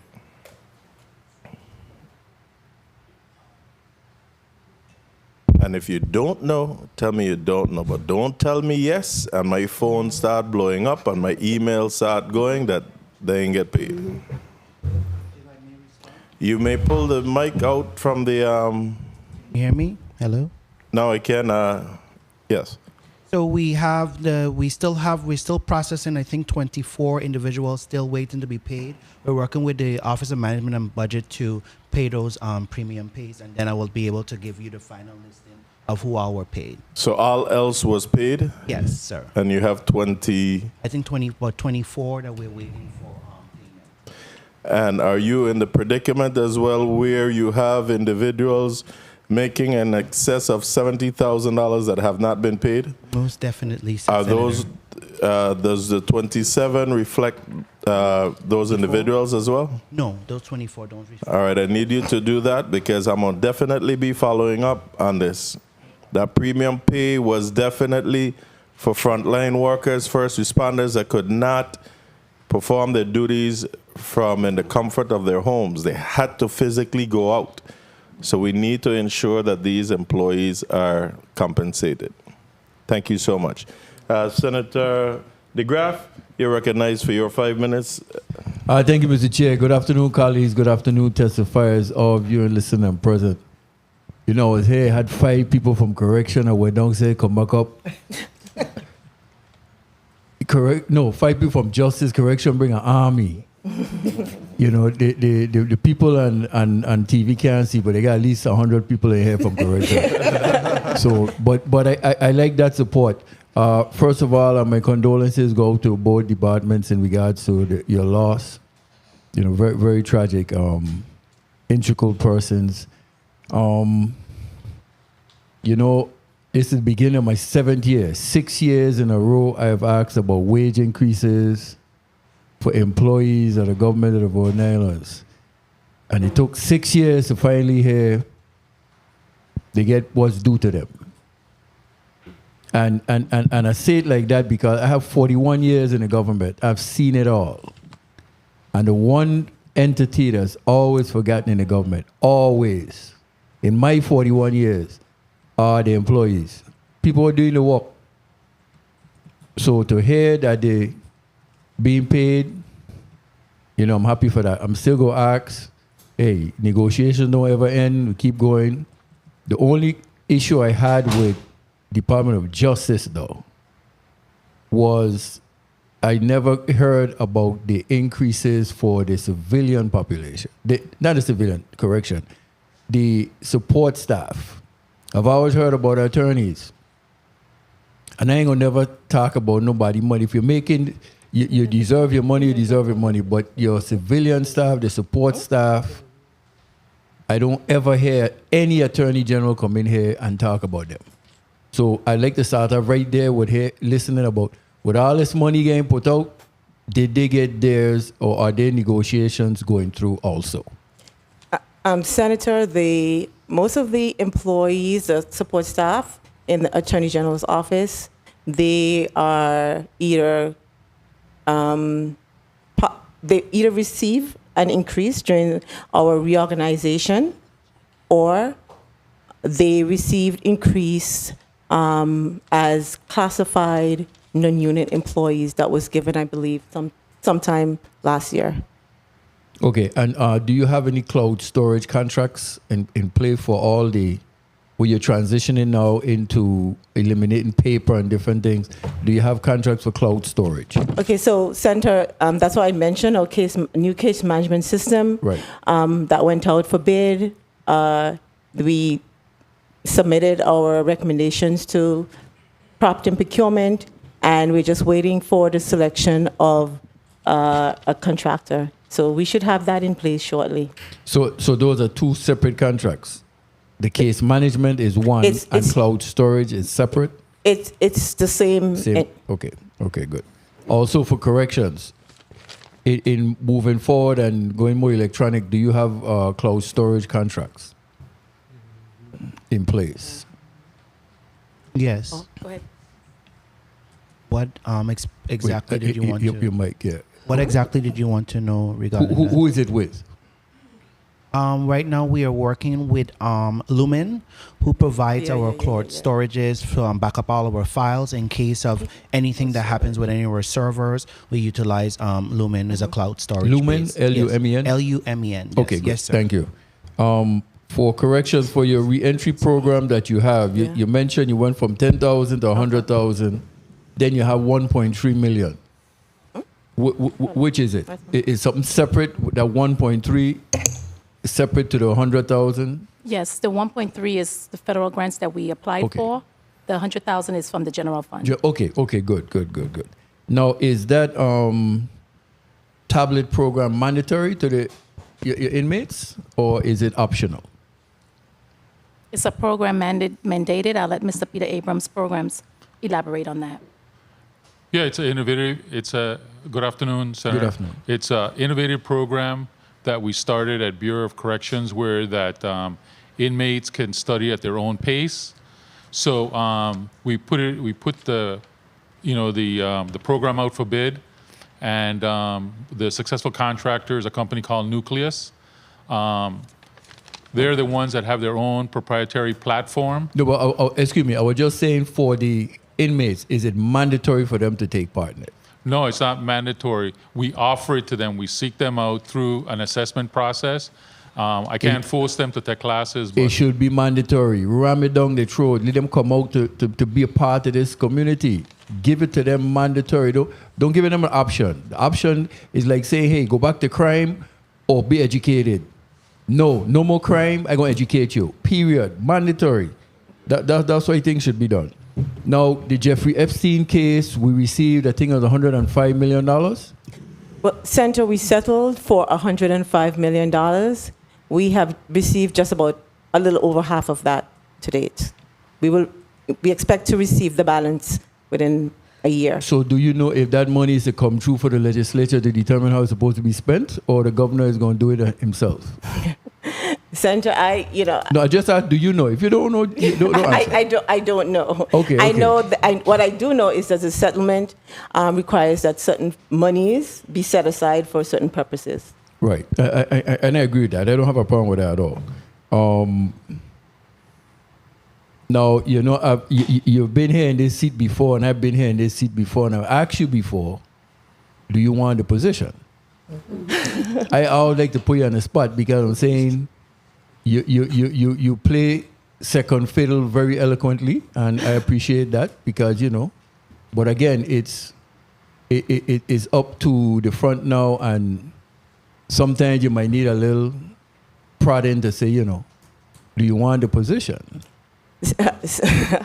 Senator, I don't want to say anything to influence the governor's decision. It's up to him. I can say it for you, don't worry about it. Okay, and on both ends, again, before my time is called, with every transition and moving forward, and I could see like the correction bring a lot of younger people in, young faces, justice, retirements, and what kind of retirement have you had in light of what it is you're looking to do in moving forward that you're seeing in both justice and corrections? Because we want to move to get new attorneys and stuff. I remember Mr. Pontine was that. I didn't hear if he retired or what, but I'm just saying. So when you have those people who've been there, the stalwarts for years, what kind of attrition program or recruitment are we doing for younger generation to come in and fill the gaps? Corrections and justice, just in case my time is called. I don't know if it was. Excuse me, my time was called, Mr. Chair? I didn't hear anything. Oh, okay. So you could just, those two last questions. Senator, we haven't had many retirements. Okay. The employees at Justice. 30 seconds. They're dedicated and committed, and they work until the last day they can. We continue to work to recruit every single day. We continue to work to recruit attorneys to fill all the positions in the Department of Justice, to recruit support staff, and sometimes it can be challenging, but that is something we're committed to doing, ensuring that we keep our staff levels at a reasonable level. Okay. And corrections? Yeah, Riel Faulkner. Oh, we've only had one retirement in the last fiscal year. Okay. And finally, Mr. Chair, one last question for the Attorney General. The autopsy. You may proceed. The autopsy situation where we have deceased person traveling from St. Croix back to St. Thomas, autopsy done. And two things is we got to try to fix that somehow. It's a little, for whether regarding how the person passed away or got killed or died or whatever. But what does that cost the government to do traveling from St. Thomas to St. Croix, autopsy, and then back to St. Croix? It's costly, and I understand, Senator. We are working to resolve that situation, and that's why we're working to get the modular facility in place. What I could tell you is that to date, there's been, as I say, a total of 23 persons, total of 14 flights from St. Thomas, and the cost of the flights, $32,000, and the medical examiner, $69,000. Wow. Thank you, Mr. Chair, for the time. Thank you, Senator DeGraff, and thank you for that question to the BOC with regards to these structured programs. I've been asking, and Director, you have always been in support of having a structure at the Bureau of Corrections. I remember having that conversation with you when you came in. So with the questions posed and that said, I wanted to ask, what does a structured day looks like for an inmate? Because I too don't believe that they should be sitting around, laying around as if they're on some turf out there and whatnot. And that's what's also causing the recidivism, that these guys don't care that they're going back into Golden Grove or here to CJC because it's just another turf. What does a structured day look like within the facility? Right, Director Testament. A structured day begins at 6 when the inmates wake up. They take care of their personal needs. They get medication, they eat breakfast, and if they're in classes, they go to classes. If they're in a work schedule, they go to the work schedule. It all depends on what their schedule look like. At 10:30, everybody breaks for lunch. That's about an hour, hour and a half. Then they go back to work or So slow down right there for me, because we could keep going, right? So if I don't want to wake up at 6 o'clock, what happens? If you don't want to wake up at 6 o'clock, Yeah. well, you're mandated to get up because we have to do head count. We have to make sure your body. Right, so I get up and I don't feel like doing nothing. Well, if you don't feel like doing anything, then the officers have the option to lock them in their room for that day and write them up. And if they're not, what you said, if they're not in a education class and they're not at work, what are they doing?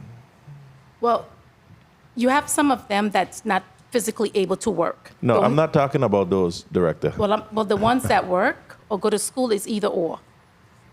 And what about those that don't want to do nothing? Well, those that don't want to do nothing, then, there's infraction that's levied upon them. And are these whatever being levied? Yes. 100%? No, I'm going to be honest with you.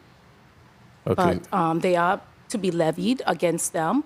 And again, these are the inmates, the sentenced individuals. Those are the ones that we could mandate under law to work, go to school. Right. Our largest population is the detainees.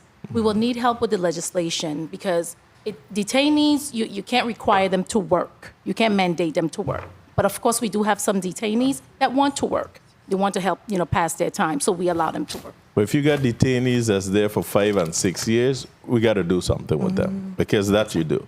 And that's what we've been doing with the educational program with the detainees. Thank you. Senator on St. Croix, Senator James, are you there? If Senator James is not there, I think the next person is Senator Johnson. You're recognized for your 5 minutes. We can't hear you. St. Croix Media. St. Croix Media, we can't hear Senator Johnson. Testing 1, 2, 1. Okay, we got you now. 5 minutes. Good afternoon to the testifiers and good afternoon to the territory. I sit here and I listen. And I came here all happy today. And I listened to this beautiful testimony. It sounds great. But I can't even pay attention because my phone is going crazy here. But I would like to start out asking the director about the salaries. I heard her spoke about salaries increase and stuff like that. And I'm trying to figure out this. How does a chief with 12 years on the job makes $81,000 and a chief with 20 years makes 66? How does that happen? How does something like that happen? Is he speaking? Yes, you, Director. I can't answer that question. The Bureau of Correction currently only have one chief, so I can't do any comparison, sir. And exactly. Do you have an HR person there with you today? I have Dr. Kaiser Cowell that here to answer any HR questions, and Mr. Faulkner that you may have any questions that you may have. My question is, do you have an HR person there with you today? She's saying that, what is it, Director? I have Assistant Director, Mr. Faulkner, who oversees that area, and I have Chief Strategist Kaiser Colwood, Dr. Kaiser So Colwood. do you have an HR person working for the Bureau of Correction? Yes, we do. And where's that person at this time? Try to respond into the mic and not at the camera, because when you turn your head, we don't hear. Who's that person he's asking? The HR person is Ms. Gums. Is that person here? Yes. Yes, she's here. Can she step into the well quickly, please? Answer that question about your salaries, right? I'll let her step into the well, Senator. In the meantime, while that person come, I listened to this conversation about all of this hurricane relief from Irma. What's the status on the towers in the Bureau of Correction that have been shut down, from one of them before Hurricane Irma and both of them after the hurricanes? What's the status on those towers? Senator Johnson, when you came and you took a tour with the facility, remember we reminded you those towers are obsolete. We took you to the new central control office that was designated. Those towers were dangerous. They are obsolete. And we told you that at that time. So you have no perimeter towers at this time. You're not going to replace the perimeter towers. That's what we're saying? No, sir. You also spoke about air conditioning unit. The units that the newest units, which is I think D, and not where the detention is, but where the prisoners are there air conditioning in those units now? Sir, 9 Alpha, 9 Bravo, 9 Charlie, and 9 Delta. Alpha and Bravo have they're now fully air conditioned. C and D, we're currently just receiving a transformer. And as soon as that transformer, I think it's scheduled to come in on Thursday. And as soon as that come in, those AC will be hooked up for those 2 units to come online. 2 minutes. I would like to do a request through the chair because I know my time is going to run out. I would like to, through the chair, I'd like to get a copy of all the individuals that took place in these varies amount of training. I would like to get a copy of that. Please have that through the chair, because I hear about training and, you know, it's like the same people keep going to training. So I really want to see who all went to these training so that I can make my own judgment. And I definitely want to get a tour like yesterday, because the Bureau sound like they're in good shape, and I pray to see that when I do go down there. My other question to the director would be about the control room that you now set up. The people who will be managing that control room are not correction officers. Is it true to say that? We have a combination, sir. Like I explained to you when you came on our tour, we have now instituted correctional officer technicians. That position is to help supplement the staffing shortage that the agency is experiencing. I explained to you, correctional technicians are to sit in those particular positions to take the officers from non-critical, put them back to dealing with inmates one-on-one, and they could now watch those. So yes, we have individuals that's there that could sit and observe the cameras. What's the medical cost for the prisoners that we have off island? And what's the cost yearly for the prisoners that we have off island at this time? Okay, I will have to get that exact number to you. I will get that to you. Through the Thank chair, you. I would like for those documents to be shared with us through the chair, the cost for the prisoners' medical, and the cost for the prisoners that we have off island. And just for the record, I've been in contact with the warden in Citrus County. If I have to pay my own trip to go and visit that facility, I will. But I've been in contact because I've been getting a lot of calls from prisoners that are housed there with a lot of medical rights that are being violated and stuff that really shouldn't be happening to our folks when we send them off island. So again, those few things that I asked through the chair, please, I would like to get the copy of those. My time was called, Mr. Chair?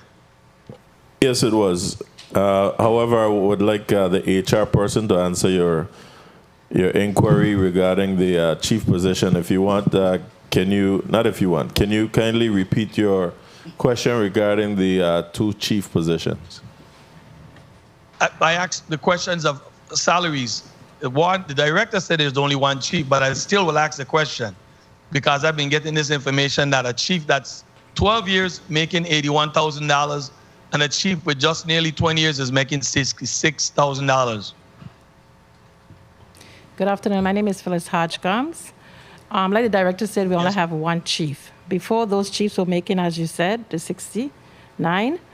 The current chief, that includes the salary as a correction officer of a career incentive, the CIP.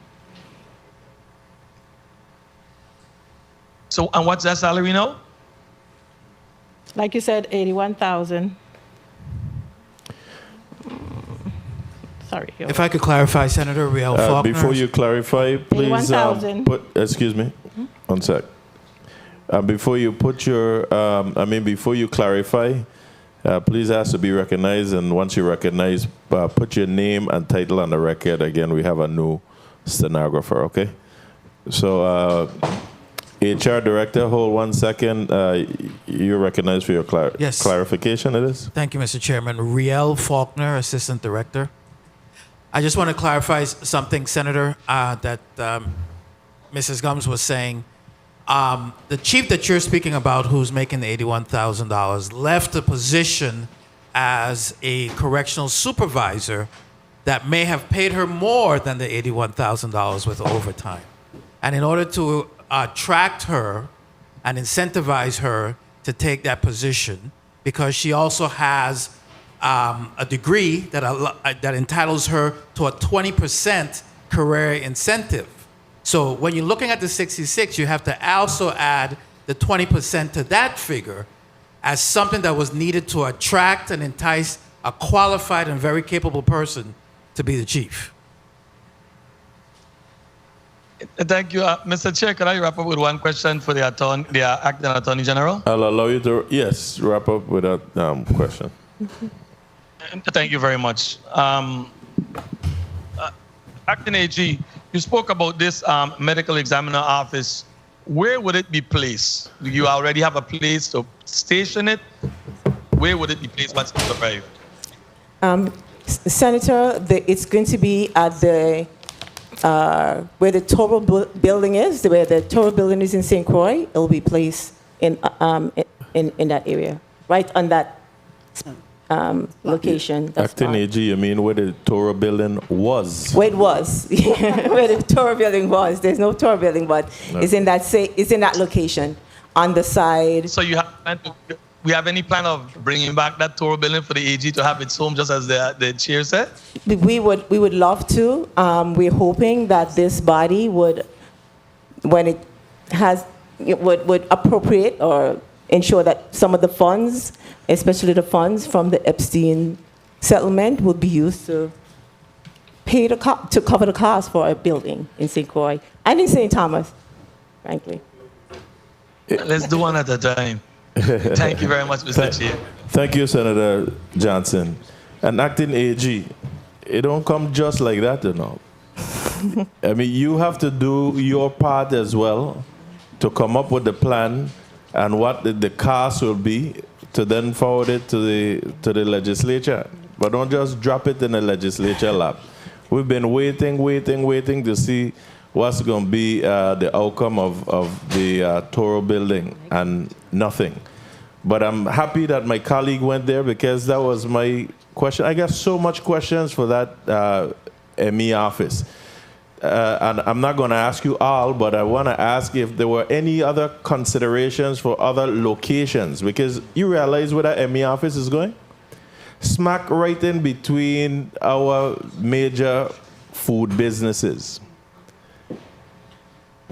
Pueblo in the shopping center, Domino Pizza, KFC, McDonald's. Anything, God forbid, and Subway. Anything, God forbid, with any emissions or whatever coming from that facility, we right there smack in the middle of it. We'll be talking about, I call it zoning for all these things. Is that area zoned for a morgue? Senator, it is, because we applied for permits, we obtained the necessary permits, and I just want to, just so that we don't, I don't want you to elaborate further than what I asked you. I just want to know if there were any other locations considered. rather than there, because you already see, and this is why I didn't really want to go there just yet, because you already talk about this facilities being able to last us, the lifespan being 25 to 30 years. We know everything in this government that's supposed to be temporary becomes permanent. And then next thing you know, this ME office will go right there where the Toro building should be rebuilt, and this ME office is going to stay there. So I'm just asking if there were any other areas that were considered to place the ME office. Senator, yes, but that was the most suitable location, and I just want to, you know, that the location of the structure will not impede the construction of the Department of Justice building at that spot, or replacing the Tour building. It will not. All of that was taken into consideration, and the placement. So it's going to be in the back or in the front? It's going to be at the side, more at the side, on the side closer to the bank, that area. So it's going to be placed almost like in a corner. We need to address this quickly. I'm not too comfortable and cushy about this at all, because I'm telling you, mark my word, today, February 7, 2023, 25 to 30 years lifespan of this thing. Let's see what happens in the next 5 to 10 years. I really think that we could have even looked at the estate slab area, where Department of Health had their facilities down there. It's now knocked down. The graveyard taking over everything down and that end. But that's an area that we could have looked at, and I'm pretty sure, and government land down there, and I'm pretty sure that we didn't take a look down there. Point of inquiry, Senator Bolkes. Thank you, Mr. Chair. Through the chair to Acting Attorney General Carol Thomas Jacobs, are there any plans for emergency or temporary medical examiners at Topsy or Morgue facility? And if so, are there any proposals? In emergency or temporary facility for the Let me morgue? stop one second again. And that's a question to the chair, because he's asking a point of inquiry. It's not his turn to speak, but repeat your question again, Senator. Through the chair to the Acting Attorney General, I'm inquiring about the emergency or temporary morgue facility. Are there plans for one or proposals on the table? Okay, so Senator, what are the structure, the modular morgue facility is the temporary facility. It may have, that is that we're referring to, that I talked about in my testimony, that will be placed on the same property as where the Toro building was, on the side, closest. So in one corner, that is the temporary facility. one part of it is the temporary facility. Okay, so have there been any proposals to build out what is already there? Is it adequate? For the Toro building? Can I intervene? There's nothing there right now. Oh, okay. Nothing but bush. They're planning to put the temporary facility there. Are you asking though if they're? Are you asking about their plans for a permanent site? Because that one is temporary that they're putting there, 25 to 30 years. It's temporary. All right. That's a lifespan. I'm just being smart. Thank you. Senator Fonseca, you're recognized for your 5 minutes. Followed by Senator Capart, if she's in the chambers on St. Croix, and then Senator Joseph. Yes, thank you, and pleasant good afternoon to all our distinguished guests. I'm so excited. These are all, well-mannered, professional Virgin Islanders. I'm so impressed. I notice a lot of the people that I serve with, Dr. Celia Victor. She was the director of mental health for several years. I preceded her. And so I know the type of professionals we have here. Ms. Thomas Jacobs and also Ms. Testamark. I have a few questions, and Mr. Chair, what I would request through the chair that I submit a list of questions to you so that I can ask, because I know that there's a lot of information. Now, particularly, I know... Senator, I'm going to reinstate your time, but you don't have to send your questions to me. You send it directly to them so that you can get a response, okay? And it will be shared with the committee members. Okay, thank you very much, Ms. Chairs. You know, I noticed the testimony where 90% of persons in the prison will eventually return to our community. And that is very important. I am impressed with your re-entry programs that you're discussing. I support prosecutors having additional programs to recommend alternate remedies for offenders instead of just prison. I'm very glad that you also mentioned the mental illness, because as we know, that is a lot of the issues that you've been having in the prison. Just earlier today, they mentioned in the testimony that there was $92 million in cocaine seized in the territory. So obviously, there's a big criminal enterprise in our community. And, I wanted to look at gun violence in particular, because, we live in this community and we invest, based on what I'm seeing today, a lot of Virgin Island resources into crime prevention and re-entry. And I wanted to bring particular to the attention of our community because, every time a trigger is pulled, there is a lot involved. You have the police racing to the scene. You have the ambulance, depending on what happens. Unfortunately, someone may have expired. There's the coroner.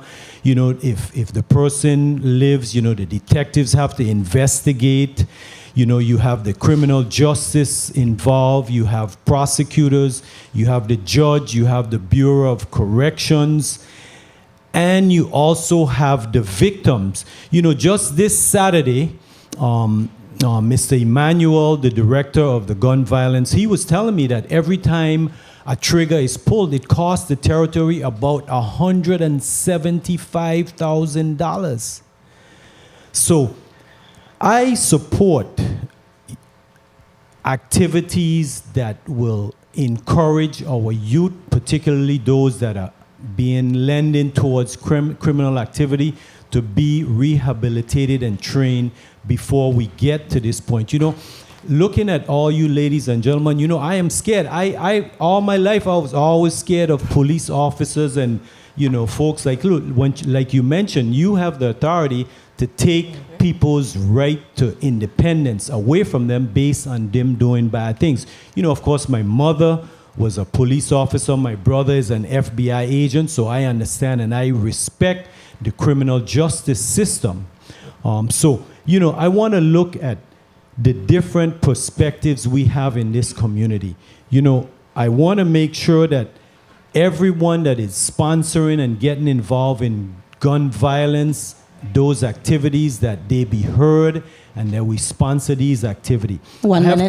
I have a couple questions that I wanted to ask. I'm also the chairman of the Health and Human Services Committee, so I'm going to be asking you some questions because the hospital is saying that there's some outstanding balance owed to them, and we're trying to reconcile those. Also, there's currently some inmates off island in Mississippi and South Carolina, and I want to see if there's any agreements with forensic hospitals to get those patients looked at. And then also, I have some questions on the mental health ward.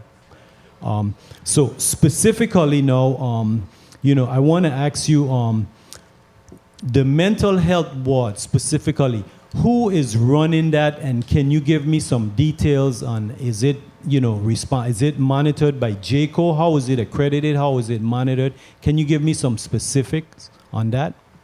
And I think this would be for the Bureau of Corrections. Time. Thank you. Yes, Senator, we are in the process of opening up mental health unit at the John Bell facility on St. Croix. Who's responding? So sorry, Riel Faulkner, Assistant Director. That will be monitored by, run by Dr. Evadne Sang, who is also, by the way, the psychiatrist for the Wang Louis Hospital and the Department of Health. So she's going to be overseeing that unit. It also will be monitored indirectly by the monitors who oversee our consent decree. I don't know the specifics of that particular accrediting agency that you spoke about, but our team members and our medical staff routinely go to national correctional healthcare conferences for training and certification as well. And Mr. Chair, if I may, just one follow-up to that. Quick follow-up, please? Yes. And also, those inmates in Mississippi and South Carolina, is there any agreement with a forensic hospital, et cetera? Can you address that? Well, the facility in South Carolina is a mental health forensic facility. It's called WellPath, also known as Correct Care. So that is a specified mental health facility that we send inmates away to who have those conditions. Yeah. Thank you very much for your time, Mr. Chair. Thank you, Senator Fonseca. Senator Capehart, I can't see the St. Croix conference room. So if I don't get a response, I'll move on. Testing. Okay. I'm there, Senator. Thank you. Thank you, Mr. Chair.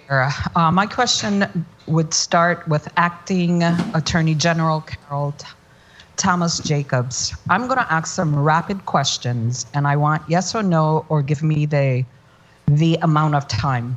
How many attorneys currently staff the white collar unit? Currently, there's one. Thank you. One resigned currently late last year. Did you say one?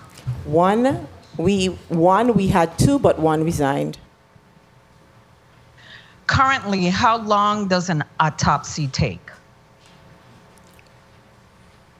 It depends on, generally, they get done within 24, 48 hours, provided the medical examiner is available. Okay. How long does it take for the body to be released to the family/funeral home for burial? As soon as the autopsy is completed. So same day, next day? It could the same day or next day. Okay. Okay, so I have some questions regarding the chain of custody for the body. So when a morgue attendant picks up the body, what is the proper chain of custody for the morgue? So who pronounces the death? I want kind of give me a timeline or how this is done. Okay, so if there is someone dies, the technician or the investigator would go to the scene. They would pick up the body. That body is then taken to in St. Croix. We have a container, if you want to call it that, where we place the bodies in. It's a secured location. If it's in St. Thomas, it's taken to St. Thomas facility. Okay. Where it's... If you could hold up there. So isn't the procedure that you should pick the body up, take them to the emergency room for a physician to pronounce the time of death? You're telling me that you're taking them to whatever container, wherever you're taking. Isn't the procedure you take that person to the emergency room for them to announce their time of death? Usually you have the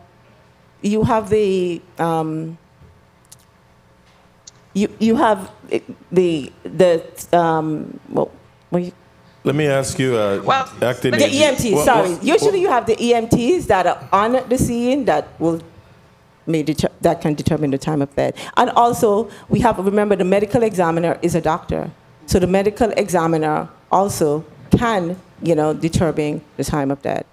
Once, he communicates with the investigators, medical legal investigators that are working on the scene. So that's why the senator is asking you specifically the process. Yeah,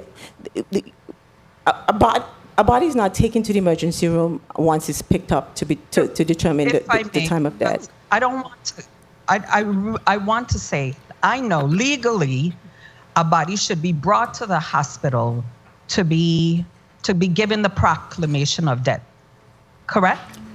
That is not that is not the case. Okay. Well, through the chair, if you could give a synopsis of how this is done, because we want to make sure that this is done legally, right? I'm going to proceed with my line of questioning because I have a lot of questions that I have. I know I'm not in this committee, but this is very important to me. What is the difference in the roles of these two?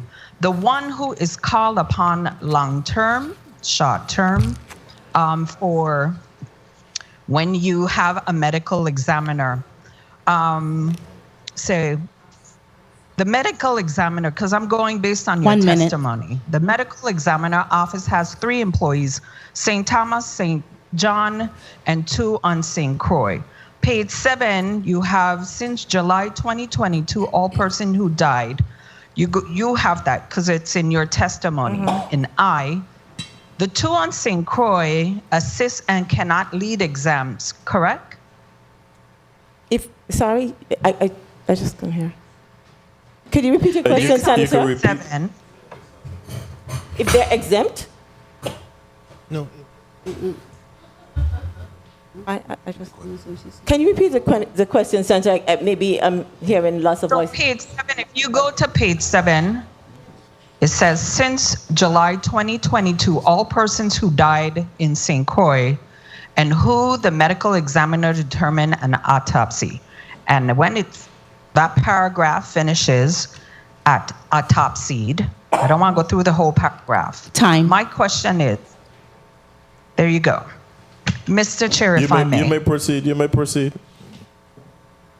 The 2 on St. Croix assist and cannot lead exams. Is that correct? Yes.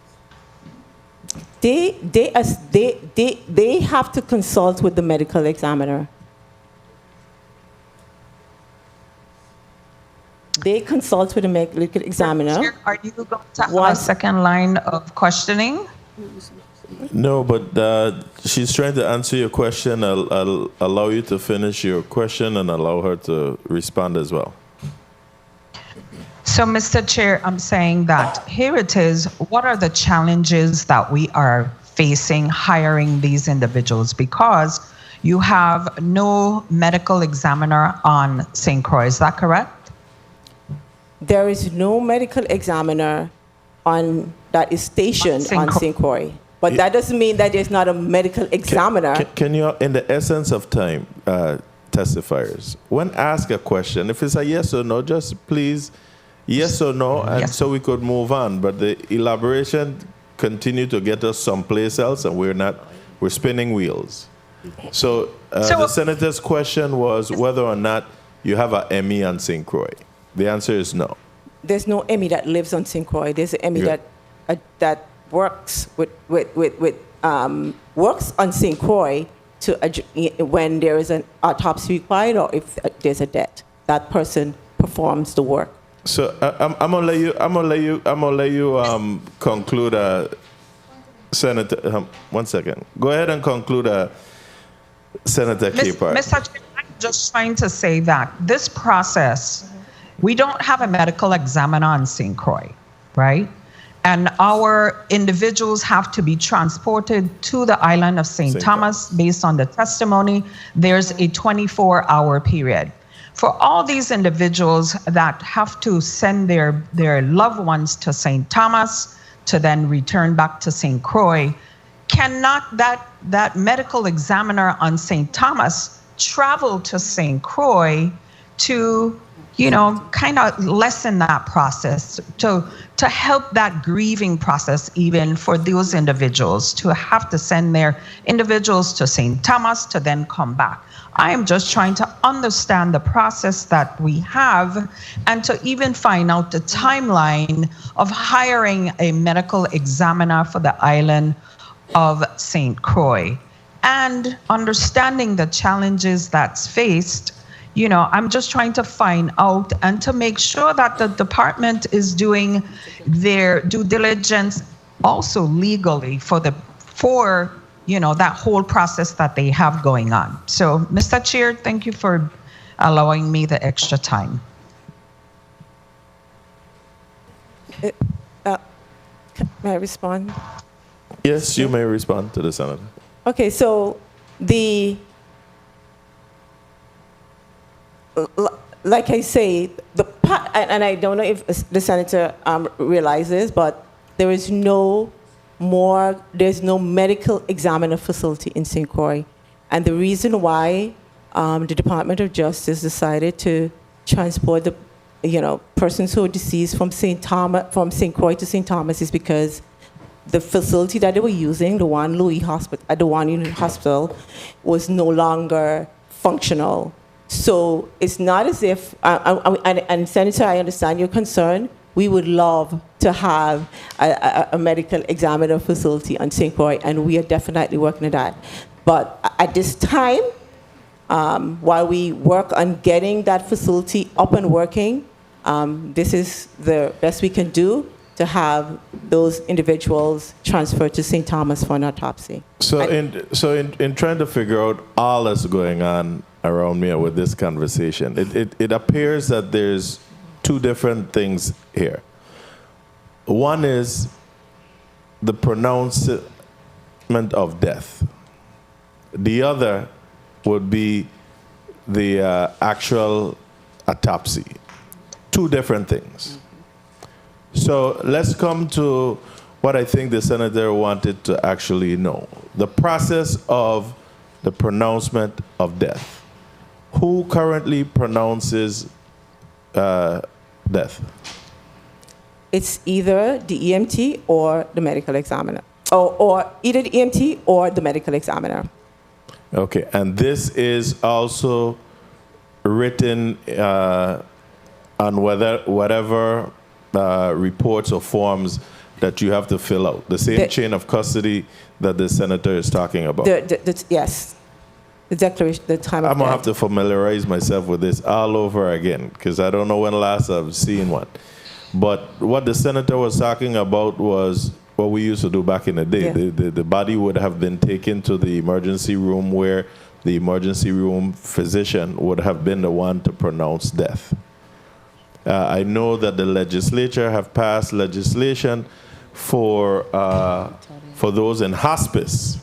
That one is I'm cleared on, that the nurse, that medical professional there can do that.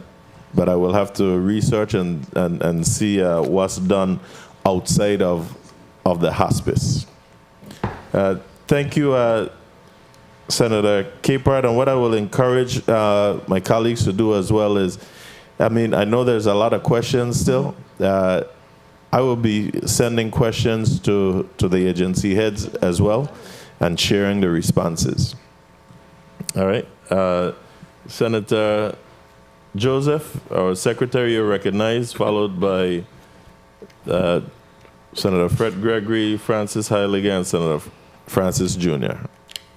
Senator Joseph, you're recognized. Thank you. Thank you so much, Mr. Chairman. I'm not a member of this committee, but this was definitely a hearing that I needed to attend. I want to thank, of course, the leaders of the both agencies in this block, the Acting Attorney General Carol Thomas, as well as Director Winnie Testamar for from the Bureau of Corrections for your testimony and all the hardworking employees that you have working with you. I know it is challenging, and sometimes coming before the legislature can be a bit distracting from your regular duties, which this is still part of your duties and responsibilities. But I just want to remind you that this, of course, is part of our responsibility as elected officials to provide oversight and ask those hard, probing questions that we see affect all of our people and, more importantly, affect the operation of our government to be productive and efficient. Now, quickly to my line of questioning, I'll take up where Senator Capehart started, or ended rather, regarding the St. Croix morgue and the like. I just have some questions. Page, I think it's page 7. You mentioned in your testimony, Attorney General Carol Thomas, that the next phase after the temporary modular arrives in St. Croix for the morgue will be to get it installed. I believe you had indicated a cost for the installation, but it's not in your written testimony. I couldn't write it down quickly. Did you indicate a cost for the installation, or is this $1 million also included in the overall cost for the installation of the temporary morgue? Okay, so Senator, the $1 million that I mentioned in the testimony, that's cost that we've incurred to date. It does not include the cost for the installation. Do you have a cost for the installation? Senator, we are still working to refine those costs. You have, okay, so and that's supposed to be here by the end of the month, correct? That's correct. Okay. And my question is, because I need to understand and make sure that you have monies budgeted to cover that cost, but I'm presuming that you do. We have some, Your Honor. Some, you Senator. Okay. And you don't have an idea of the cost as far as the average, or? Senator, I do. Just to be frank with you, I do, but I do have a sense, or at least what was proposed. Okay, and don't go any further, because I'm guessing you're going to have to put it off for RFP or the like. And there's negotiations. Yes, and so we don't want to prejudice any vendor from bidding on it. So that's all you had to say, so we could be clear. All right, now let's go forward. I also wanted to ask a question for the Office of the Attorney General relative to the paternity and child support. I really looked on, I think it's page 2. You mentioned that you have 5, you have fallen short by 5. Yes, Senator. On page 2. And what are those positions? And are they currently at budgeted positions to meet your requirements? That's one of the key words I looked at. Your requirements, that your federal requirements. Are these positions going to be federally supported with funding? And 2, which island districts that you're looking at? 1 minute. And the number. Okay, so Senator, we were looking at a person for the TDU, Special Assisted Territorial Disbursement Unit. We were also looking at 2 MIS. These are computer-related positions or technology-related positions. And we're also looking at a receptionist and also an attorney. 1 attorney? Well, we have an attorney position that is funded. We still have another, but we're looking for another one, and that's not funded. Okay. Okay, thank you.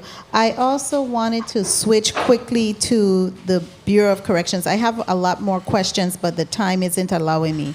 Are you having any per diem employees currently, or temporary employees? Time. Riel Faulkner, Assistant Director. I am not aware of any temporary employees that we have at this point. We have contractors, contract employees.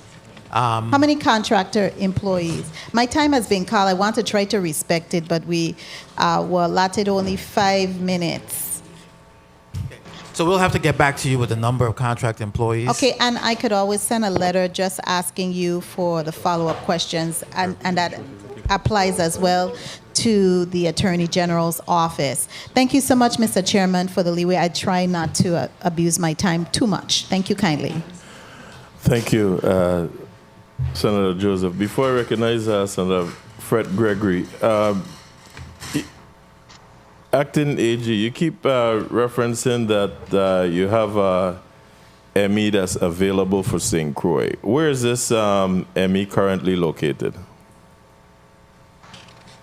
We have an ME who we use when we need to. You see how you're answering the question? Because the person Where are they located? If they're outside the territory, tell me they're outside the territory and called in whenever. They're outside we the need them. territory. Thank you. That's what I'm, because it is appearing that this person sits on St. Thomas and we need some autopsies done on St. Croix, but we still have to transport the bodies from St. Croix to St. Thomas when, if the ME was actually physically on St. Thomas, that person could have been able to travel to St. Croix. Senator, if I may, I just want to explain. We're talking, okay, I just want to make sure it's clear, the record is clear. We're talking about 2 MEs. Right. One that is a long-term medical examiner that we have, and another who moves between St. Thomas and Puerto Rico and also assists with the St. Thomas, the St. Croix autopsies. And we also have another medical examiner who we use sometimes, who resides in on the mainland. But none are based in the Virgin Islands permanently. No. Okay. Senator Fred Gregory, you're recognized. Thank you, Mr. Chair, and good afternoon to the testifiers, and good afternoon to the people of the Virgin Islands. So, just to follow up on the conversation from the chair, let me just ask, is Dr. Lundrum still with the Virgin Islands? Yes, he is. And he is one that travels back and forth? No, he's not. He's the one who lives in Puerto Rico, but, you know, Yeah, so comes he's to the one Virgin that you're at his mercy, literally. Well, basically, I mean, he's been with the Virgin Islands for many, many years. So he has been. Yeah. Okay, so understood. So since I started with that, let me just ask.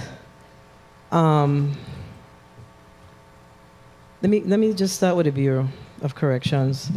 How many inmates do we currently have in our prisons, in our facilities? Our jail, and how many we have are sentenced? And why are you looking for that amount? Yeah. Riel Faulkner, Assistant Director. So as of February 2nd, we had 99 on St. Thomas, 148 on St. Croix. So St. Thomas is pre-sentence, right?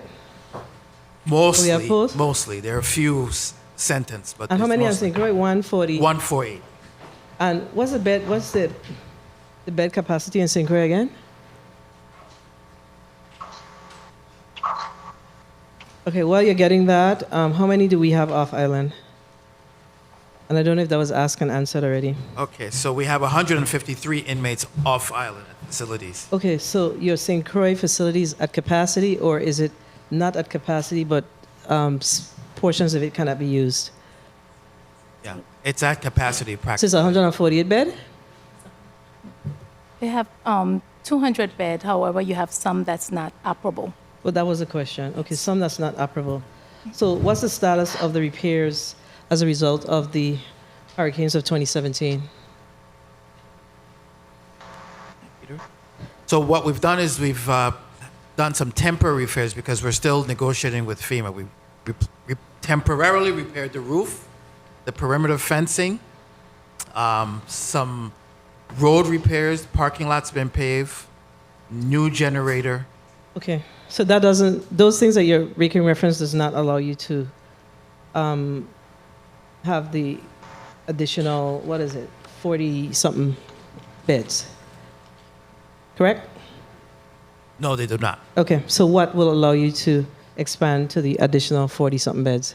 The Bureau is also currently exploring bringing in a modular unit to replace those 40 beds. And what is it costing us for the inmates that are off island? Senator, I have to get back to you on the cost. Okay, so we need to have that information. What a monthly bill is? We should have that. So the Transforming Lives Academy, so are our inmates taking advantage of that program? Yes, Peter Abram. And how is that working? And what are the vocational offerings? Please identify yourself. Peter Abrahams, Programs and Grants Managers. To answer your question, Senator, yes, they are taking advantage of the program. How many? Currently, right now, we have enrolled in the program both St. Thomas and St. Croix, 60. 60? Okay, I want to go back to those that are, what is it, pre-trial? That's what you call it? So we have, how many of your pre-trial have been sitting in the jail for more than 3 years? And you could get back to me with that information? Yeah. 3 years and more. Okay, I think that, we have to have the deeper conversation. I'm not certain if it's within this committee, Mr. Chair, as it relates to how do we move these cases along. The court system is saying that they need additional resources, but we have to figure out how to move this along. We are impacting lives of Virgin Islanders, and it has gone on for way too long, and we have to come to the place where it's addressed. They're either guilty or not guilty, but we can't continue on this track that we're on. It's a disservice to a black community, what's happening here with the folks that we have sitting in our institution. And I know I only have 1 minute. This is 2 large departments, Mr. Chair. I don't know how much minutes you give. Yeah, this a little rough. It's such a thing. Let's talk about mental illness, because I haven't gotten to Department of Justice, but let's talk about the inmates with mental illness. I know that we continue to see a number of inmates within our institutions with mental illness. How are we mitigating that? How are we working with the Virgin Islands Department of Health in particular, and our health and our hospitals to address this vexing issue? We continue to talk about it, but are we having any true roundtable discussions as it relates to how do we truly address this moving forward as a territory? Time. Just yesterday, we had a meeting with the Department of Health over how do we deal with some of the issues that arise with respect to mentally ill detainees and inmates. It's really Assistant Director Rael Faulkner. It's a delicate dance, because depending on what their status is legally, then their responsibility is shared either with the Department of Health or with the Bureau of Corrections. So we have to get together between agencies like we did yesterday and talk about who's going to share the cost, where they're going to go. And also, an important part of it is, Senator, is finding a place for that inmate off island. And that's been a very difficult task. Okay, so I know that my time has been called, Mr. Chair, but I'm going to close with this. I was not able to ask the Department of Justice any questions, and I do have questions for them. But I think that the issues that we are experiencing with the Bureau of Corrections are critical as it relates to our mentally ill patients, and not inmates, because they're really patients. And I believe that the time has come for the Virgin Islands to begin to address this issue. We continue to talk about it, but we're not doing anything about it. I just had a conversation earlier about those mental health vans that were purchased, the mobile vans that were purchased. I think we did the ribbon cutting. We're cutting ribbons. We're cutting ribbons, but we're not seeing the action. And that creates an issue. It creates an issue also for the Department of Justice, because then they have to be dealing with those little cases. And we're seeing these people coming in and out. So we are at the point where I believe that this 35th legislature, we passed a behavioral health bill, Mr. Chair, in the 34th legislature, and I think it's time for us to begin to have the heavy lift around how do we truly address this situation that we have with utilizing our jail as a mental health facility here in the territory. It cannot continue. It is very troubling and it's a vexing issue.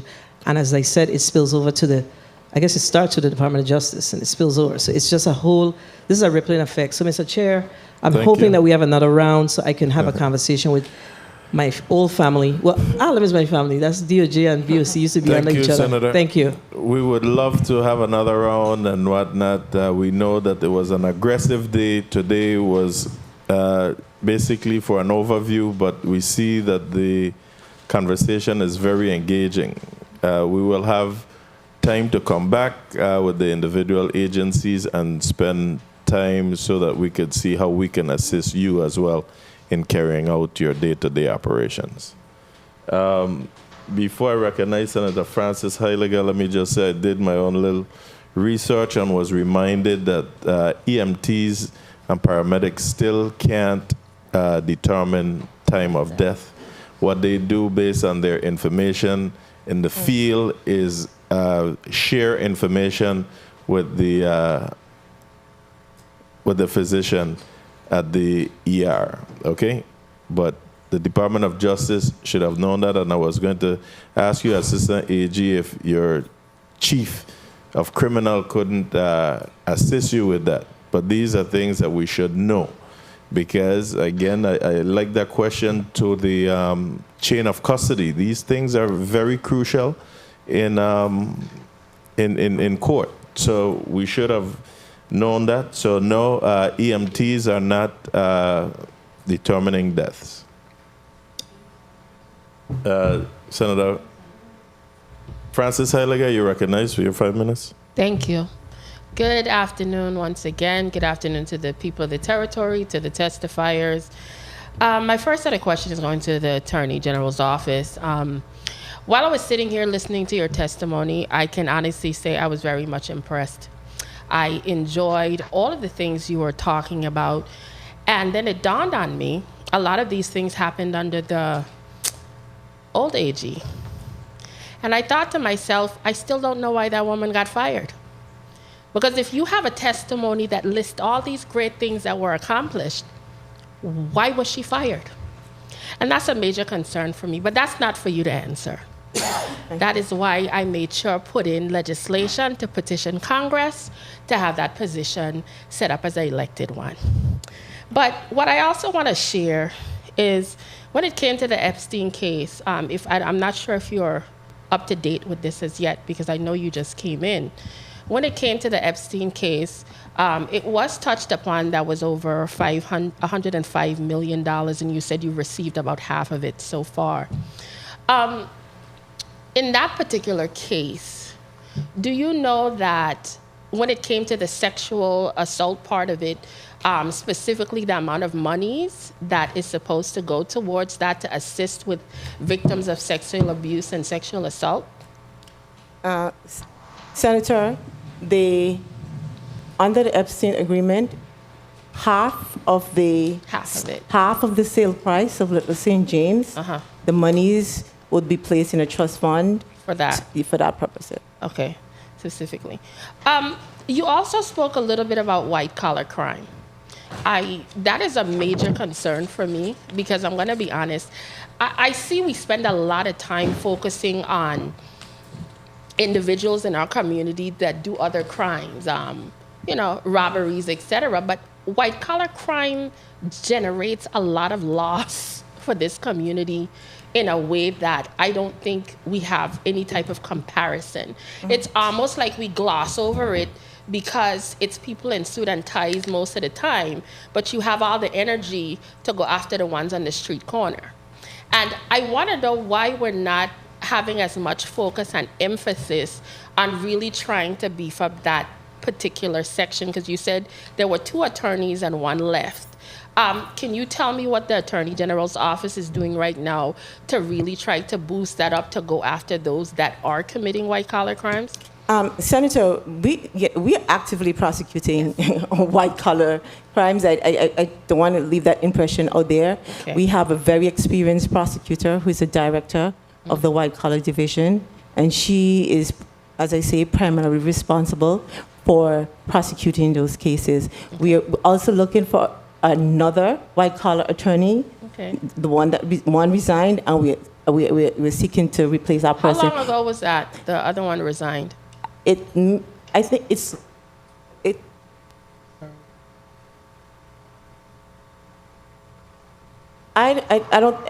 was during this fiscal year. Oh, this fiscal year? Yes. Okay, I understand that.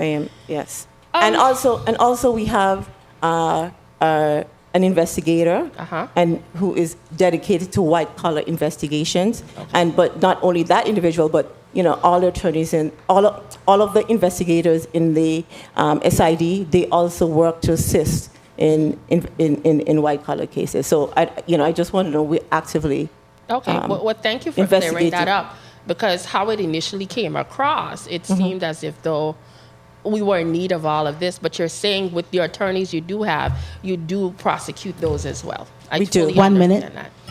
BOC, when you initially came in, I was a big cheerleader because I really loved your testimony. And one of the things you talked about had to do with setting up video conferencing. Was all of that stuff done? Like you said a lot of things at the beginning. Tell us some of the things you were able to get accomplished since you've been here. Yes, definitely. Video conferencing has been set up. Electronic medical records, like we stated. The inmates can visit with their family from the comfort of their home. Okay. Individuals can put money in their account. Okay. What else we have? The telepsych. We have the telepsych where we have the specialty clinicians could see an inmate. Okay. Their telepsych or telemedicine. My God, we have. Okay, well, other Distance question. learning. You talked about trying to keep family units together. Do you guys allow for conjugal visits? Do we I'm allow not for sure. conjugal visits? Yes, do you? No, ma'am. Oh. I asked because you talked about trying to keep the family unit together. So, for some families, that's not a necessary thing. Right. So maybe y'all might need to check that out. Time call. Just a thought. Thank you. Could I just... You may conclude, but time was called in the nick of time. Listen, I'm trying to cover everybody. You may conclude. I also wanted to quickly ask you, when I did get a chance to come to one of the tour visits, as well as my staff went on another one, and we did get a lot of reports from employees that they came whispering and some of the things they were concerned about: overtime pay. They were concerned about the medical wellness of the inmates and getting the necessary equipment and medicine. Has a lot of that stuff been cleaned up, or is this a continuing issue? A lot of those concerns has been cleared up. I let Mr. Faulkner elaborate even more. Yeah, the overtime pay issue has been resolved. Good. We are now paying our correctional officers the way the rest of the Virgin Islands government pays them overtime. In terms of well-being and health of inmates, we have nursing staff underpaid, but they do an excellent job. We've also brought in some of the PAFA nurses to beef up and supplement our nursing offerings. So we're offering health services for a longer period of time than before. And we're still looking for other medical professionals to join us, like physicians and psychiatrists and psychologists. But definitely we've beefed up our mental offerings at I'm the happy to Bureau. hear that. Well, thank you, Mr. Chair, for the additional time. Thank you, Senator Francis Heiliger.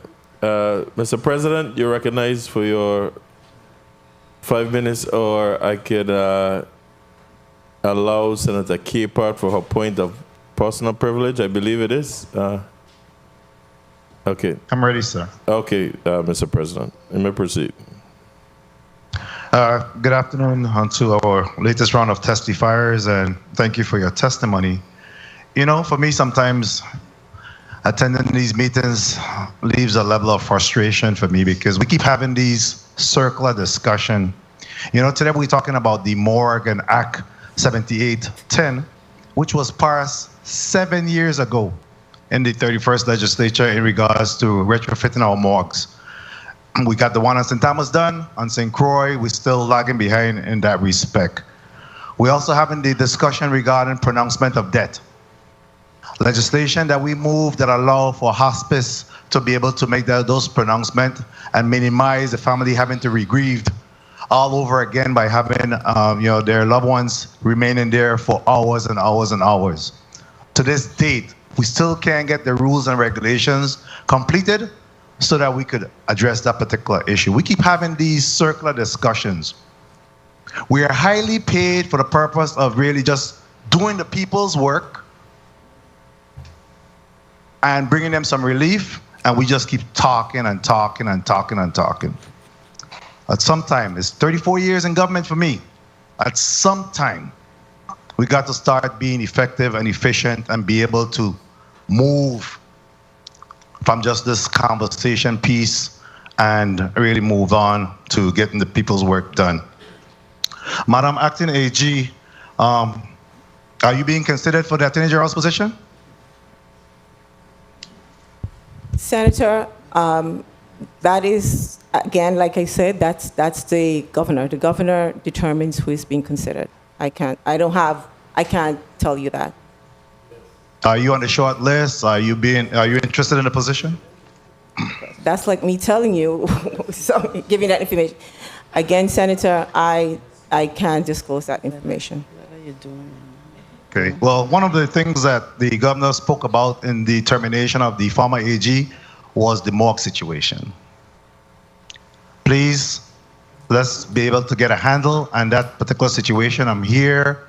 I have consulted with a number of your attorneys in regards to modification of legislation, funding that's required or whatever, so that we could be able to address that and bring some relief to the people of St. Croix so that they don't have their loved ones having to be required to be taken over to St. Thomas for morgue, for the autopsies to be done.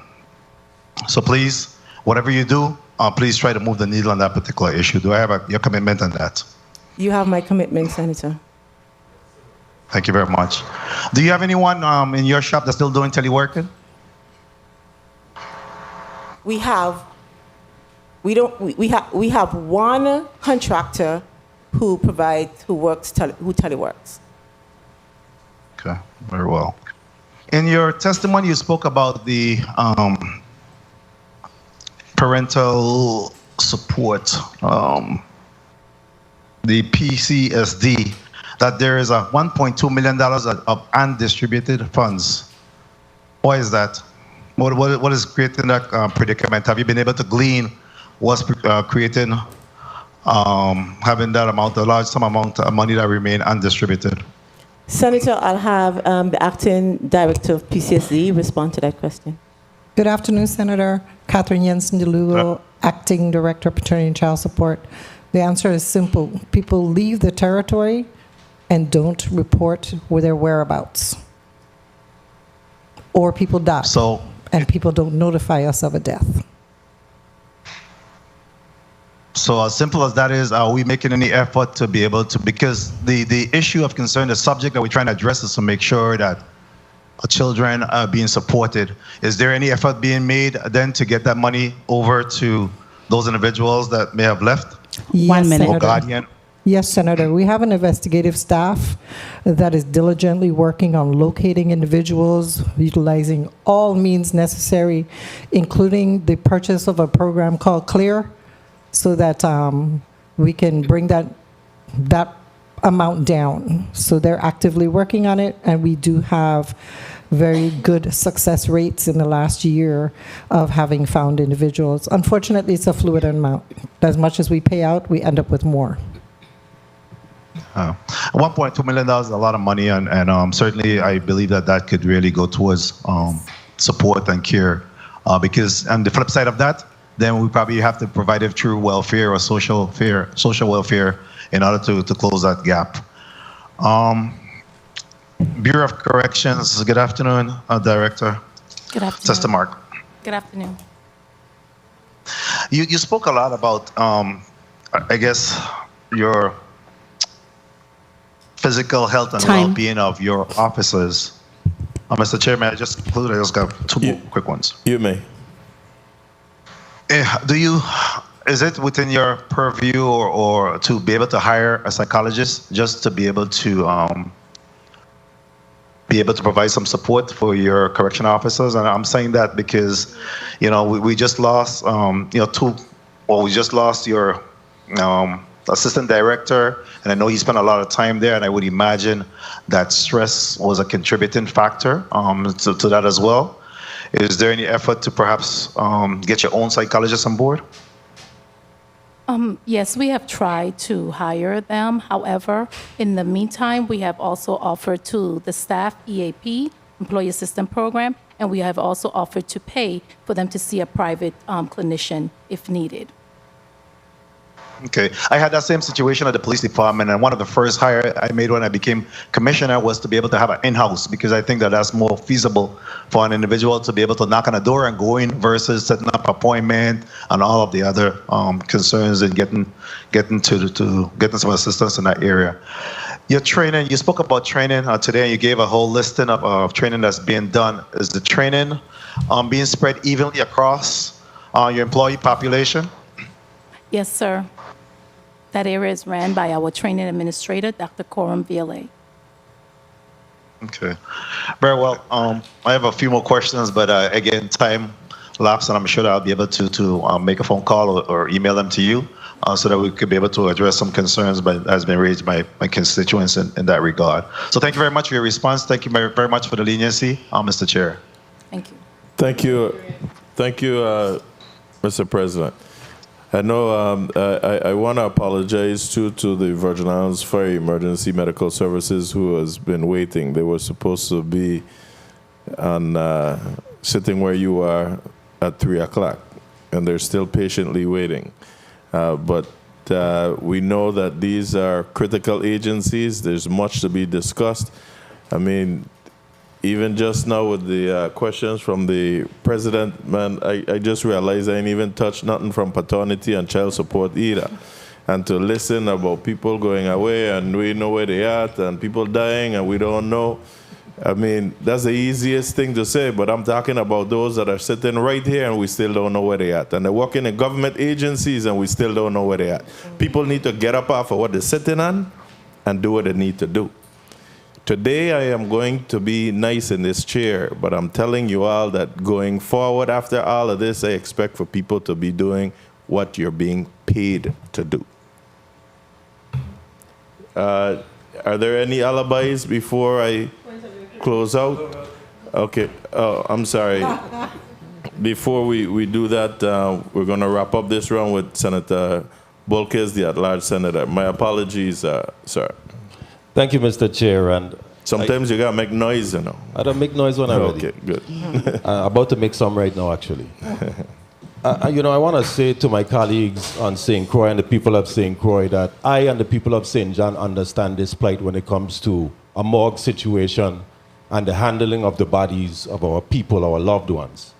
It's a disturbing conversation surrounding how we deal with our deceased. And coming from St. John, where there's no funeral homes, no forensic pathologist, we at times have had to have bodies stay overnight, depending on when the person is deceased, until the next morning. Okay. So it's a very disturbing situation that I totally understand. And, even our Senate President mentioned Act 7810, and there was a mention of only utilizing 50% of the monies from that act in your testimony, and that goes to DOJ, concerning utilizing it for morgue operations, but nowhere in the act does it say that. So I'm trying to understand why that was mentioned. If you can please clarify your statement. Senator, the act only appropriates 50% of the $500,000 to morgue operations. Okay. And that's what the act. That's not. I didn't see that in the act. I looked at it. Maybe we can do that off the record, but I didn't see that. But moving on. Maybe I can clarify it afterwards. Moving on. Concerning the facility, I personally don't think we should be investing in a temporary facility when we should be looking at a permanent facility. That's my personal opinion. I'm asking now, was there ever a developer? Because after asking my initial point of inquiry, my email started going and I got a text.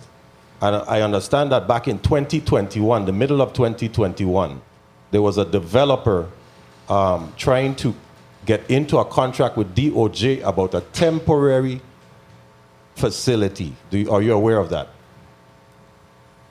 Senator, I don't know. Okay, well, I have documents that were sent to me. I can share them with you as well. Moving on off of this topic because it's going to get very disheartening. When it comes to your Medicaid Fraud Control Center or unit, how many cases have you had in a year? How many cases have we what? Sir? Medicaid Fraud Control Unit, how many cases per year? Senator, I don't have that information. I could provide it to you. On page 11, the PCSD, you mentioned that you have to meet minimum established criteria, which is if it's not met, the federal funding and support is in jeopardy. What are those requirements? Catherine Jensen DeLugo, Acting Director of Paternity and Child Support. There are several different standards that have to be met, one of which is staffing, the other of which is distribution of funds, collection of funds, TANF grants, because when somebody files a case in TANF, it automatically transfers to paternity and child support and becomes a child support case.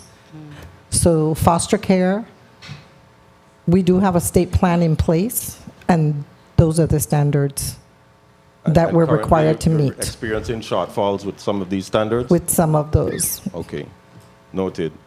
Concerning your special investigation of white-collar crime divisions, are they any of them dealing with cyber crimes currently? We collaborate with VIPD and the Economic Crime Unit on many of these white-collar crimes. So if it's a cyber crime, whatever the nature of the white-collar crime, our white-collar public defense, our white-collar prosecutor will handle those. Okay, would you ever see a need for a cyber crimes unit under the Department of Justice? Sorry, Senator, could you repeat that for me, please? No worries. Would you see the value of creating a cyber crimes unit in the Department of Justice? Do you think it's needed? Senator, our AAGs, regular AAGs also, beside our white collar, also handle cybercrime. Whether or not we have the resources or we can do it right now based on what we have, that depends. We'll have to make an assessment to do that, to make sure that it's a viable option rather than just using what we have right now. Well, the world is changing, and we're starting to see a lot of issues in the world of technology. And as we step forward into technology here as a government, as a society, we're going to have to be able to put the parameters in place to protect information and data. And in my opinion, at least, I believe that's something that should be structured and implemented in the department. But that's just a suggestion, of course. And that is something we can explore. And Mr. Chair, I know my time is probably going to take out. I have one question for Ms. Testermark, please. Concerning, you may conclude. Thank you, sir. Thank you, Mr. Chair. The status of the inmate program. I'm really passionate about it. So even to the extent where we can utilize or help the inmates to transition back into society by doing things like what I saw when I was a young man. A lot of them came out and they did a lot of landscaping and beautification. What happened to that? Why isn't that happening more right now? Can't we cut back and collaborate with other agencies and help them with some of their plights when it comes to their finances and contracting out all of these people? Director Testermark, yes, we do contract with Department of Public Works. Due to the COVID pandemic, that was put aside, but now we're re-engaging. We also contract with Department of Education, DPP, we help them, whatever they need, the needs are, Department of Human Services, Health, Department of Health. We have inmates that go out and cut, beautification, do the lawns and stuff like that if they need painting, different things that we now have reinstated. Okay, and that was reinstated recently? Yes. Okay, noted. Okay, thank you, Mr. Chair. Thank you, Senator Bulkes. I want to ask some quick questions, and then we just see if anyone has a burning question. First of all, Attorney AG's office, William Curtis, he was the head of the Criminal Investigation Division or something, correct? Is he still on the payroll? Yes. Speak into the mic, please. He is. Okay. And currently at work, actively? Senator, the circumstances are surrounding. Yes, no, I asking circumstances. You see, they tell you to go elsewhere. Actively or on leave, what? Just tell me. He has special assignments. Okay, special assignment. Number of morgue attendants, St. Croix and St. Thomas. Do we have one at least on each island? Yes, Senator. Morgue attendant, not investigators picking up bodies. Morgue attendants. Centers, they do everything. No, individuals. Acting Attorney General. Don't give me that. I ain't asking you about investigators. Do you have a morgue attendant on St. Croix and one on St. Thomas? Senator, we have two persons who assist the medical examiner on St. Croix, and 2 persons who assist the medical examiner on St. Thomas. But those persons you're talking about are not investigators, correct? They do investigative work. They do. So acting AG, come on, man. One second. Let's not go there. You're my person or not? So please don't do that. I'm asking you specifically about a morgue attendant. You know what that is? Not the investigator conducting the morgue attendant duty. Do you have a paid morgue attendant on staff for St. Croix and one for St. Thomas? Yes or no? Senator, we have the persons on St. Thomas and St. Croix perform both responsibilities. So, and that's what happens. Who's your HR person that's at the table? She's not here. Oh, Kai Christopher. Kai Christopher, Chief Financial Officer. To try to clarify your question, Senator, the position of the medical leader debt investigator specifically acts as a morgue attendant and investigates the nature of the debt through the medical examiner's office. They don't. Sorry, go ahead. Are you all telling me that you did away with the morgue attendant position and now the investigators are conducting this duty? Is that my understanding? No, we just upgraded the title, Senator. We didn't just want them to just be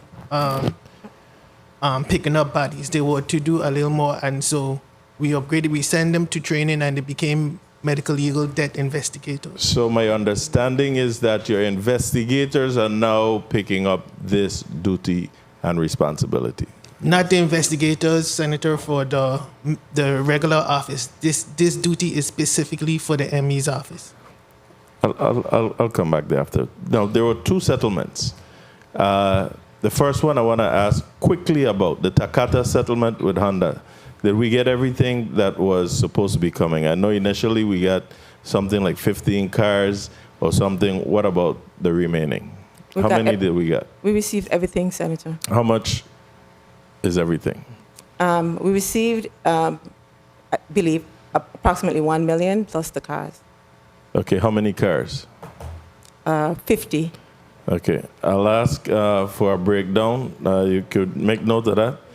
The 50 cars, we want to know the status of those 50 cars, where they're at, exactly how much millions that you receive from that Takata settlement in monies. we can The provide it. next one wouldn't be a question, but I want to say that I know that there was some settlement with the Epstein property. But rather than settling for money, that land should have belonged to the people and not have an opportunity for somebody else like that to come and purchase that place. I really wish that we could relook that and see where we go from there. That's my statement on that. St. Croix, I think you had a point of inquiry. I'll start with Senator Johnson, then Senator Capehart. Thank you very much, Mr. Chair. I got 2 quick points, if I may. Go ahead. First one, to the Bureau of Correction. What's the status of your outstanding payments for vendors? What's your status on it? How much is still owed?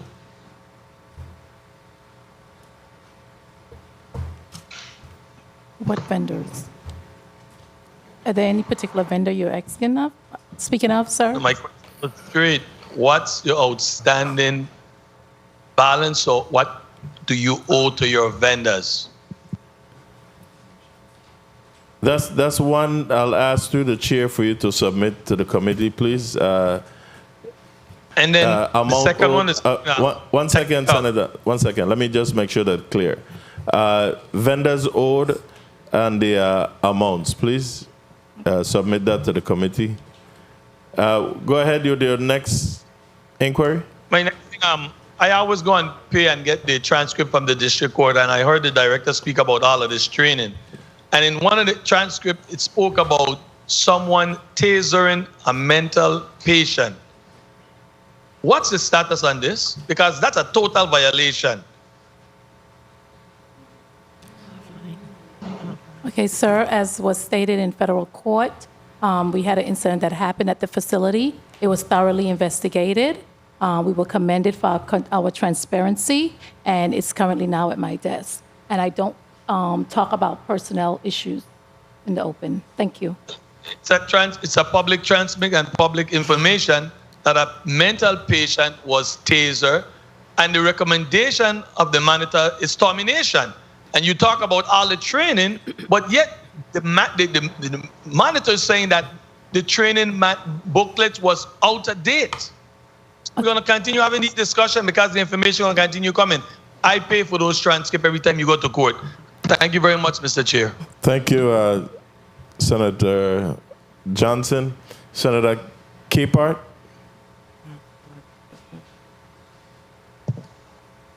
Thank you, Mr. Chair.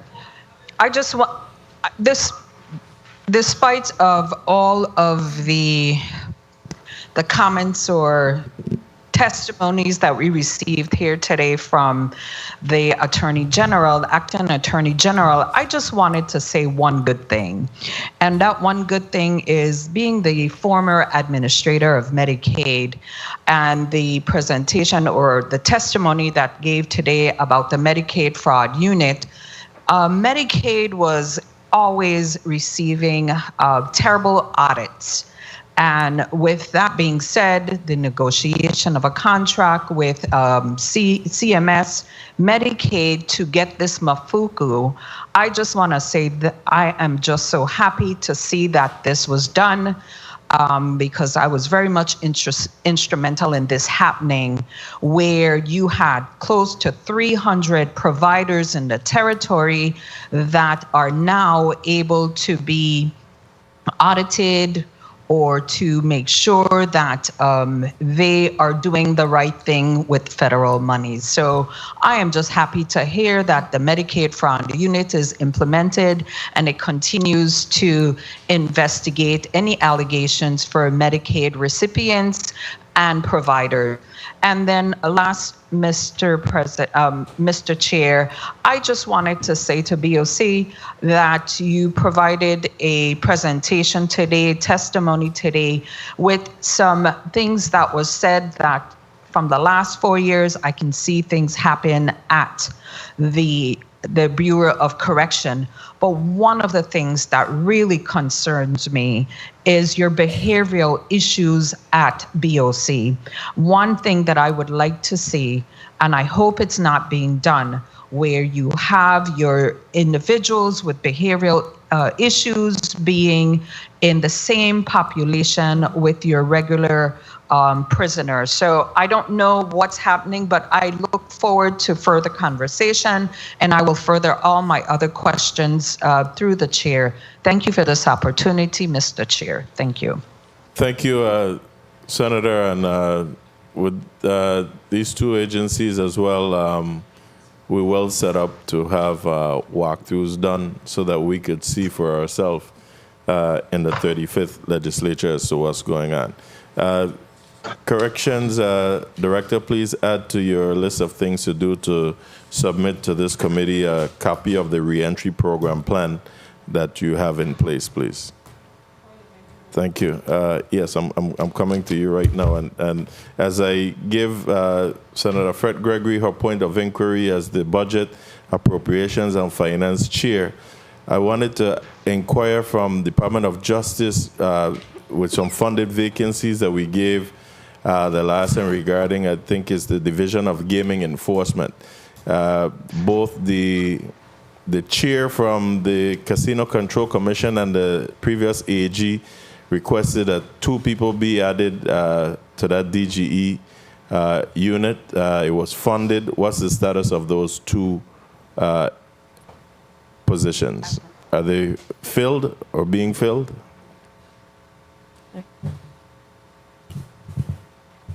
If not, just tell me no. Let's move on. No, the positions, we didn't receive any positions in this fiscal year budget for gaming enforcement. You did not receive in this fiscal year? You received in the previous one? The 2 positions that you are talking about, I know that he requested 2 additional positions, but they were not funded in this fiscal year of 23. We'll revisit that. Again, we keep giving monies, y'all are not doing it, and then next time we kick out, whatever the case may be. Senator Fred Gregory, you're recognized. Thank you, Mr. Chair. And my inquiry is actually twofold, if that's okay with you. Yes. I want to go back to a question that was asked earlier by my colleague in St. Croix as it relates to the Paternity and Child Support Division and the $1.2 million that remains sitting in the bank because we can't find the parents. Outside of addresses, what is the other means? Most people have cell phones, telephones. I just find it very hard to believe that we are unable to reach $1.2 million worth of child support payments because there are other means of communication. So does the application include all of the contact information, and how are we utilizing that information to reach out to these custodial parents? Catherine Jensen DeLugo, Acting Director of Paternity and Child Support. Yes, Senator, we're using the Federal Parent Locator Service, Child Support Enforcement Network. We purchased a program called CLEAR. Oftentimes, in the order for child support, it tells the parties if there are any changes, address, employment, etc., they're supposed to notify us. Okay, so I get, no, you're following why I'm asking, and perhaps based on how the system works, then that's why. How do you have child support, I can't remember the titles. Investigators? Investigators and the agents, those that do the paperwork. Do they make phone calls? Yes, Senator, they do. So you're saying to me that these phones don't work? In some cases, that's true. In some cases, the parties, and there's other instances, not just people that have moved away. There are also unreported deaths. People move to the States or they move down island or wherever, they pass away. The family doesn't inform us that the custodial parent is deceased. the money sits there. We have no place to send it. We can't find the non-custodial parent to send them back the money. Technically, I believe the law says that we're supposed to escheat that money. But what we're trying to do is not escheat the money and continue to look for the parties to distribute those funds. Okay. Yeah, cheat meaning keep. Escheat, yeah. Keep. Meaning it goes to the there's- government. Yeah, it's supposed to go to the government, and child support can utilize the Yes, funds for ma'am. whatever they want. But so the other question that I had was to the Department of, I guess, back to the same Department of Justice. So the Takata settlement? So you noted that there is some $1 million that has been sent to the territory. And I don't recall any requests coming from the Virgin Islands Department of Justice or the executive branch, the chief executive, asking for those funds to be appropriated. Any funds that come into the territory, other than if it came with specific requirements around it. So what's the status of those funds? Not coming to the legislature. So what's the status? Senator, if those funds were either sent to the Department of Finance or they were placed in the criminal activity lane. Okay, so let me restate my question. So the settlement funds came with restrictions for specific purposes, or were the funds just distributed to the U.S. Virgin Islands? There were no restrictions. So then it can be placed in a fund without the legislature saying, hey, the use of the funds is for this purpose, X purpose, or Y purpose. If it wasn't specific, that's a no can do. Y'all are outside of the law. Any settlement funds that don't have restrictions around it, specific purposes around it, must come here to be appropriated for that purpose. For what you could choose the purpose, or we can choose the purpose. You could bring it and we could say no. But if it doesn't say for child abuse cases or whatever the case is, that's an issue. So we need clarification on that. So through the chair, can we get information clarifying clearly what the settlement agreement is? It's just similar to the tobacco settlement. You remember that one? Yes. You have to come here. Senator, may I? Okay. 1 second. Senator, which settlement agreement do you want that information Takata. for? Takata, okay. Same one that I requested. Yes, Okay, that's yes. what made me ask the question. Okay. Senator, the Takata settlement was also a SICO case. A SICO, a civil SICO case. And under the SICO statute, it allowed funds from settlements to go into the criminal activity lane fund to be used for purposes set forth in the statute. Okay, so we still need to get the information clearly so we could understand whether or not y'all are moving in the right direction. Thank you. Please. And once you submit that information, cite the law so that we could see exactly what it is you're talking about. Please Mr. wrap Chair, up. this is not germane to this, but it's to correct the record with something that occurred here today. So when we had the discussion with Vitima indicated that they did not have the funding. Help me out, Senator St. John. They didn't have the funding for the disability integration unit, and that was not accurate. So I went back with Senator Bulkes and we looked at it. So in FY 2022, there was some $120,000 set aside by this body to support the disability integration unit. None of those funds were used. And when we worked on the FY 2023 budget, we carried over the $120,000 to support that same initiative. So in fact, the funding is there. So I just wanted to make sure that I put that on the record. Thank you, Mr. Chair, for the time. Thank you, and we'll follow up with the director of Vitima as well. And this is what we have to do. Go back and fact check and whatnot, because we pass these things in the budget. And again, that's what happens when people don't follow through doing the job. I don't understand why we got beg people to do what they're supposed to do between 8 and 5. After that, you're on your own. Thank you so much for your input here today. I'll ask the AG and the Bureau of Corrections Director 30 seconds to please give us a closeout. Senator, and the 35 members of this committee, I just want to say thank you for your support and for giving us the opportunity to provide you with an overview of the work that we do at the Department of Justice. I also want to take this time to thank the dedicated and committed employees at the Department of Justice for their hard work. Without each and every one of them, the department would not be able to carry out its responsibilities. I also want to say to the members of the community that we serve, thank you for your assistance. Without you and the willingness to come forward and their bravery, we would not be able to ensure our prosecutions are successful. So just, again, thank you. Thank you, and you'll be hearing from me and other colleagues shortly on the Speedy Trial Act as well. Senator Johnson and I will be working on that. Director?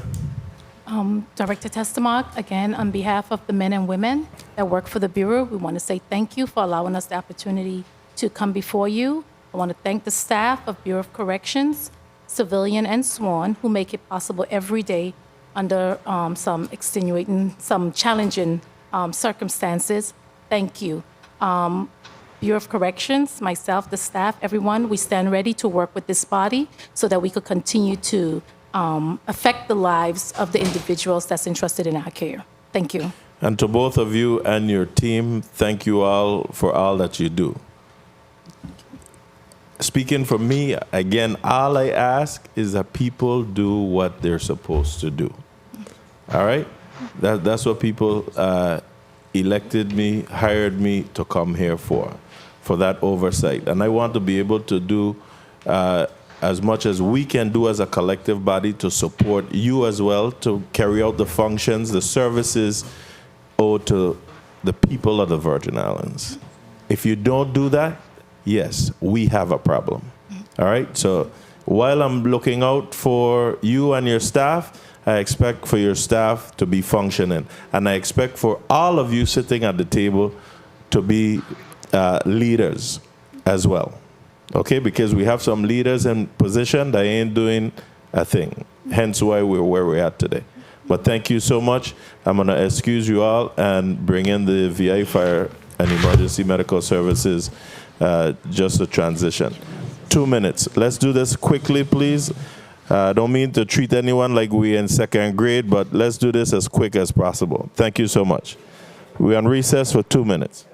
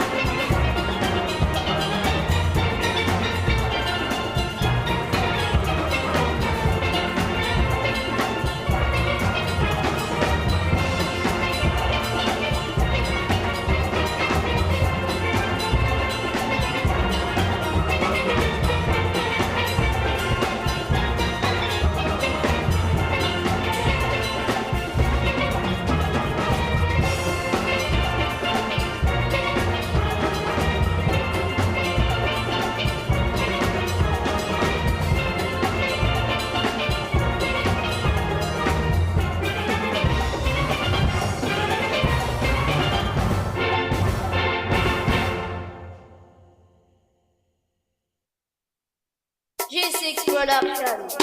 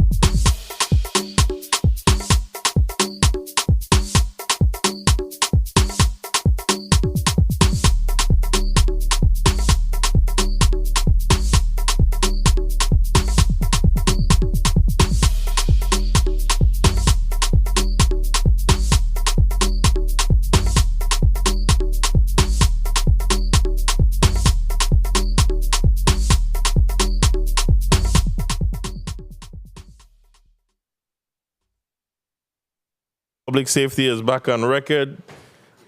Tuesday, February 7, 2023. We just wrapped up Block 2 with the Department of Justice and the Bureau of Corrections.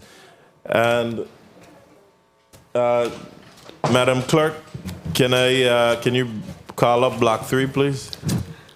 Block number 3, the committee will receive overview testimonies on the VI Fire and Emergency Medical Services operations, capital projects, and other initiatives. Testifier, Daryl George, Director, VI Fire and EMS. Thank you, colleagues. So this round, we only have the Virgin Islands Fire and Emergency Medical Services. Remember, we got a letter from the Virgin Islands Police Department, so they're excused. Good afternoon and welcome to the VI Fire Service family. Starting from my right, working around to the good deputy chief here, or you were promoted again. You may put your name and title on the record. We know that we have the VI Fire Service alone, so no need to repeat that. Okay, my name is Robin Ellett. I am the medical director of VI Fire EMS. Wow, welcome. Thank you. Good afternoon, Victor Adams, EMS Chief, St. Thomas and John District. Welcome. You're sharp, boy. All right. Good afternoon, Barbara Williams-Brown, Director of Human Resources and Payroll. Welcome. Good afternoon. We're friends today? Depends. Good afternoon, Daryl A. George, Director of FEMS. Are you still my family today, too? Blessings. Okay, good job. Good afternoon, Lyle Evelyn, Jr., Assistant Director of EMS for the Virgin Islands Fire and Emergency Medical Services. Welcome. Karen Stevenson, District Fire Chief. All right. Congrats. Welcome. Eustace Grant Jr., Deputy Chief Operations, St. Thomas. Are you in the singing fireman no more? Welcome. Just a light moment. It's been a rough day. A lot received. At this time, I'll allow you, Director, to place your testimony on the record. Good day, Honorable Chairman Kenneth L. Gittins, other distinguished members of the Committee on Homeland Security, Justice, Public Safety, and the listening and viewing audience. I am Daryl A. George, Director of the Virgin Islands Fire and Emergency Medical Service, VI FEMS. Accompanying me today in the chamber is Assistant Director Lyle Evelyn, Director of HR and Payroll, Barbara William Brown. Dr. Robin Ellett, Chief Victor Adams of EMS, District Chief Clarence Stevenson, Deputy Chief of Operation Eustace Grant, and my team on St. Croix, Assistant Director for Fire Antonio Stevens, Fire Chief Cleveland Titus for the St. Croix District, Robert Bryan, EMS Chief, St. Croix District, Deputy Chief Paul Christian, St. Croix District, and my CFO, Charmaine Akers Hewlett. Assistant Director Evelyn and I will provide testimony, and all other members of the executive team will be available for question. My testimony today will provide a broad overview of the operation, initiatives of the Virgin Islands Fire and Emergency Medical Services. In this testimony, Assistant Director will discuss, in his testimony, Assistant Director Evelyn will discuss the EMS integration and operation. VIFEMS is an all-hazard first responder agency and the primary public provider of fire and emergency medical services in the territory. It is organized into 4 units: the suppression unit, the emergency medical services unit, the arson and prevention unit, and the administrative unit. The suppression unit is responsible for fires, hazardous material incident, motor vehicle accident, and other emergencies, consisting of single and dual role firefighters. The EMS unit provides medical response, consists of single role emergency medical providers to include emergency medical technicians, EMTs, advanced medical technicians, and paramedics. The prevention unit investigates fires, educate the public on fire prevention, enforce fire and life safety codes. The administrative unit provides support to the other 3 units and perform administration functions such as financial management, human resources, and procurement. VIFEMS operate 10 fire stations. Each station houses fire personnel, equipment, and has the capability to respond to fires and other non-medical emergencies. 5 stations house EMS personnel and resources, and they function as base of both fire and EMS. There are also additional EMS base at the Maurice de Castro Clinic and St. John, and the Estate Cottage and St. Croix. Operations. The discussion of the agency operation and initiative would focus on the following key operational areas: recruitment and training, equipment and vehicles, and infrastructure. In each of these areas, we will establish and work towards strategic goals that will enhance the agency response capability and improve the service provided to the community. Recruitment and training. Recognizing that staffing is essential to effective operation, VIFEMS have continued to prioritize hiring through the execution of a strategic staffing plan. 67 personnel have been hired and trained since 2019. Since the creation of EMS unit, a similar strategy has been employed to address the long-term EMS shortage. Thus far, 4 EMT vacancies have been filled, interviews have been held, and several applicants for paramedic position. However, none have been selected. Candidates have accepted employment. Filling critical EMS positions continue to be a challenge due to nationwide shortages of providers. However, we are actively working to improve recruitment efforts and have been in communication with the Division of Personnel about how best to do so. Efforts to fill other key positions have been successful. And in the last year, we have expanded our fleet maintenance division to include additional mechanics in each district. A coxswain position has been filled, increasing staffing for the EMS vessel, the Star of Life. Training. In addition to hiring, training continues to be the priority. Training provided in the last year includes technical rescue training, a fire cause and origin class, an emergency vehicle operation course, and a plan review class. While the agency has worked to increase the number of frequent trainings in various disciplines, there has been particular emphasis on EMS training. EMRs and EMT training are current. Fire personnel have been ongoing, and the number of dual-role EMS providers have increased. A total of 13 firefighters have earned their national registration EMR, emergency medical responder EMR certification in the last year, and 4 EMR certified personnel are in the process of completing the emergency medical technician training. The agency is currently discussing with the educational partners regarding paramedic programs, and in anticipation that 12 FEMS EMTs will begin paramedic training this year. Vehicles and equipment. A major initiative of VI FEMS has been the upgrade and expansion of our fleet of emergency response vehicles. With grant funding from the Department of Interior and monies appropriated by this body, VIFM has procured and or placed into service 11, and I repeat 11, emergency response vehicles in the last year.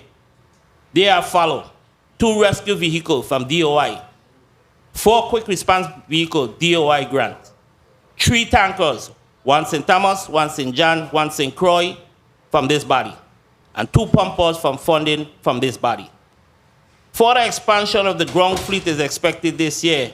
Using appropriated funds, 2 small pumpers will be purchased for the island of St. John. 7 new ambulances will be also procured with a $1.8 million earmark in the Consolidation Appropriation Act of 2023. VI firms will continue seeking grant funding to purchase additional emergency vehicles, firefighting vessels. In the last year, the agency has made significant progress with the acquiring of the fire response vessel. Funding appropriated by this body was used to procure a 40-foot firefighting and rescue vessel, which is currently under construction. Equipment. In addition to vehicles, VIFM has been procuring critical equipment such as self-contained breathing apparatus, rescue tools, and cascade system with a grant funding. The agency will continue aggressively pursuing funding for the purchase of additional equipment. Infrastructure. As previously mentioned, VIFMs operate 10 territory-wide facilities. Each station sustained damage from the 2017 hurricanes, and VIFM is continuously to work on disaster recovery partners to secure funding or complete projects for repair, hardening, replacement of these stations. The Charles Seals Fire Station, Grove Place Fire Station, will be replaced under the Hazard Mitigation Grant Program. The plan for the new facility has been completed, and the project is currently in the demolition and excavation phase. Demolition work is expected to begin shortly. The Rensselaer I. Gibbs Fire Station, Cotton Valley, will be replaced with funding from FEMA Public Assistance Program, and the architectural and engineering phase of this project has begun. The repair and hardening of the Emile Berry Fire Station, Dorothy, began last month and will be completed this year. The project is funded by FEMA Public Assistance and Hazard Mitigation Grant Program. There is a pending application for the replacement and possible relocation of the Herbert L. Canigata Fire Station, Richmond Fire Station. And VIFMs is awaiting the decision from FEMA Hazard Mitigation Program. If the replacement is not approved, the station will be repaired, hardened with the funds from the Public Assistance and Hazard Mitigation Program. The Emile Henderson Fire Station, Frederiksted Fire Station, will be repaired and hardened with funding from FEMA Public Assistance and Hazard Mitigation Grant Program. The Hazard Mitigation Project is currently in the architectural and engineering phases. The Omabrong Fire Station Hotel Company will be repaired with funding from FEMA Public Assistance Program. Construction services is currently being solicited. George P. Scott Maintenance Building, 22 Maintenance, will be repaired with funding from FEMA Public Assistance, and the project is in solicitation phase. The Robert O'Connor Fire Station in Cruise Bay, St. John, and the George P. Scott Fire Station in Tutu and Fortuna Fire Station are slated for replacement under FEMA Public Assistance Program. All three projects are in the project development phase. Repairs have made the Coral Bay Fire Station, has been made to the Coral Bay Fire Station, and minor mitigation remain. VI firms will seek a time extension from FEMA to complete this mitigation. This concludes my testimony today. Thank you for the opportunity to testify. Assistant Director Evelyn will now provide testimony on the integration of fire and EMS. Thank you. Thank you. Good day, Honorable Senator Kenneth Gittins, Committee on Homeland Security, Justice, and Public Safety Chair, all other members, and the listening and viewing audience. I am Lyle Evelyn Jr., Assistant Director of Emergency Medical Services with the Virgin Islands Fire and Emergency Medical Services. I am here to provide an update on the EMS integration and operations. EMS systems comprise organizations, individuals, facilities, and equipment whose participation is required to ensure timely and medically appropriate responses to pre-hospital care and medical transportation requests. The VIFEMS system design determines how resources are structured operationally, financially, legally, and politically. System design affects virtually every aspect of how requests for services are handled. The system's design should support the primary goals of providing the best clinical and service quality possible with available resources. Because changes to the EMS system design can profoundly affect clinical outcomes, community satisfaction, and costs, community leaders need to understand EMS system design principles and their elements. Since Act number 8545, which established the Virgin Islands Fire and Emergency Medical Services, VIFEMS, was signed by Governor Albert Bryan on April 8, 2022, we have made remarkable progress in augmenting the EMS division. We obtained the Department of Health Certificate of Need, DAA registration, National Provider Identifier, the VI Equicare Provider Agreement, a VI FEMS account with the National Registry of EMTs, and we have established vendor agreements with reputable EMS suppliers. Furthermore, we welcome 2 EMS chiefs, St. Thomas, St. John, and St. Croix, and the EMS supervisor in St. Croix, which complemented the medical director and the existing team within the EMS division. To bolster the current ambulance locations, we have positioned an ambulance with nationally registered EMS providers in the following areas: the Emile Henderson Fire Station in Frederiksted, the Canagata Fire Station in Christiansted, at 10C Estate Cottage, Suite 4, St. Croix, at Romeo Company in Coral Bay, St. John, the Lima Company Fire Station in St. Thomas. In addition, we have implemented a 3rd ambulance rotation in St. Thomas during high-traffic cruise ship days. The VIFEMS is comprised of the following EMS providers. Emergency Medical Responder, or EMRs, have the knowledge and skills necessary to provide essential life-saving interventions while awaiting additional higher-level EMS resources. VIFEMS firefighter EMRs are utilized to provide tiered response capabilities in rescue vehicles. Emergency Medical Technician. VIFEMS EMTs have the fundamental knowledge and skills to provide primary care and safely transport patients experiencing routine medical and life-threatening emergencies. Advanced Emergency Medical Technician. VIFEMS AEMTs function as part of a comprehensive EMS response under medical oversight and typically as part of an advanced EMS team response with a higher level provider. A paramedic.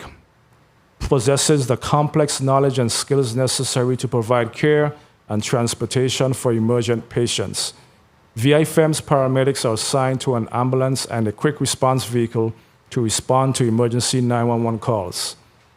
Since 2019, we have implemented scheduled EMS training for firefighter personnel. We currently have 88 EMS providers within the territory. This number includes a combination of dual-role firefighter EMS providers and single-role EMS providers. In addition, we have maintained a consistent relationship with the Raphael O. Wheatley Skills Center for Personnel's EMT training.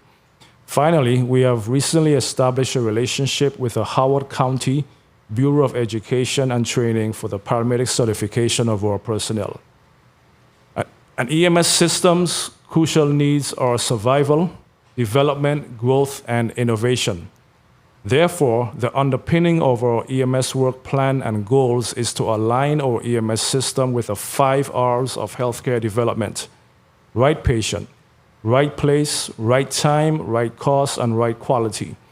The clinical components of our work plan include periodic updates of our treatment policies, quality performance improvement program, assessing clinical performance improvement effectiveness, key performance indicators, staffing requirements, and enhancing the tiered response system. The operational components include interagency relations, mutual aid, hazard preparation and coordination, operational response planning, triaging service requests, response time standards, and employee safety. VIFMS is responsible to the public to ensure that providers are accountable for providing high-quality care. An EMS system is a complex combination of various providers and facilities that provide 3 essential medical functions: stabilization, evacuation, and redeployment. Although organizational structure and resources vary worldwide, the fundamental components of any EMS system are essentially the same. An efficient and effective service delivery model is the foundation by which innovation, evidence-based clinical practice, and the shift from treating most of our patients in the hospital to treating most of our patients in the pre-hospital realm will evolve. This change should be a transfiguration by which VIFMS will trigger itself to become a significant contributor and provider to the USVI healthcare system. This concludes my testimony, and I welcome your questions.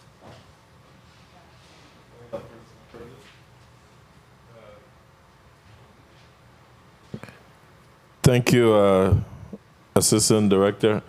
That concludes everything for...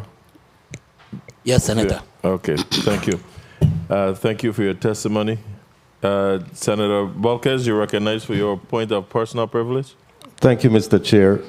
Mr. Chair, I would like to ask for a point of personal privilege to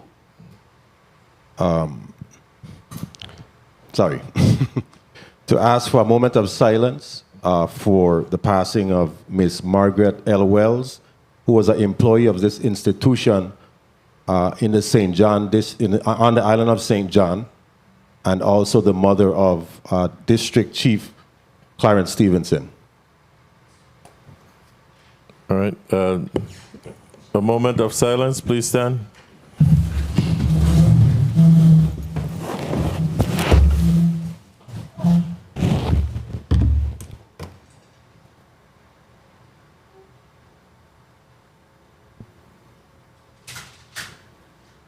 Thank you. Thank you. Thank you, and my condolences, Chief. This must be a bittersweet time to lose your mom and to be promoted. And we did recognize your mom, I think, I can't remember when, but it's okay, and it's fitting that the at-large senator also remembers her. Yes, at the session. That's what I was trying. And I should have known that because that's all we had before. But yes, again, my condolences to you and the family. At this time, we will start our 5-minute round. We'll start this time with Madam Secretary. We know you're a very busy lady and have some other business to attend, and the good Senator, Senator DeGraff, was kind enough to allow you to go ahead of him. So you're recognized. Thank you so much, Mr. Chairman, and also my deepest thanks to Senator DeGraff for allowing me to just skip ahead of you. I appreciate it. Pleasant good day to you, members of the Virgin Islands, finally, the Virgin Islands Fire and Emergency Services, Fire and Emergency Medical Services Division, Agency. So, services. That's my other question. I'm glad. So you are not an agency or department. Are you recognized as that? We fall under the office of the governor. The fall in the office of the governor. That's key to note so that when we're looking at the budget, but I should remember, because I was here when that very critical piece of legislation was passed. And the 34th legislature, we did pass a lot of critical, impactful pieces of legislation. Let me just get right to it relative to my questions today. Now, Director George, I noted in your discussions and your presentations, you mentioned a lot of areas, and I really want to commend you and your very productive and efficient team that you have gathered here with you, the committee which I chair in the 34th, and it's still the same committee, Government Operation. We did a very thorough tour of all of your facilities, and we know some of the challenges you faced, especially because many of them have to be rebuilt based on FEMA funds, and that does take a little time. But I want to go straight to a concern regarding safety. We didn't cover safety in your discussions, and I wanted to look at how we're looking to training our drivers relative to safety and how to maneuver our hills, your firefighters and the like, maneuver our hills and the like, so that we don't have a repeat of some of the accident and fatal accidents that have happened with our staff. Yes, in my testimony, I did mention we had some training for drivers, and we plan to bring in some more training in 2023. And I know you did mention that, but I wanted to ask, are these nationally certified trainings? Yes, ma'am. Okay. The one that we brought was a nationally certified training. Okay, so I didn't clearly glean that from your remarks. And do you have the information on what national certification our fine men and women would receive in this training, especially for driving the vehicles? I don't understand the question directly. Is there, usually with a national certification, there's a name of the national certification. I could get that for you. Okay, through the chair, if you would be so kind to provide that. Now, my next question is regarding, always I look ahead, succession planning. Okay, always looking ahead because we have to beef up. I want to commend you and your team for being able to get and hire 67 fire personnel since 2019.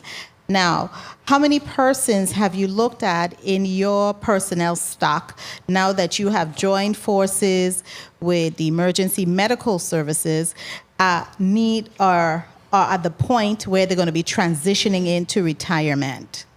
So from 2019, Senator, we looked at the overall scope of the fire service and EMS. We know some 62 individuals have the time to retire. Now is a little higher. You got a number? We have a little more than that, and EMS has a large pool of individuals that can retire right now. Okay, so we would need to know that specific number, because everyone knows here in the Virgin Islands we are encountering a workforce deficit, and should be no time that we don't have sufficient staff to meet the needs of our community. I don't believe it's going to happen, but prevention is critical. With that said, again, the strategic hiring plan that we put in place in 2019, it gave us a buffer on the fire soil. Now that we integrated, we're trying to do the same strategic hiring plan on the EMS side and bumping up all the dual role firefighters to bring that pool up to the standard that we need it to be as a dual fire and emergency medical service. So you're basically saying that even if you have some persons retiring because they're functioning in dual capacity, you should be able to have the coverage required. Yes, and that's the direction we're going in, and that's what we're doing right now. Understood, clear on it. Now, how many persons, I know there also was some challenges with some firefighters who were hired and they did not meet the EMR, EMS, EMT criteria. It was in their scope of work. It was in their requirements and qualifications, and that when they were going to be onboarded, that they would work towards that. How are we working to address those issues? So since the last time we came, the 3 have passed, and we still have 4 outstanding. How much did you have in total? Because we want to. It was 7. 7 total. Yeah, that was lacking to get to that point. We have a new class that came in. In that class we had 4 EMTs, and we had an additional 6 that passed the EMR. But with the EMR, what the challenge we're having, Senator, and not looking at any excuse, but being frank, is that the national registry, we have to sign up, and there's a large pool of people taking that. So we have to stick them in when we get the appointments for them to go and do the test. Okay, Mr. Chairman, may I wrap up with one follow-up question? And certainly a wrap-up, you may. You're so kind.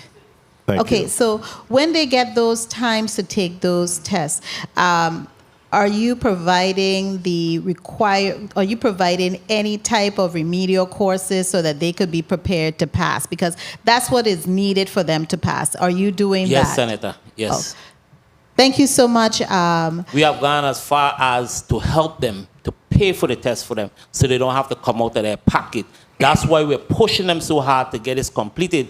So that's why, we as a team, in a sense, feel a little perturbed when they're out there saying that we're not doing things for them. You're bending over backwards. Yes. You're bending over backwards to accommodate them. We have been in this chamber, and I've known senators that tell me, fire them. But we are a little small community. These are young people. They want the jobs, but it's just they're having a difficult time, and we are continuously pushing them. It's going to be a time when they're going to run out of chances, though. Thank you, Senator. Thank you so much. Thank you so much, Mr. Chairman, for your leniency. I appreciate it deeply. You're welcome. Thank you so much. Director, you have a training officer with you? No, he's not here. He's on leave. Okay, and I want to believe if the cobweb then come out my head, what my colleague was asking about with the national term for the certification of that emergency course, isn't it the EVAC course? Yeah, Certified Emergency Vehicle Operators Course. Yes. Right, okay, right. So it's called EVAC course. That's Emergency Vehicle Operations Course. It's an acronym. I will. Thank you for jogging the memory. Senator DeGraff, you're recognized for your 5 minutes. Thank you, Mr. Chair. Good afternoon, colleagues. Good afternoon, testifiers. I am so sorry. Sure. My apologies. How dare me? When we started, I was saying, wait, nobody here from St. Croix, but I look on the screen and all our St. Croix representatives are there. Can you just identify yourselves on the screen in case the senators have a question for you for the St. Croix district, please? Starting with the Assistant Director. Good afternoon, Senator. Assistant Director Antonio Stevens. Welcome. Chief. Good afternoon, Senator. Fire Chief Libertatus. St. Croix. Man, I know you ain't like to talk at all, you know, but you gotta speak up sometime, man. Welcome, Chief. Sure. Liberian Titus, St. Croix Fire Service. Thank you. Welcome. Who else is there? A deputy chief? Good afternoon. Oh. Robert Bryan, EMS Chief, St. Croix District. How are you doing? Welcome. Thank you. I'm seeing the deputy here. Chief Financial Officer. Chief Financial Officer, welcome. Thank you. I'm seeing the head of the deputy chief, but I ain't hearing nothing. Muted. You know how to use a computer there? You're on mute. All right, that's Deputy Chief Christian. I can see him. Let's proceed. Senator DeGraff, you recognize? Thank you, Mr. Chair. St. John. Our Deputy Chief St. John is there. I'm sorry. Wow. I just assumed that the person was from St. Croix and not saying anything either. Sorry. St. John, Deputy Chief, go ahead.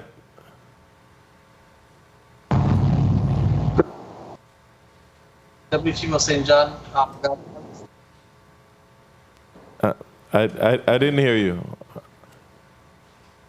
Magabi Calix, Deputy Chief of St. John.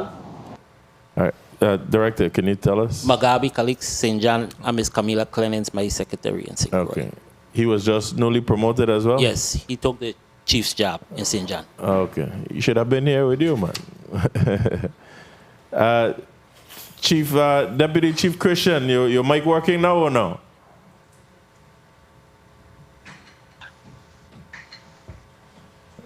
Okay, I guess not. Senator DeGraff, you're recognized for your 5 minutes. Yeah, thank you, Mr. Chair. While you're identifying, since you're the new chair of Homeland Security, I want you to know that the director of VI Fire EMS from Savan. I want to make sure you know that. I gonna always say that first. First of all, District Chief, my condolences to you and your family. Director, we just had an interesting situation with the AG's office, and being that you have a medical examiner here, A medical director, I apologize. And you, being that the function of fire EMS is to respond now, different response in cases of death,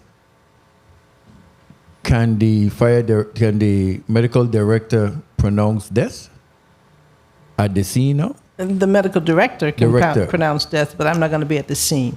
No, that's what I'm trying to figure out, because of what interesting questions in terms of prior, when I was a police, we had to take to the emergency room, and then the doctor, because EMS could not pronounce death.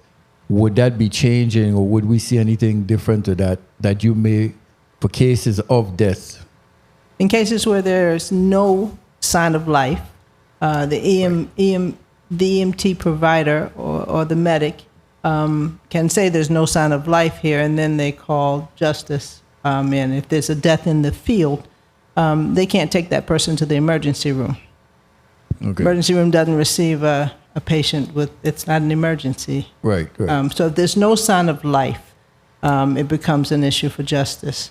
Yeah, I'm just saying in terms of how we investigate stuff too criminally, because the police, from the time it's determined that a person is dead, we start the investigation, and it moves on. Then the police so comes I'm just in. wondering if those things have to be this, Mr. If I may, Lyle Evelyn, yes. Assistant Director of EMS. I can explain to you the entire process, if I may.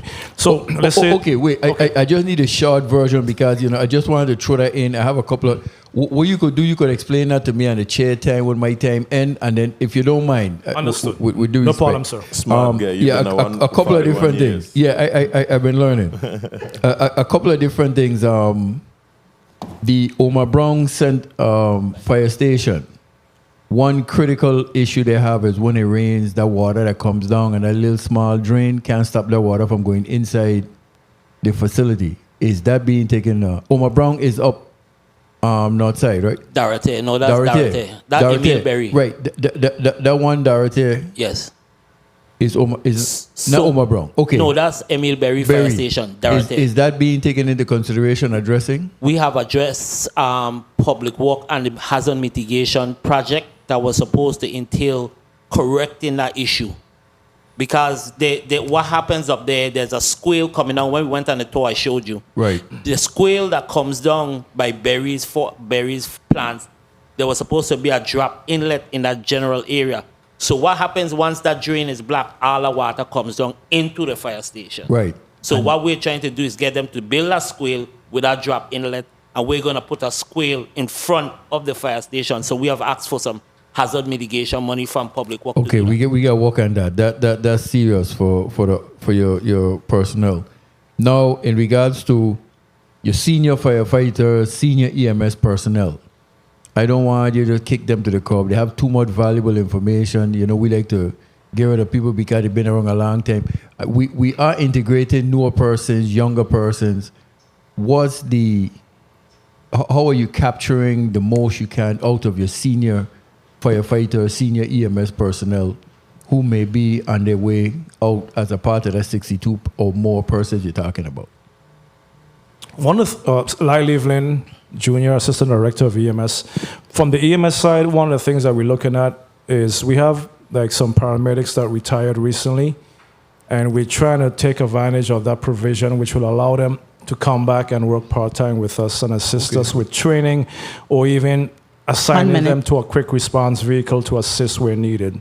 So they have maintained their licensure, and we're going to utilize them in that regard. Okay, great. That's good to hear. Let me see, in wrapping up, because I know medications now will be stored at your facilities. What protocols do you have in place for maximum security of those medications? So Lai Leveland, Assistant Director of EMS, so we have obtained our DA license, and with the DA license, we had to show evidence that we have locked storage and cameras. So we have those in place currently at our office at the hospital, and we also have that in place in St. Croix as well. Okay, and then Director, I'll leave you give me an update on the fire boat, the money that we provided for the trucks, going toward the trucks. And what I'd like to know also is, would the implementation of the new 67 personnel, it may not be just fire alone, or the fire personnel alone. They're dual response personnel. Dual response. Yes. Does it change the 24 hours on, 3 days off? No. That stays? That stays as it is. Remember in the battle that we had for the integration, that was one of the sticking issues for the EMTs. They didn't want to go to the 24-hour shift. So we continued their 12-hour shift, and the firefighters continued their 24 on, 72 off. Okay. Time. Good. And finally, if I may, Mr. Chair, and finally wrapping up, you may wrap it up.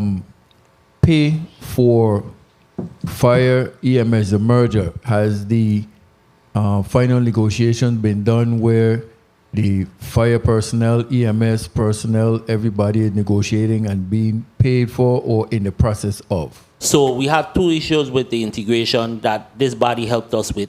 The 15% hazardous duty pay has been paid. All back paid has been made. There recently was a veto of a bill that I think it was Senate President Francis passed to fix the one with the prevention unit. But there was an error in there that would have caused some chaos. So the recommendation from the governor's office was to veto, and we go back to the negotiation table to do that for the prevention unit.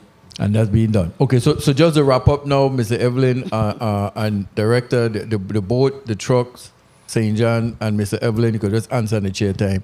Thank you for the time. Appreciate it. I'm learning. The gentleman is so smooth, huh? From Savan. Oh, it's a Savanero thing, huh? Okay. So the boat is in construction. Sorry. The boat is in the construction phase. The first check was sent to them. In April, the guys are going up, the captain and the chief is going up to do the first inspection. There's 5 inspections we will do until the boat is completed. So this is going to be the first inspection sometime in April for the boat. The 3 trucks, 2 are here. 1 is on a barge coming from the company. One of the trucks came in for St. Croix with a little issue. We're working on that. The company is dealing with that right now. And I think the fleet, for the monies you guys gave us, the fleet is really up to 80% now. Thank you for your response. Mr. Evelyn with the medical examiner. Lyle Levin, Assistant Director of EMS. So whenever EMS receives a call, let's say a call comes in for a possible DOA or someone not breathing, DOA means dead on arrival. The EMS team arrives on the scene, do their assessment, checking for pulse, respirations. They may even put the patient on a monitor and confirm a systole or flat line in 3 leads. That is absence of vital signs, so that person is, quote unquote, it doesn't have any signs of life. From there, the EMS provider will get on the radio, call 911 to request police assistance. The police will come, take a report. From there, once the police arrives on the scene, then EMS is cleared from the scene. So the custody of that patient is then transferred to VIPD. From there, they will call their medical examiner, and then that person will come in that vehicle and transfer that patient to the respective morgue, either at Juan Louis or at Standard Regional Medical Center. The only time a patient, a deceased individual, goes directly to the funeral home is if they're on hospice, and that was already prearranged. Thank you for that response. The only one thing that you said that I wasn't really too comfy with is that once your personnel has made that determination and relaying that to 911, not only police should be requested there, but the morgue attendant one time. It doesn't need to wait for the police to come and then the police come and then contact the morgue attendant. Both should be notified immediately. But medical director, I wanted to say too that you were spot on with your response with regards to dead bodies not being taken to the ER, as this is not an emergency. But we have been in a unique situation for quite some time. And the good senator was on a couple years before me within the police department, so this seemed to have been happening even before my tenure. But back in our days when we were cops, what would happen is once the body is removed from the scene, as long as they're not, they didn't decease in a hospital, if the medical examiner, which we had back then, wasn't available to come on the scene, the morgue attendant would have, on his way to the morgue, before he puts the body up, secure the body in the morgue, will stop at the emergency room, unless the doctor said he'll walk from the ER over to his side and pronounce that body before he puts it in. But the unique situation was that the morgue was properly at the hospital. So we were able to utilize their services at that time. Now we're having a different conversation where a temporary morgue, which I really believe going to become permanent, going to be way away from the hospital. So this is something that we must fix. Not because these people are dead, we're not going to respect Senator the Gibbs, process. I agree with you. This is Robin Ellett, Medical Director. I worked in that emergency room for a little over 10 years. And goodness, I had the morgue attendant or the driver bring the body to the ER and have us pronounce. There was always some controversy with that. Right. And I think that at this point, if EMS has been there and said there's no sign of life and call that into play, I think that suffices. I think as a. So we'll be having some conversations sooner rather than later, because we have to come up with a solution to this. And I'm moving my papers about, and I can't find. Okay, Next, Senator James or Senator Johnson, if Senator James is not available. Thank you very much, Mr. Chair. Yes, you recognize Senator. Go ahead. Thank you very much. Good afternoon to all the testifiers and Good afternoon. people of the territory. Director George, how are you doing today? I'm good, sir. How are you doing? Fine, thanks. I think I give Director. You brought in some new equipment. The truck in St. Croix came in with a problem. Yes. I was told that the computer arrived on the island. Yes. I understand that there was a cost to getting that truck off the pier. The company that we purchased this truck from to reimburse this government. So you guys had to use a crane, put that truck on a flatbed, get it to the station because it's a brand new truck. Yes. The answer is yes, they are going to. Oh, no, I didn't hear you be coming in broken. Yes, we're in discussion with a company that's supposed to be on island very soon. You are in discussion in regards to being reimbursing, but having to use a crane operator to put that truck in a flatbed, get it down to Richmond. To repair the vehicle. We haven't had any discussion about the crane as yet. I would appreciate if you do have that conversation because it was cost by a department to the government of the Virgin Islands. That's not a call because it's a brand new truck. Am I right to say that? Yes, Senator. Thank you. So please, let's look into getting reimbursed for that endeavor. And the Charles Sealy Fire Station in Grove, please. You say you're going to begin demolition. What's the expected beginning time for demolition and expected time for completion of that fire station? The demolition is supposed to start by the end of this month.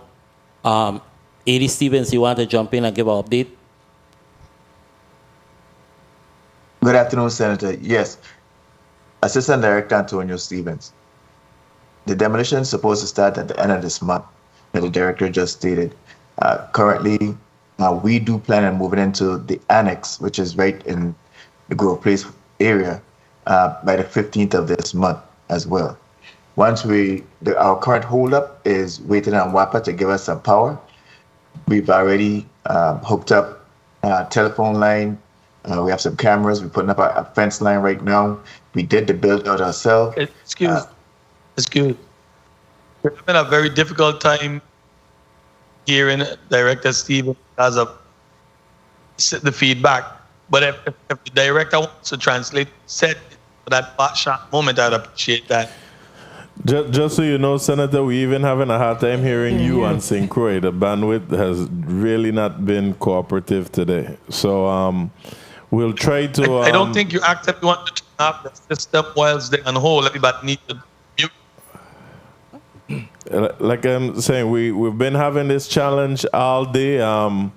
But if we could send some of these questions directly to the agency so we could get clarity, then we'll do so. But those on the and what the senator is asking is that if everybody who is online, everybody who is not talking, your devices should be muted except the one who is speaking.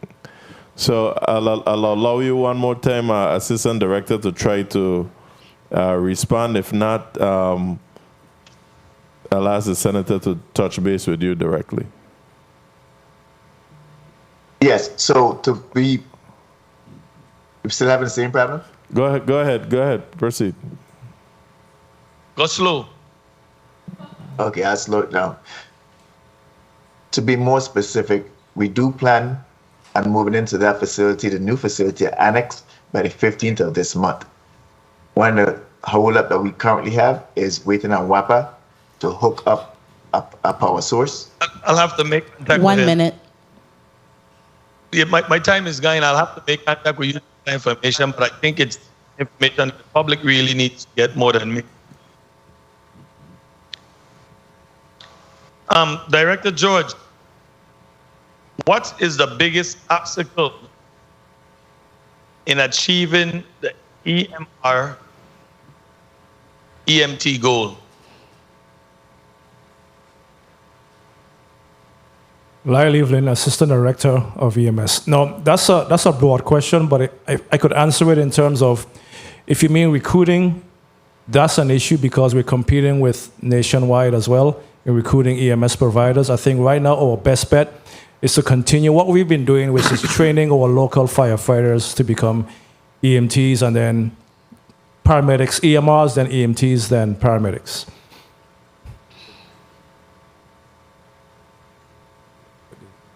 And then again, you're awaiting decision from FEMA, the hazard mitigation grant.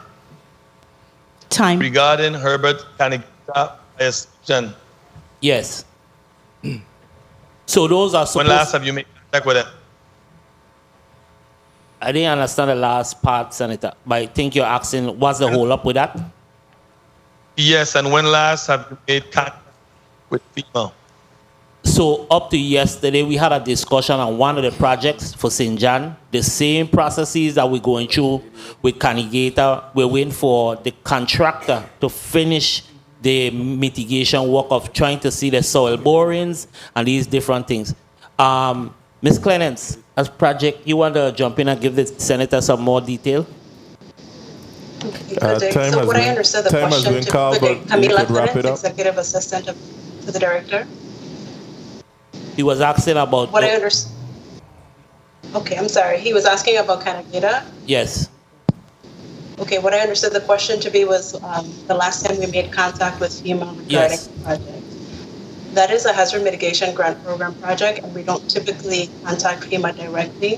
We communicate with the hazard mitigation grant program team at ITEMA.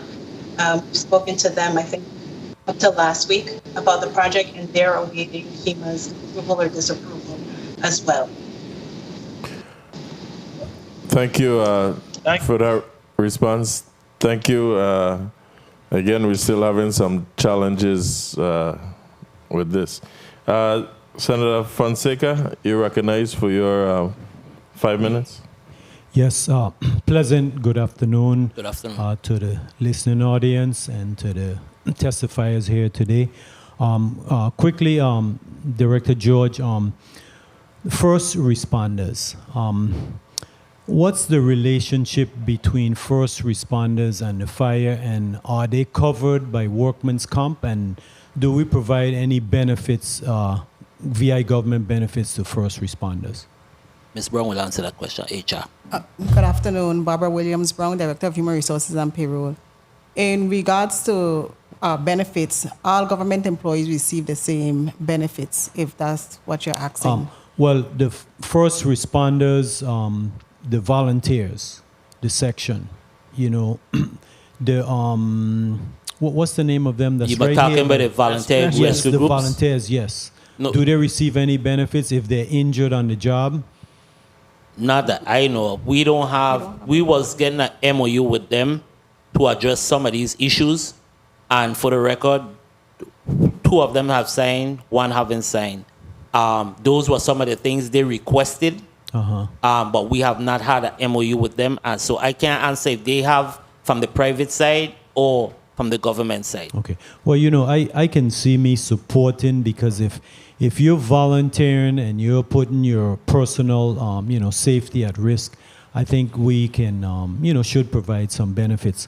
Quickly now, I want to go to the ambulance boat. What is the specifications for this boat compared to the last? Is it faster, wider, bigger? What's the difference in the The specifications? Star Life is an ambulance boat, and the vessel that we have in is a fire and rescue boat. But I'll leave the chief go into a little more detail from the boat inside.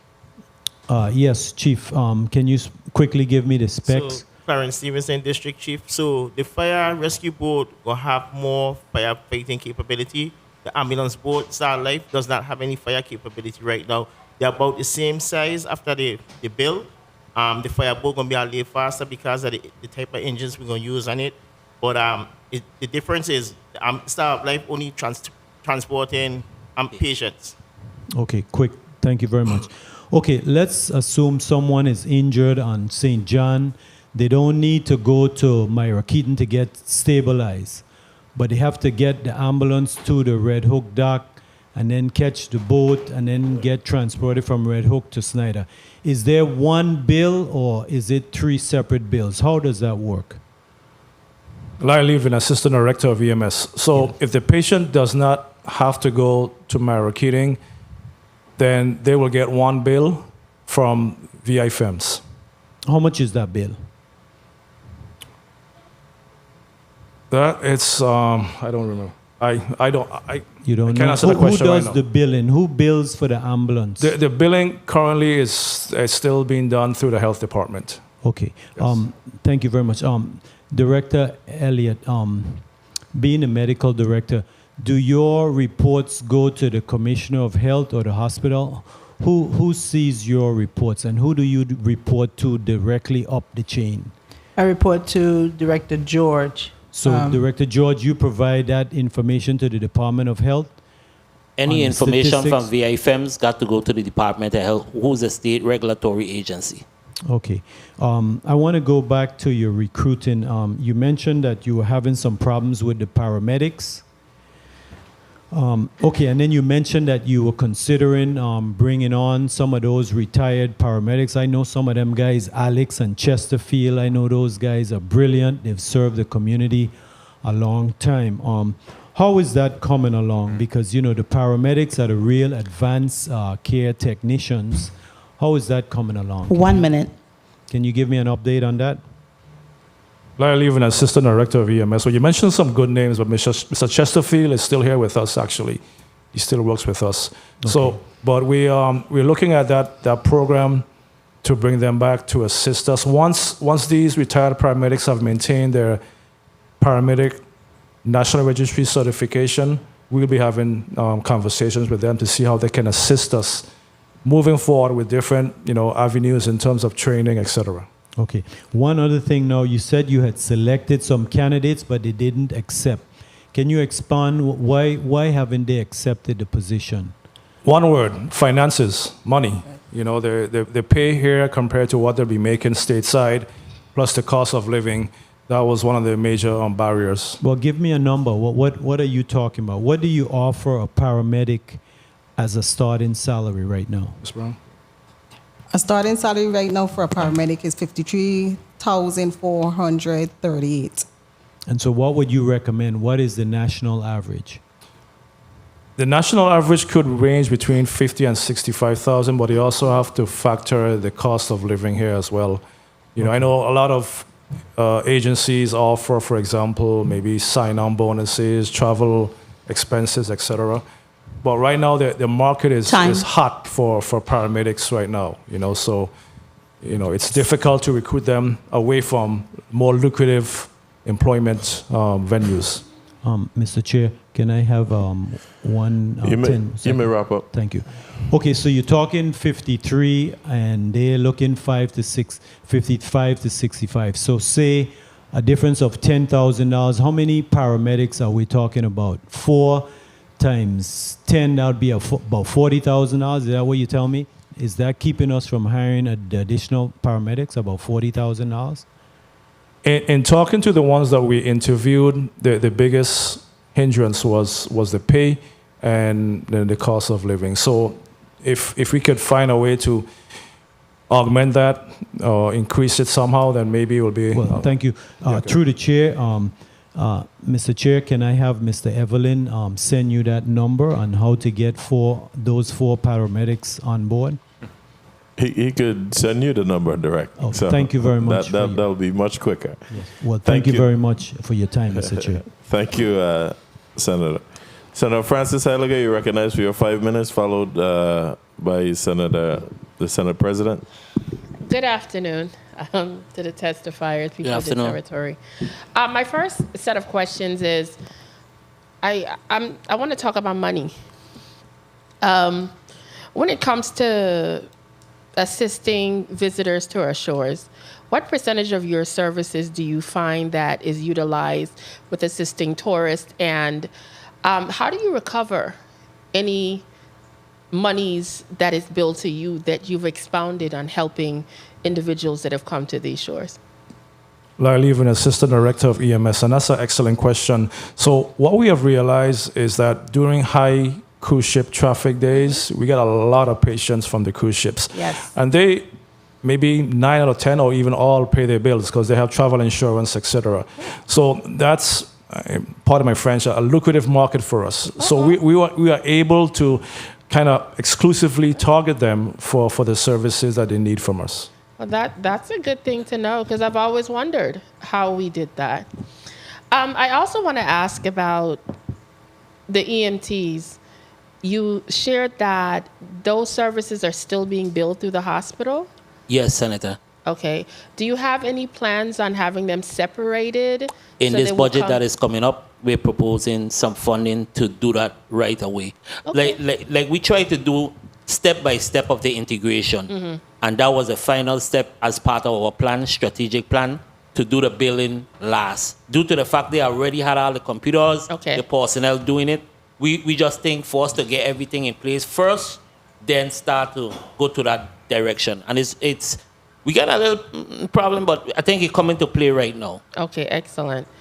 Okay, do you have an idea or a plan for how long it would take to transition, or have you made any estimates?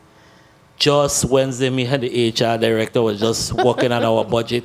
I would say if we get it in a budget this year, Senator, I would say by October we'll be able to hire, set up our system, and be able to bill for ourselves. Maybe faster. Keeping some updates. Do you remember they had those fires downtown Wheatley and Fort Milliner?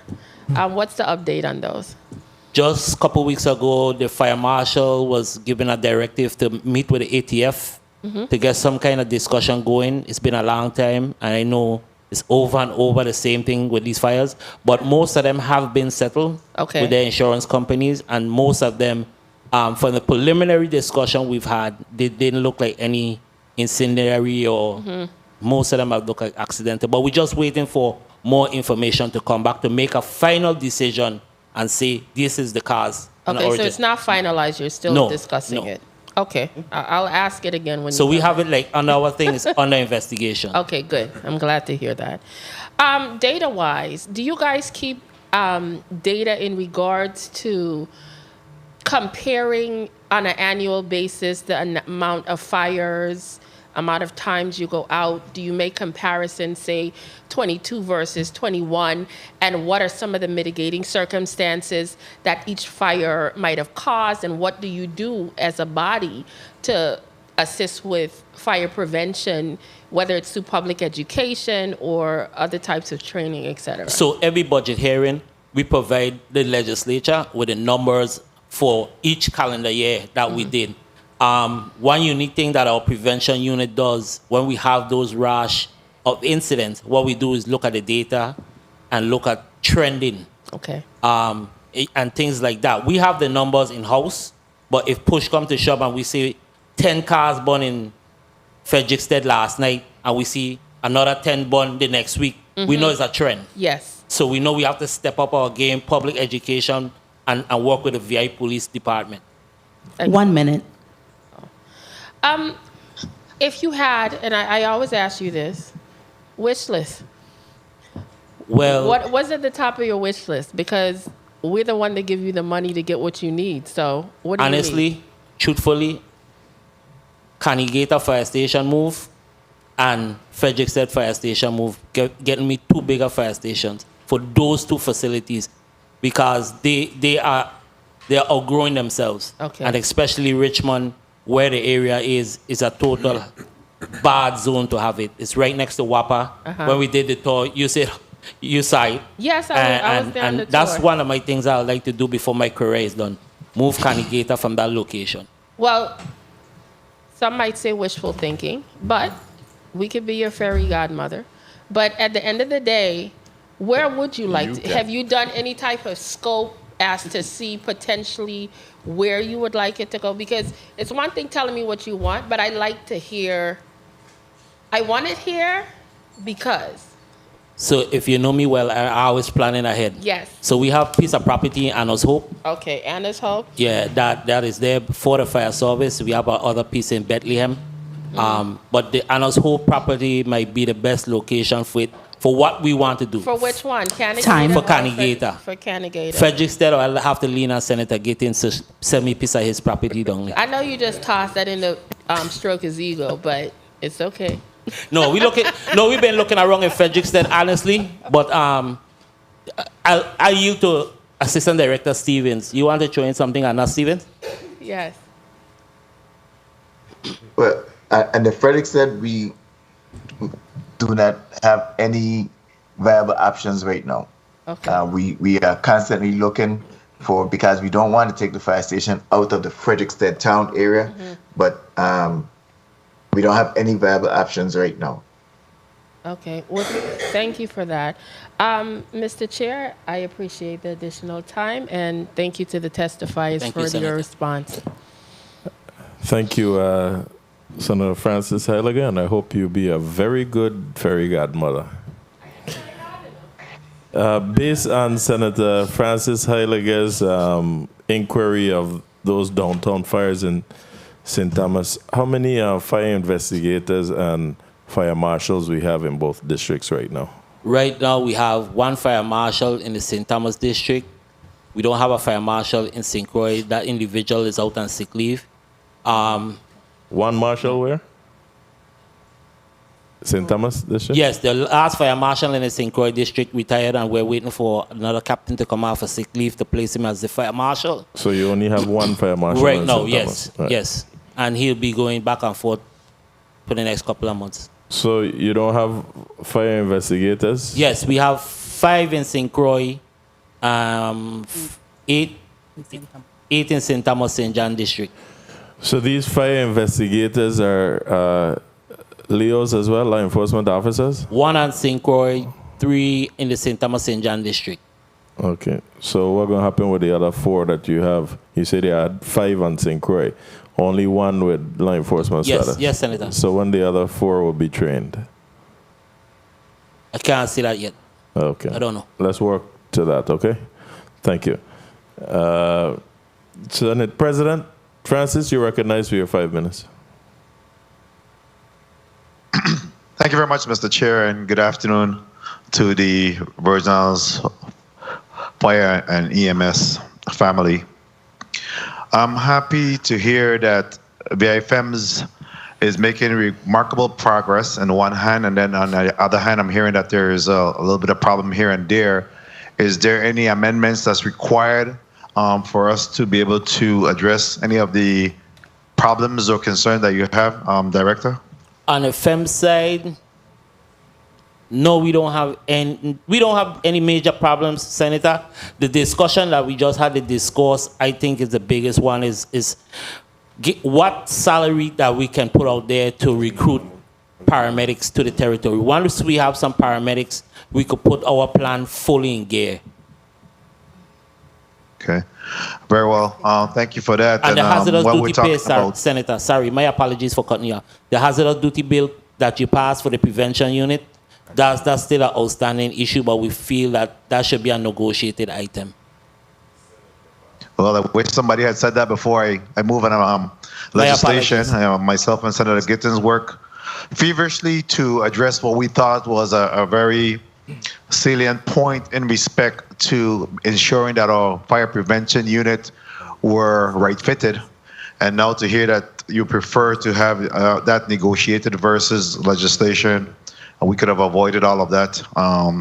So I'm waiting to hear what is being recommended to make sure that we're right-fit in that situation, because there's a level of frustration over at the fire prevention unit that needs to be addressed. Senator, I would not say it wasn't a good legislation. It just wasn't, the wording was not good. If the Senate body feels that it could be done quicker, it's fine with us. We just want it to be whole. I know there's some other pressing issues that we have to address, because it's going to come one unit against the next. That's our problem right now. Internally, we would like to have them to have the 15%, but internally, there's some internal issues that we need to address also. Okay, very well. And we'll have a discussion offline on that matter, because again, I believe that we need to make sure that we're providing our employees with the necessary salaries, and so that they could work effectively and efficiently on our behalf. So we'll have that discussion. In regards to the junior firefighters, what's the status of junior firefighters? The junior firefighters program is going well, and St. Croix, we're trying to get it up and fully running. It's happening, but not as how it is in the St. Thomas St. John district. St. Thomas St. John district has over 50 to 60 children. In the St. Croix district, they have between 10 and 15. We have gone out and we procured some vans. We have a project in Slab to fix the junior firefighter building in Estate Slab. We can't get any contractors to do that. We're still soliciting a contractor to do the internal work. We have the funding. On St. Thomas, we just looked at a piece of property right next to the fire station to make it our training center and a new home for the junior firefighters also. Very well. That is again, I believe, has been a pipeline to make sure that you're getting firefighters, and we should try to exhaust that as much as possible and get it working to the best of our ability. You spoke a little bit about the fire boat. You didn't give us an ETA. I know that you said that it's currently under construction. What is the ETA of that? We're looking at either the last week in November, first week in October of 2023. Good. Okay. And in the Grove Place Fire Station, the Charles Seeley Fire Station, I know that there is a temporary location that has been designated while the demolition and repair have been done to that facility. Is that adequate? Will that be able to fulfill the needs of that location in the meantime? A.D. Stephen, Chief Titus. Senator Francis, Assistant Director Antonio Stevens. The answer to that is yes. So far we've allowed the firefighters who are working in the other stations to come and take a look. They're very happy with the amount of space. The space is bigger than what they currently have in the Grove Place Fire Station, especially the commander's room. I think the captains will want to move from where they're at C Company down to that Grove Place annex, because of the amount of space that they currently will have. Okay, very well. And in terms of fire inspection and making sure that infrastructure adhering to all of the safety mechanism and protection mechanism, how are we effectively educating the public and making the necessary inspection again to ensure that we're moving in a safe direction? So, Senator, in the next few weeks, you will see a rollout of some public announcements by our new PIO, Ms. Jackson. We have some plans for that. We also want to do some in-school education and public education of some of our public. We will be visiting schools. We did do a campaign this weekend with the Red Cross, putting in smoke alarms in folks' house. That went very well. We from the fire service plan to do some initiative like that in FY23. Very well. Thank you very much, Mr. Chair. I heard my time call. Can I just wrap up with one final? You sure can. Thank you very much, Mr. Chairman. It's called President's Privilege. Assistant Director Evelyn, in regards to having our ambulances stationed at our satellite location, how is that working out? Are we still having the assistance of the Pafford and making sure that that's properly staffed up and responsive? Assistant Director Lyle Evelyn, Fire Service. Yes, that's a great question. We are also utilizing our dual role firefighters to assist as well. So I can't recall if there are any issues with calls being delayed, but we've been constantly maintaining about 3 to 4 ambulances per island, depending upon. It's called dual deployment, where we look at certain trends and say maybe we should put up another ambulance to augment the existing services. But if Chief Brian wants to add to that, he can. But I think yes, it has been working out fine. Very well, thank you. And just while I have you here, just one final note is that we still have a part of the regulatory responsibility through Department of Health and Legal Counsel at Government House that we need to complete. Director, again, if we're going to fully bake this cake, we need to make sure that the regulatory aspect is sent down and that legislation is moved forward on. Thank you very much, Mr. Chair, for the time. Thank you for your responses from the Virgin Islands Fire and EMS. Thank you, Mr. President. Director. Yes, Senator. When you've been coming to the legislature previously, you've been recruiting here or something? I recruit all over. Oh, it seems like you recruited, man. You got a real able-bodied individual there, Ms. Jackson, being your PIO. Excellent employee. Congratulations. Former media employee here, public relations. She in a fire family now. All right. Before I recognize the good St. John Senator, I keep hearing about this fireboat. The fireboat is just for St. Thomas St. John? St. Thomas St. John, if you could remember, in the 44th legislature when the money was appropriated, right, we said that once that boat is brought to the Virgin Islands and you guys see it, the next year we'll appropriate some money for the boat on St. Croix. We already have staff on St. Croix ready to go. So if in the 24th you want 24, no, the 24th budget, if you want to give us a little something. You just jogged my memory on that for sure. But we do have to get a fireboat, not just because St. Thomas St. John have one, but because we're one territory. And we would have the need for it on St. Croix as well, as we've seen an increase in even the cruise lines coming to St. Croix. But I'll leave my next question regarding, I want to try to get the terminology right. I came up with about 3 terminologies, but I'll get it together. At-large Senator, you recognize wrapping this up, and then I'll conclude after you. Thank you, Mr. Chair, and good afternoon to the Fire EMS Department Director George and administrative staff. Good afternoon. You are tasked with public safety from a fire standpoint and health standpoint with EMS. Last time when I was where the good chair sits, I inquired about a number of things, and I was wondering if some of them were completed, so I wanted to follow up. Jog my memory, it was a lot. I know. When it came to some of the doors and vehicles and other major improvements in some of the facilities, I know in the fire department, it's more of like a brotherhood and sisterhood, where a lot of the work is actually done by the firefighters themselves, which I thought was very amazing. So I was wondering about some of the facilities where any of the doors replaced. As mentioned, I believe, Mr. Hodge, I remember his position, he mentioned that they were working on some of that. We have some facilities, the firefighter in Canigate, especially on St. Croix. They did a yeoman job remodeling the kitchen area where you talked about. They did some work in there. At the Lima Company Fire Station recently, the squad up to today, they went for material to finish their project, what they're doing at Tutu Fire Station.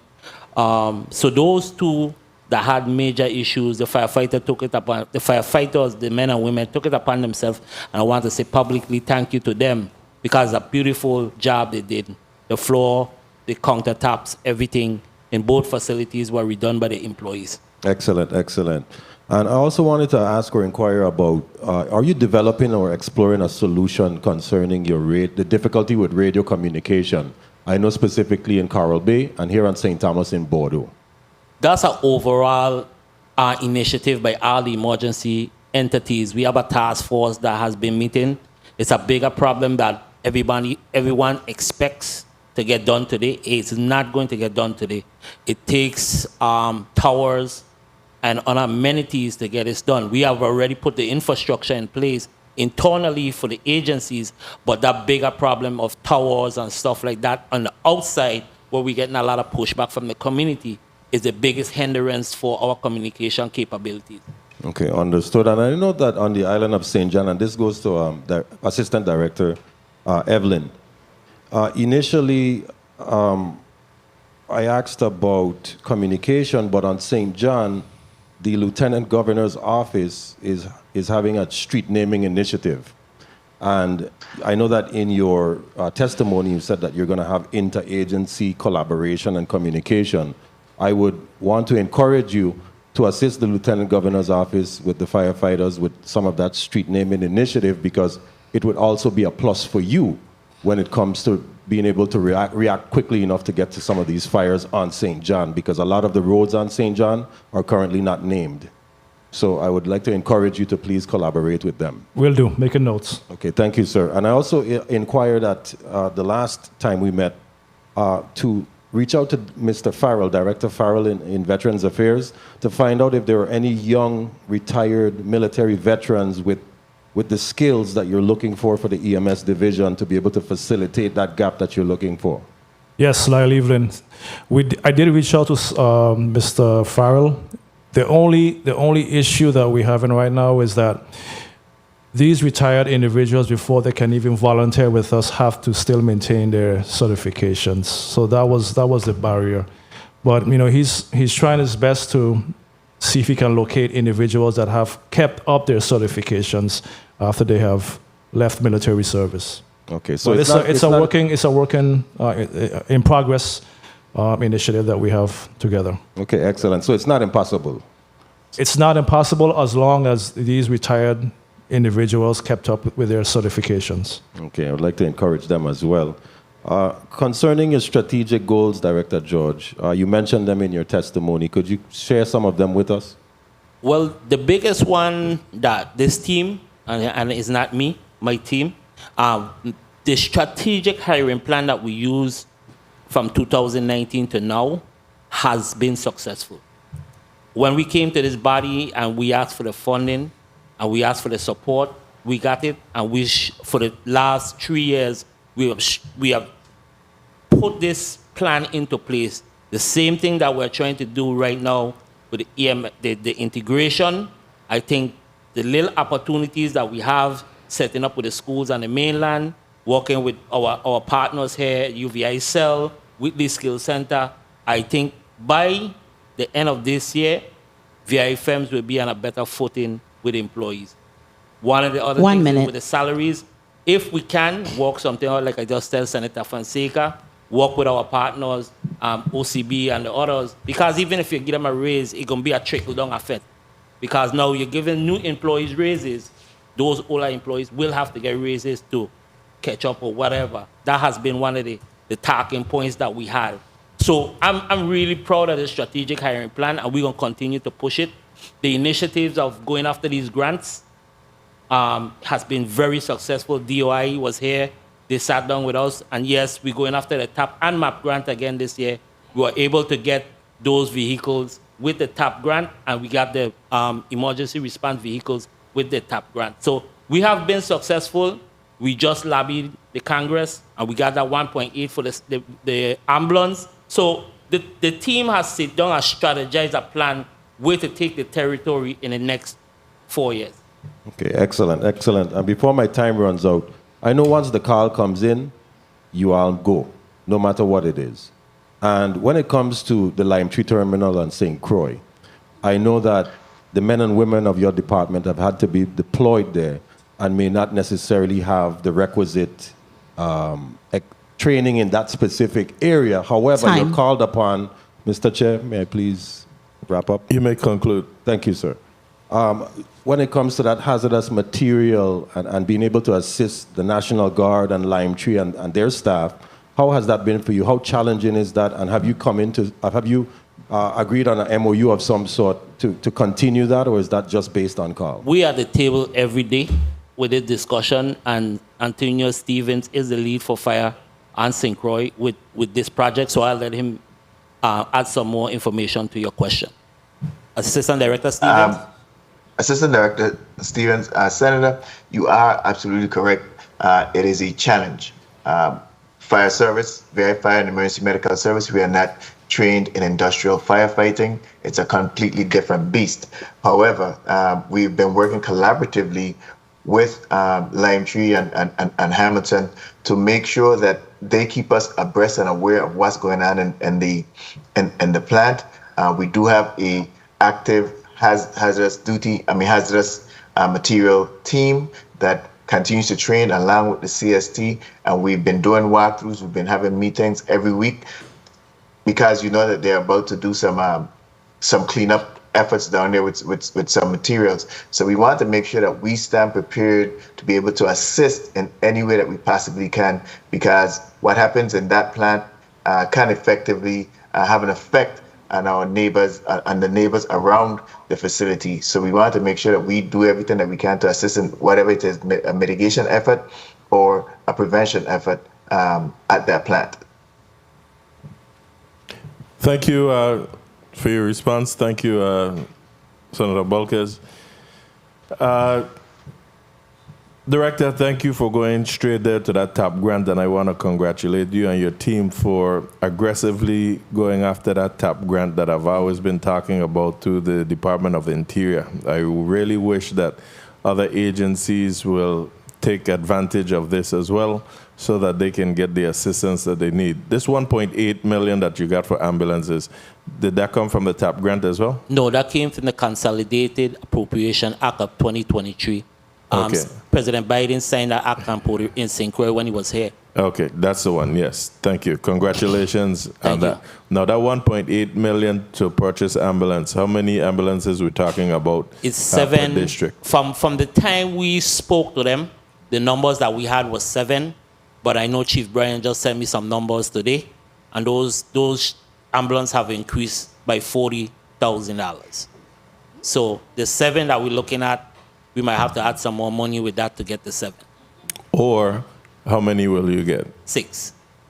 Okay.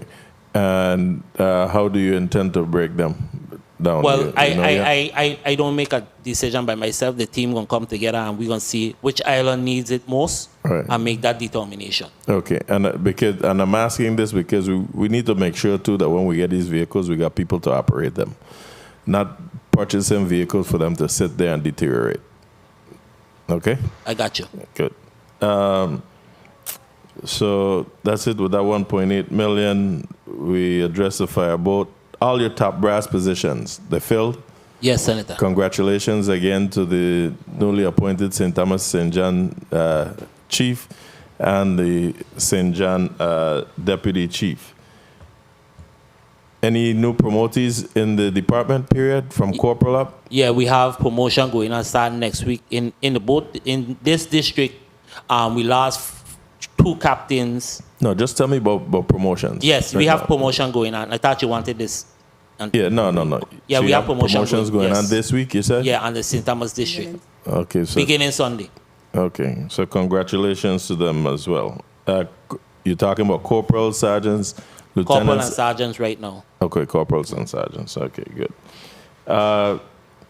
Now, the term that I want to use it correct, is it the, what do you call them, turret guns, water cannon, or deluge guns? Deluge guns. Okay. Turrets, anyone you want to call it, yes. Okay, because I see like 3 different terms. So any of our fire trucks are equipped with these pieces of equipment? There's a couple that have on it. For some reason in the past, we didn't put them on because we have monitors. We have several monitors that we use for big dump fires, high-rise fires, etc. So we have a ton load of those on the trucks. Thank you. Now, I want to also extend condolences to the fire department and the family of retired fire deputy chief. I think he was retired fire deputy chief on St. Croix, Floyd Peterson. That's what he was, right? A deputy chief deputy last? chief, yes. Okay. And hence why I asked you about that as well. We've seen, sadly, death during your service as well. And I wanted to know about the water salute and whatnot with the crosses and whatnot. They do it on the airport when they brought in Governor Turnbull.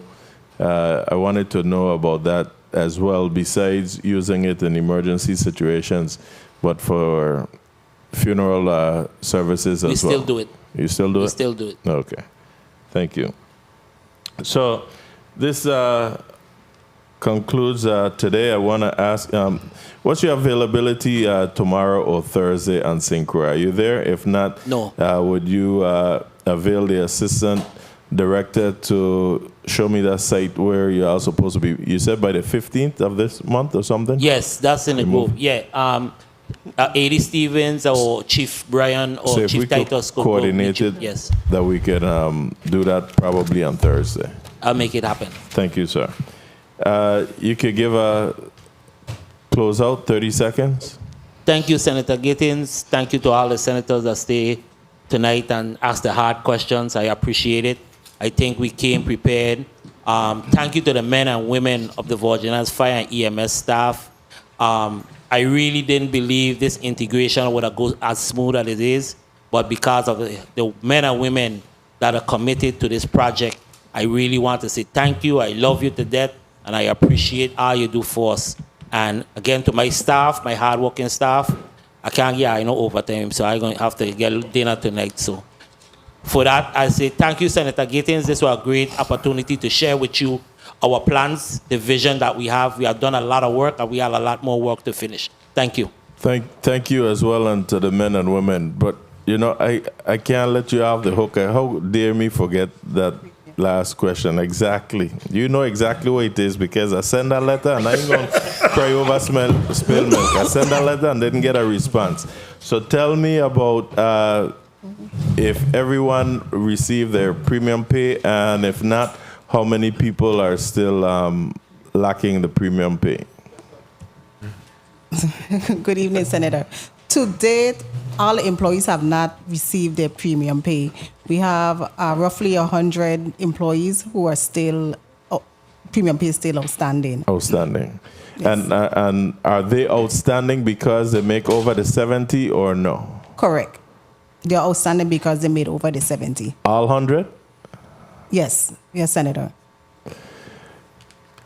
Let me just say this for the record, not just fire department, but I couldn't understand how this government came up with that rule, because it's almost like we're punishing first responders as well and other frontline employees, because if my salary is $62,000 and because the agency have a shortage and I'm mandated to fill that gap and happen to work overtime, so I make $71,000. You mean to tell me that the federal government have provided an opportunity for me to get premium pay for the services because I can't function from at home, and now I'm not eligible just because I've been coming to work and having to work overtime? We got to do better. So, and it's not you, the agency, but I'm going to continue to be your advocate, because the men and women deserve this premium pay. I will leave that alone. It's been a long day. Thank you all so much. In Block 1, we heard from Vitima and the Virgin Islands National Guard. Block 2, we heard from the Department of Justice, which is the Attorney General's Office, and the Bureau of Corrections. And in Block 3, we've heard from the Virgin Islands Fire and Emergency Medical Services. My colleagues and non-committee members have been here with us all day. As you can see, the interest of all the senators, whether they're a member of this committee or not, they want to be able to assist the agencies, especially our first responding agencies. So please, anytime that you come before the Senate, just be upfront, outright, but respectful, and we will do all that we can possibly do for the agency. All right, so thank you, colleagues, everyone. Thank you, media, security, all the staff, transportation, everyone. Have a safe evening. Those of you traversing back to St. John, St. Croix, wherever you may go, please be safe. The Committee on Homeland Security, Justice, and Public Safety for Tuesday, February 7, 2023, being the first committee hearing for the 35th Legislature, is hereby adjourned. Thank you.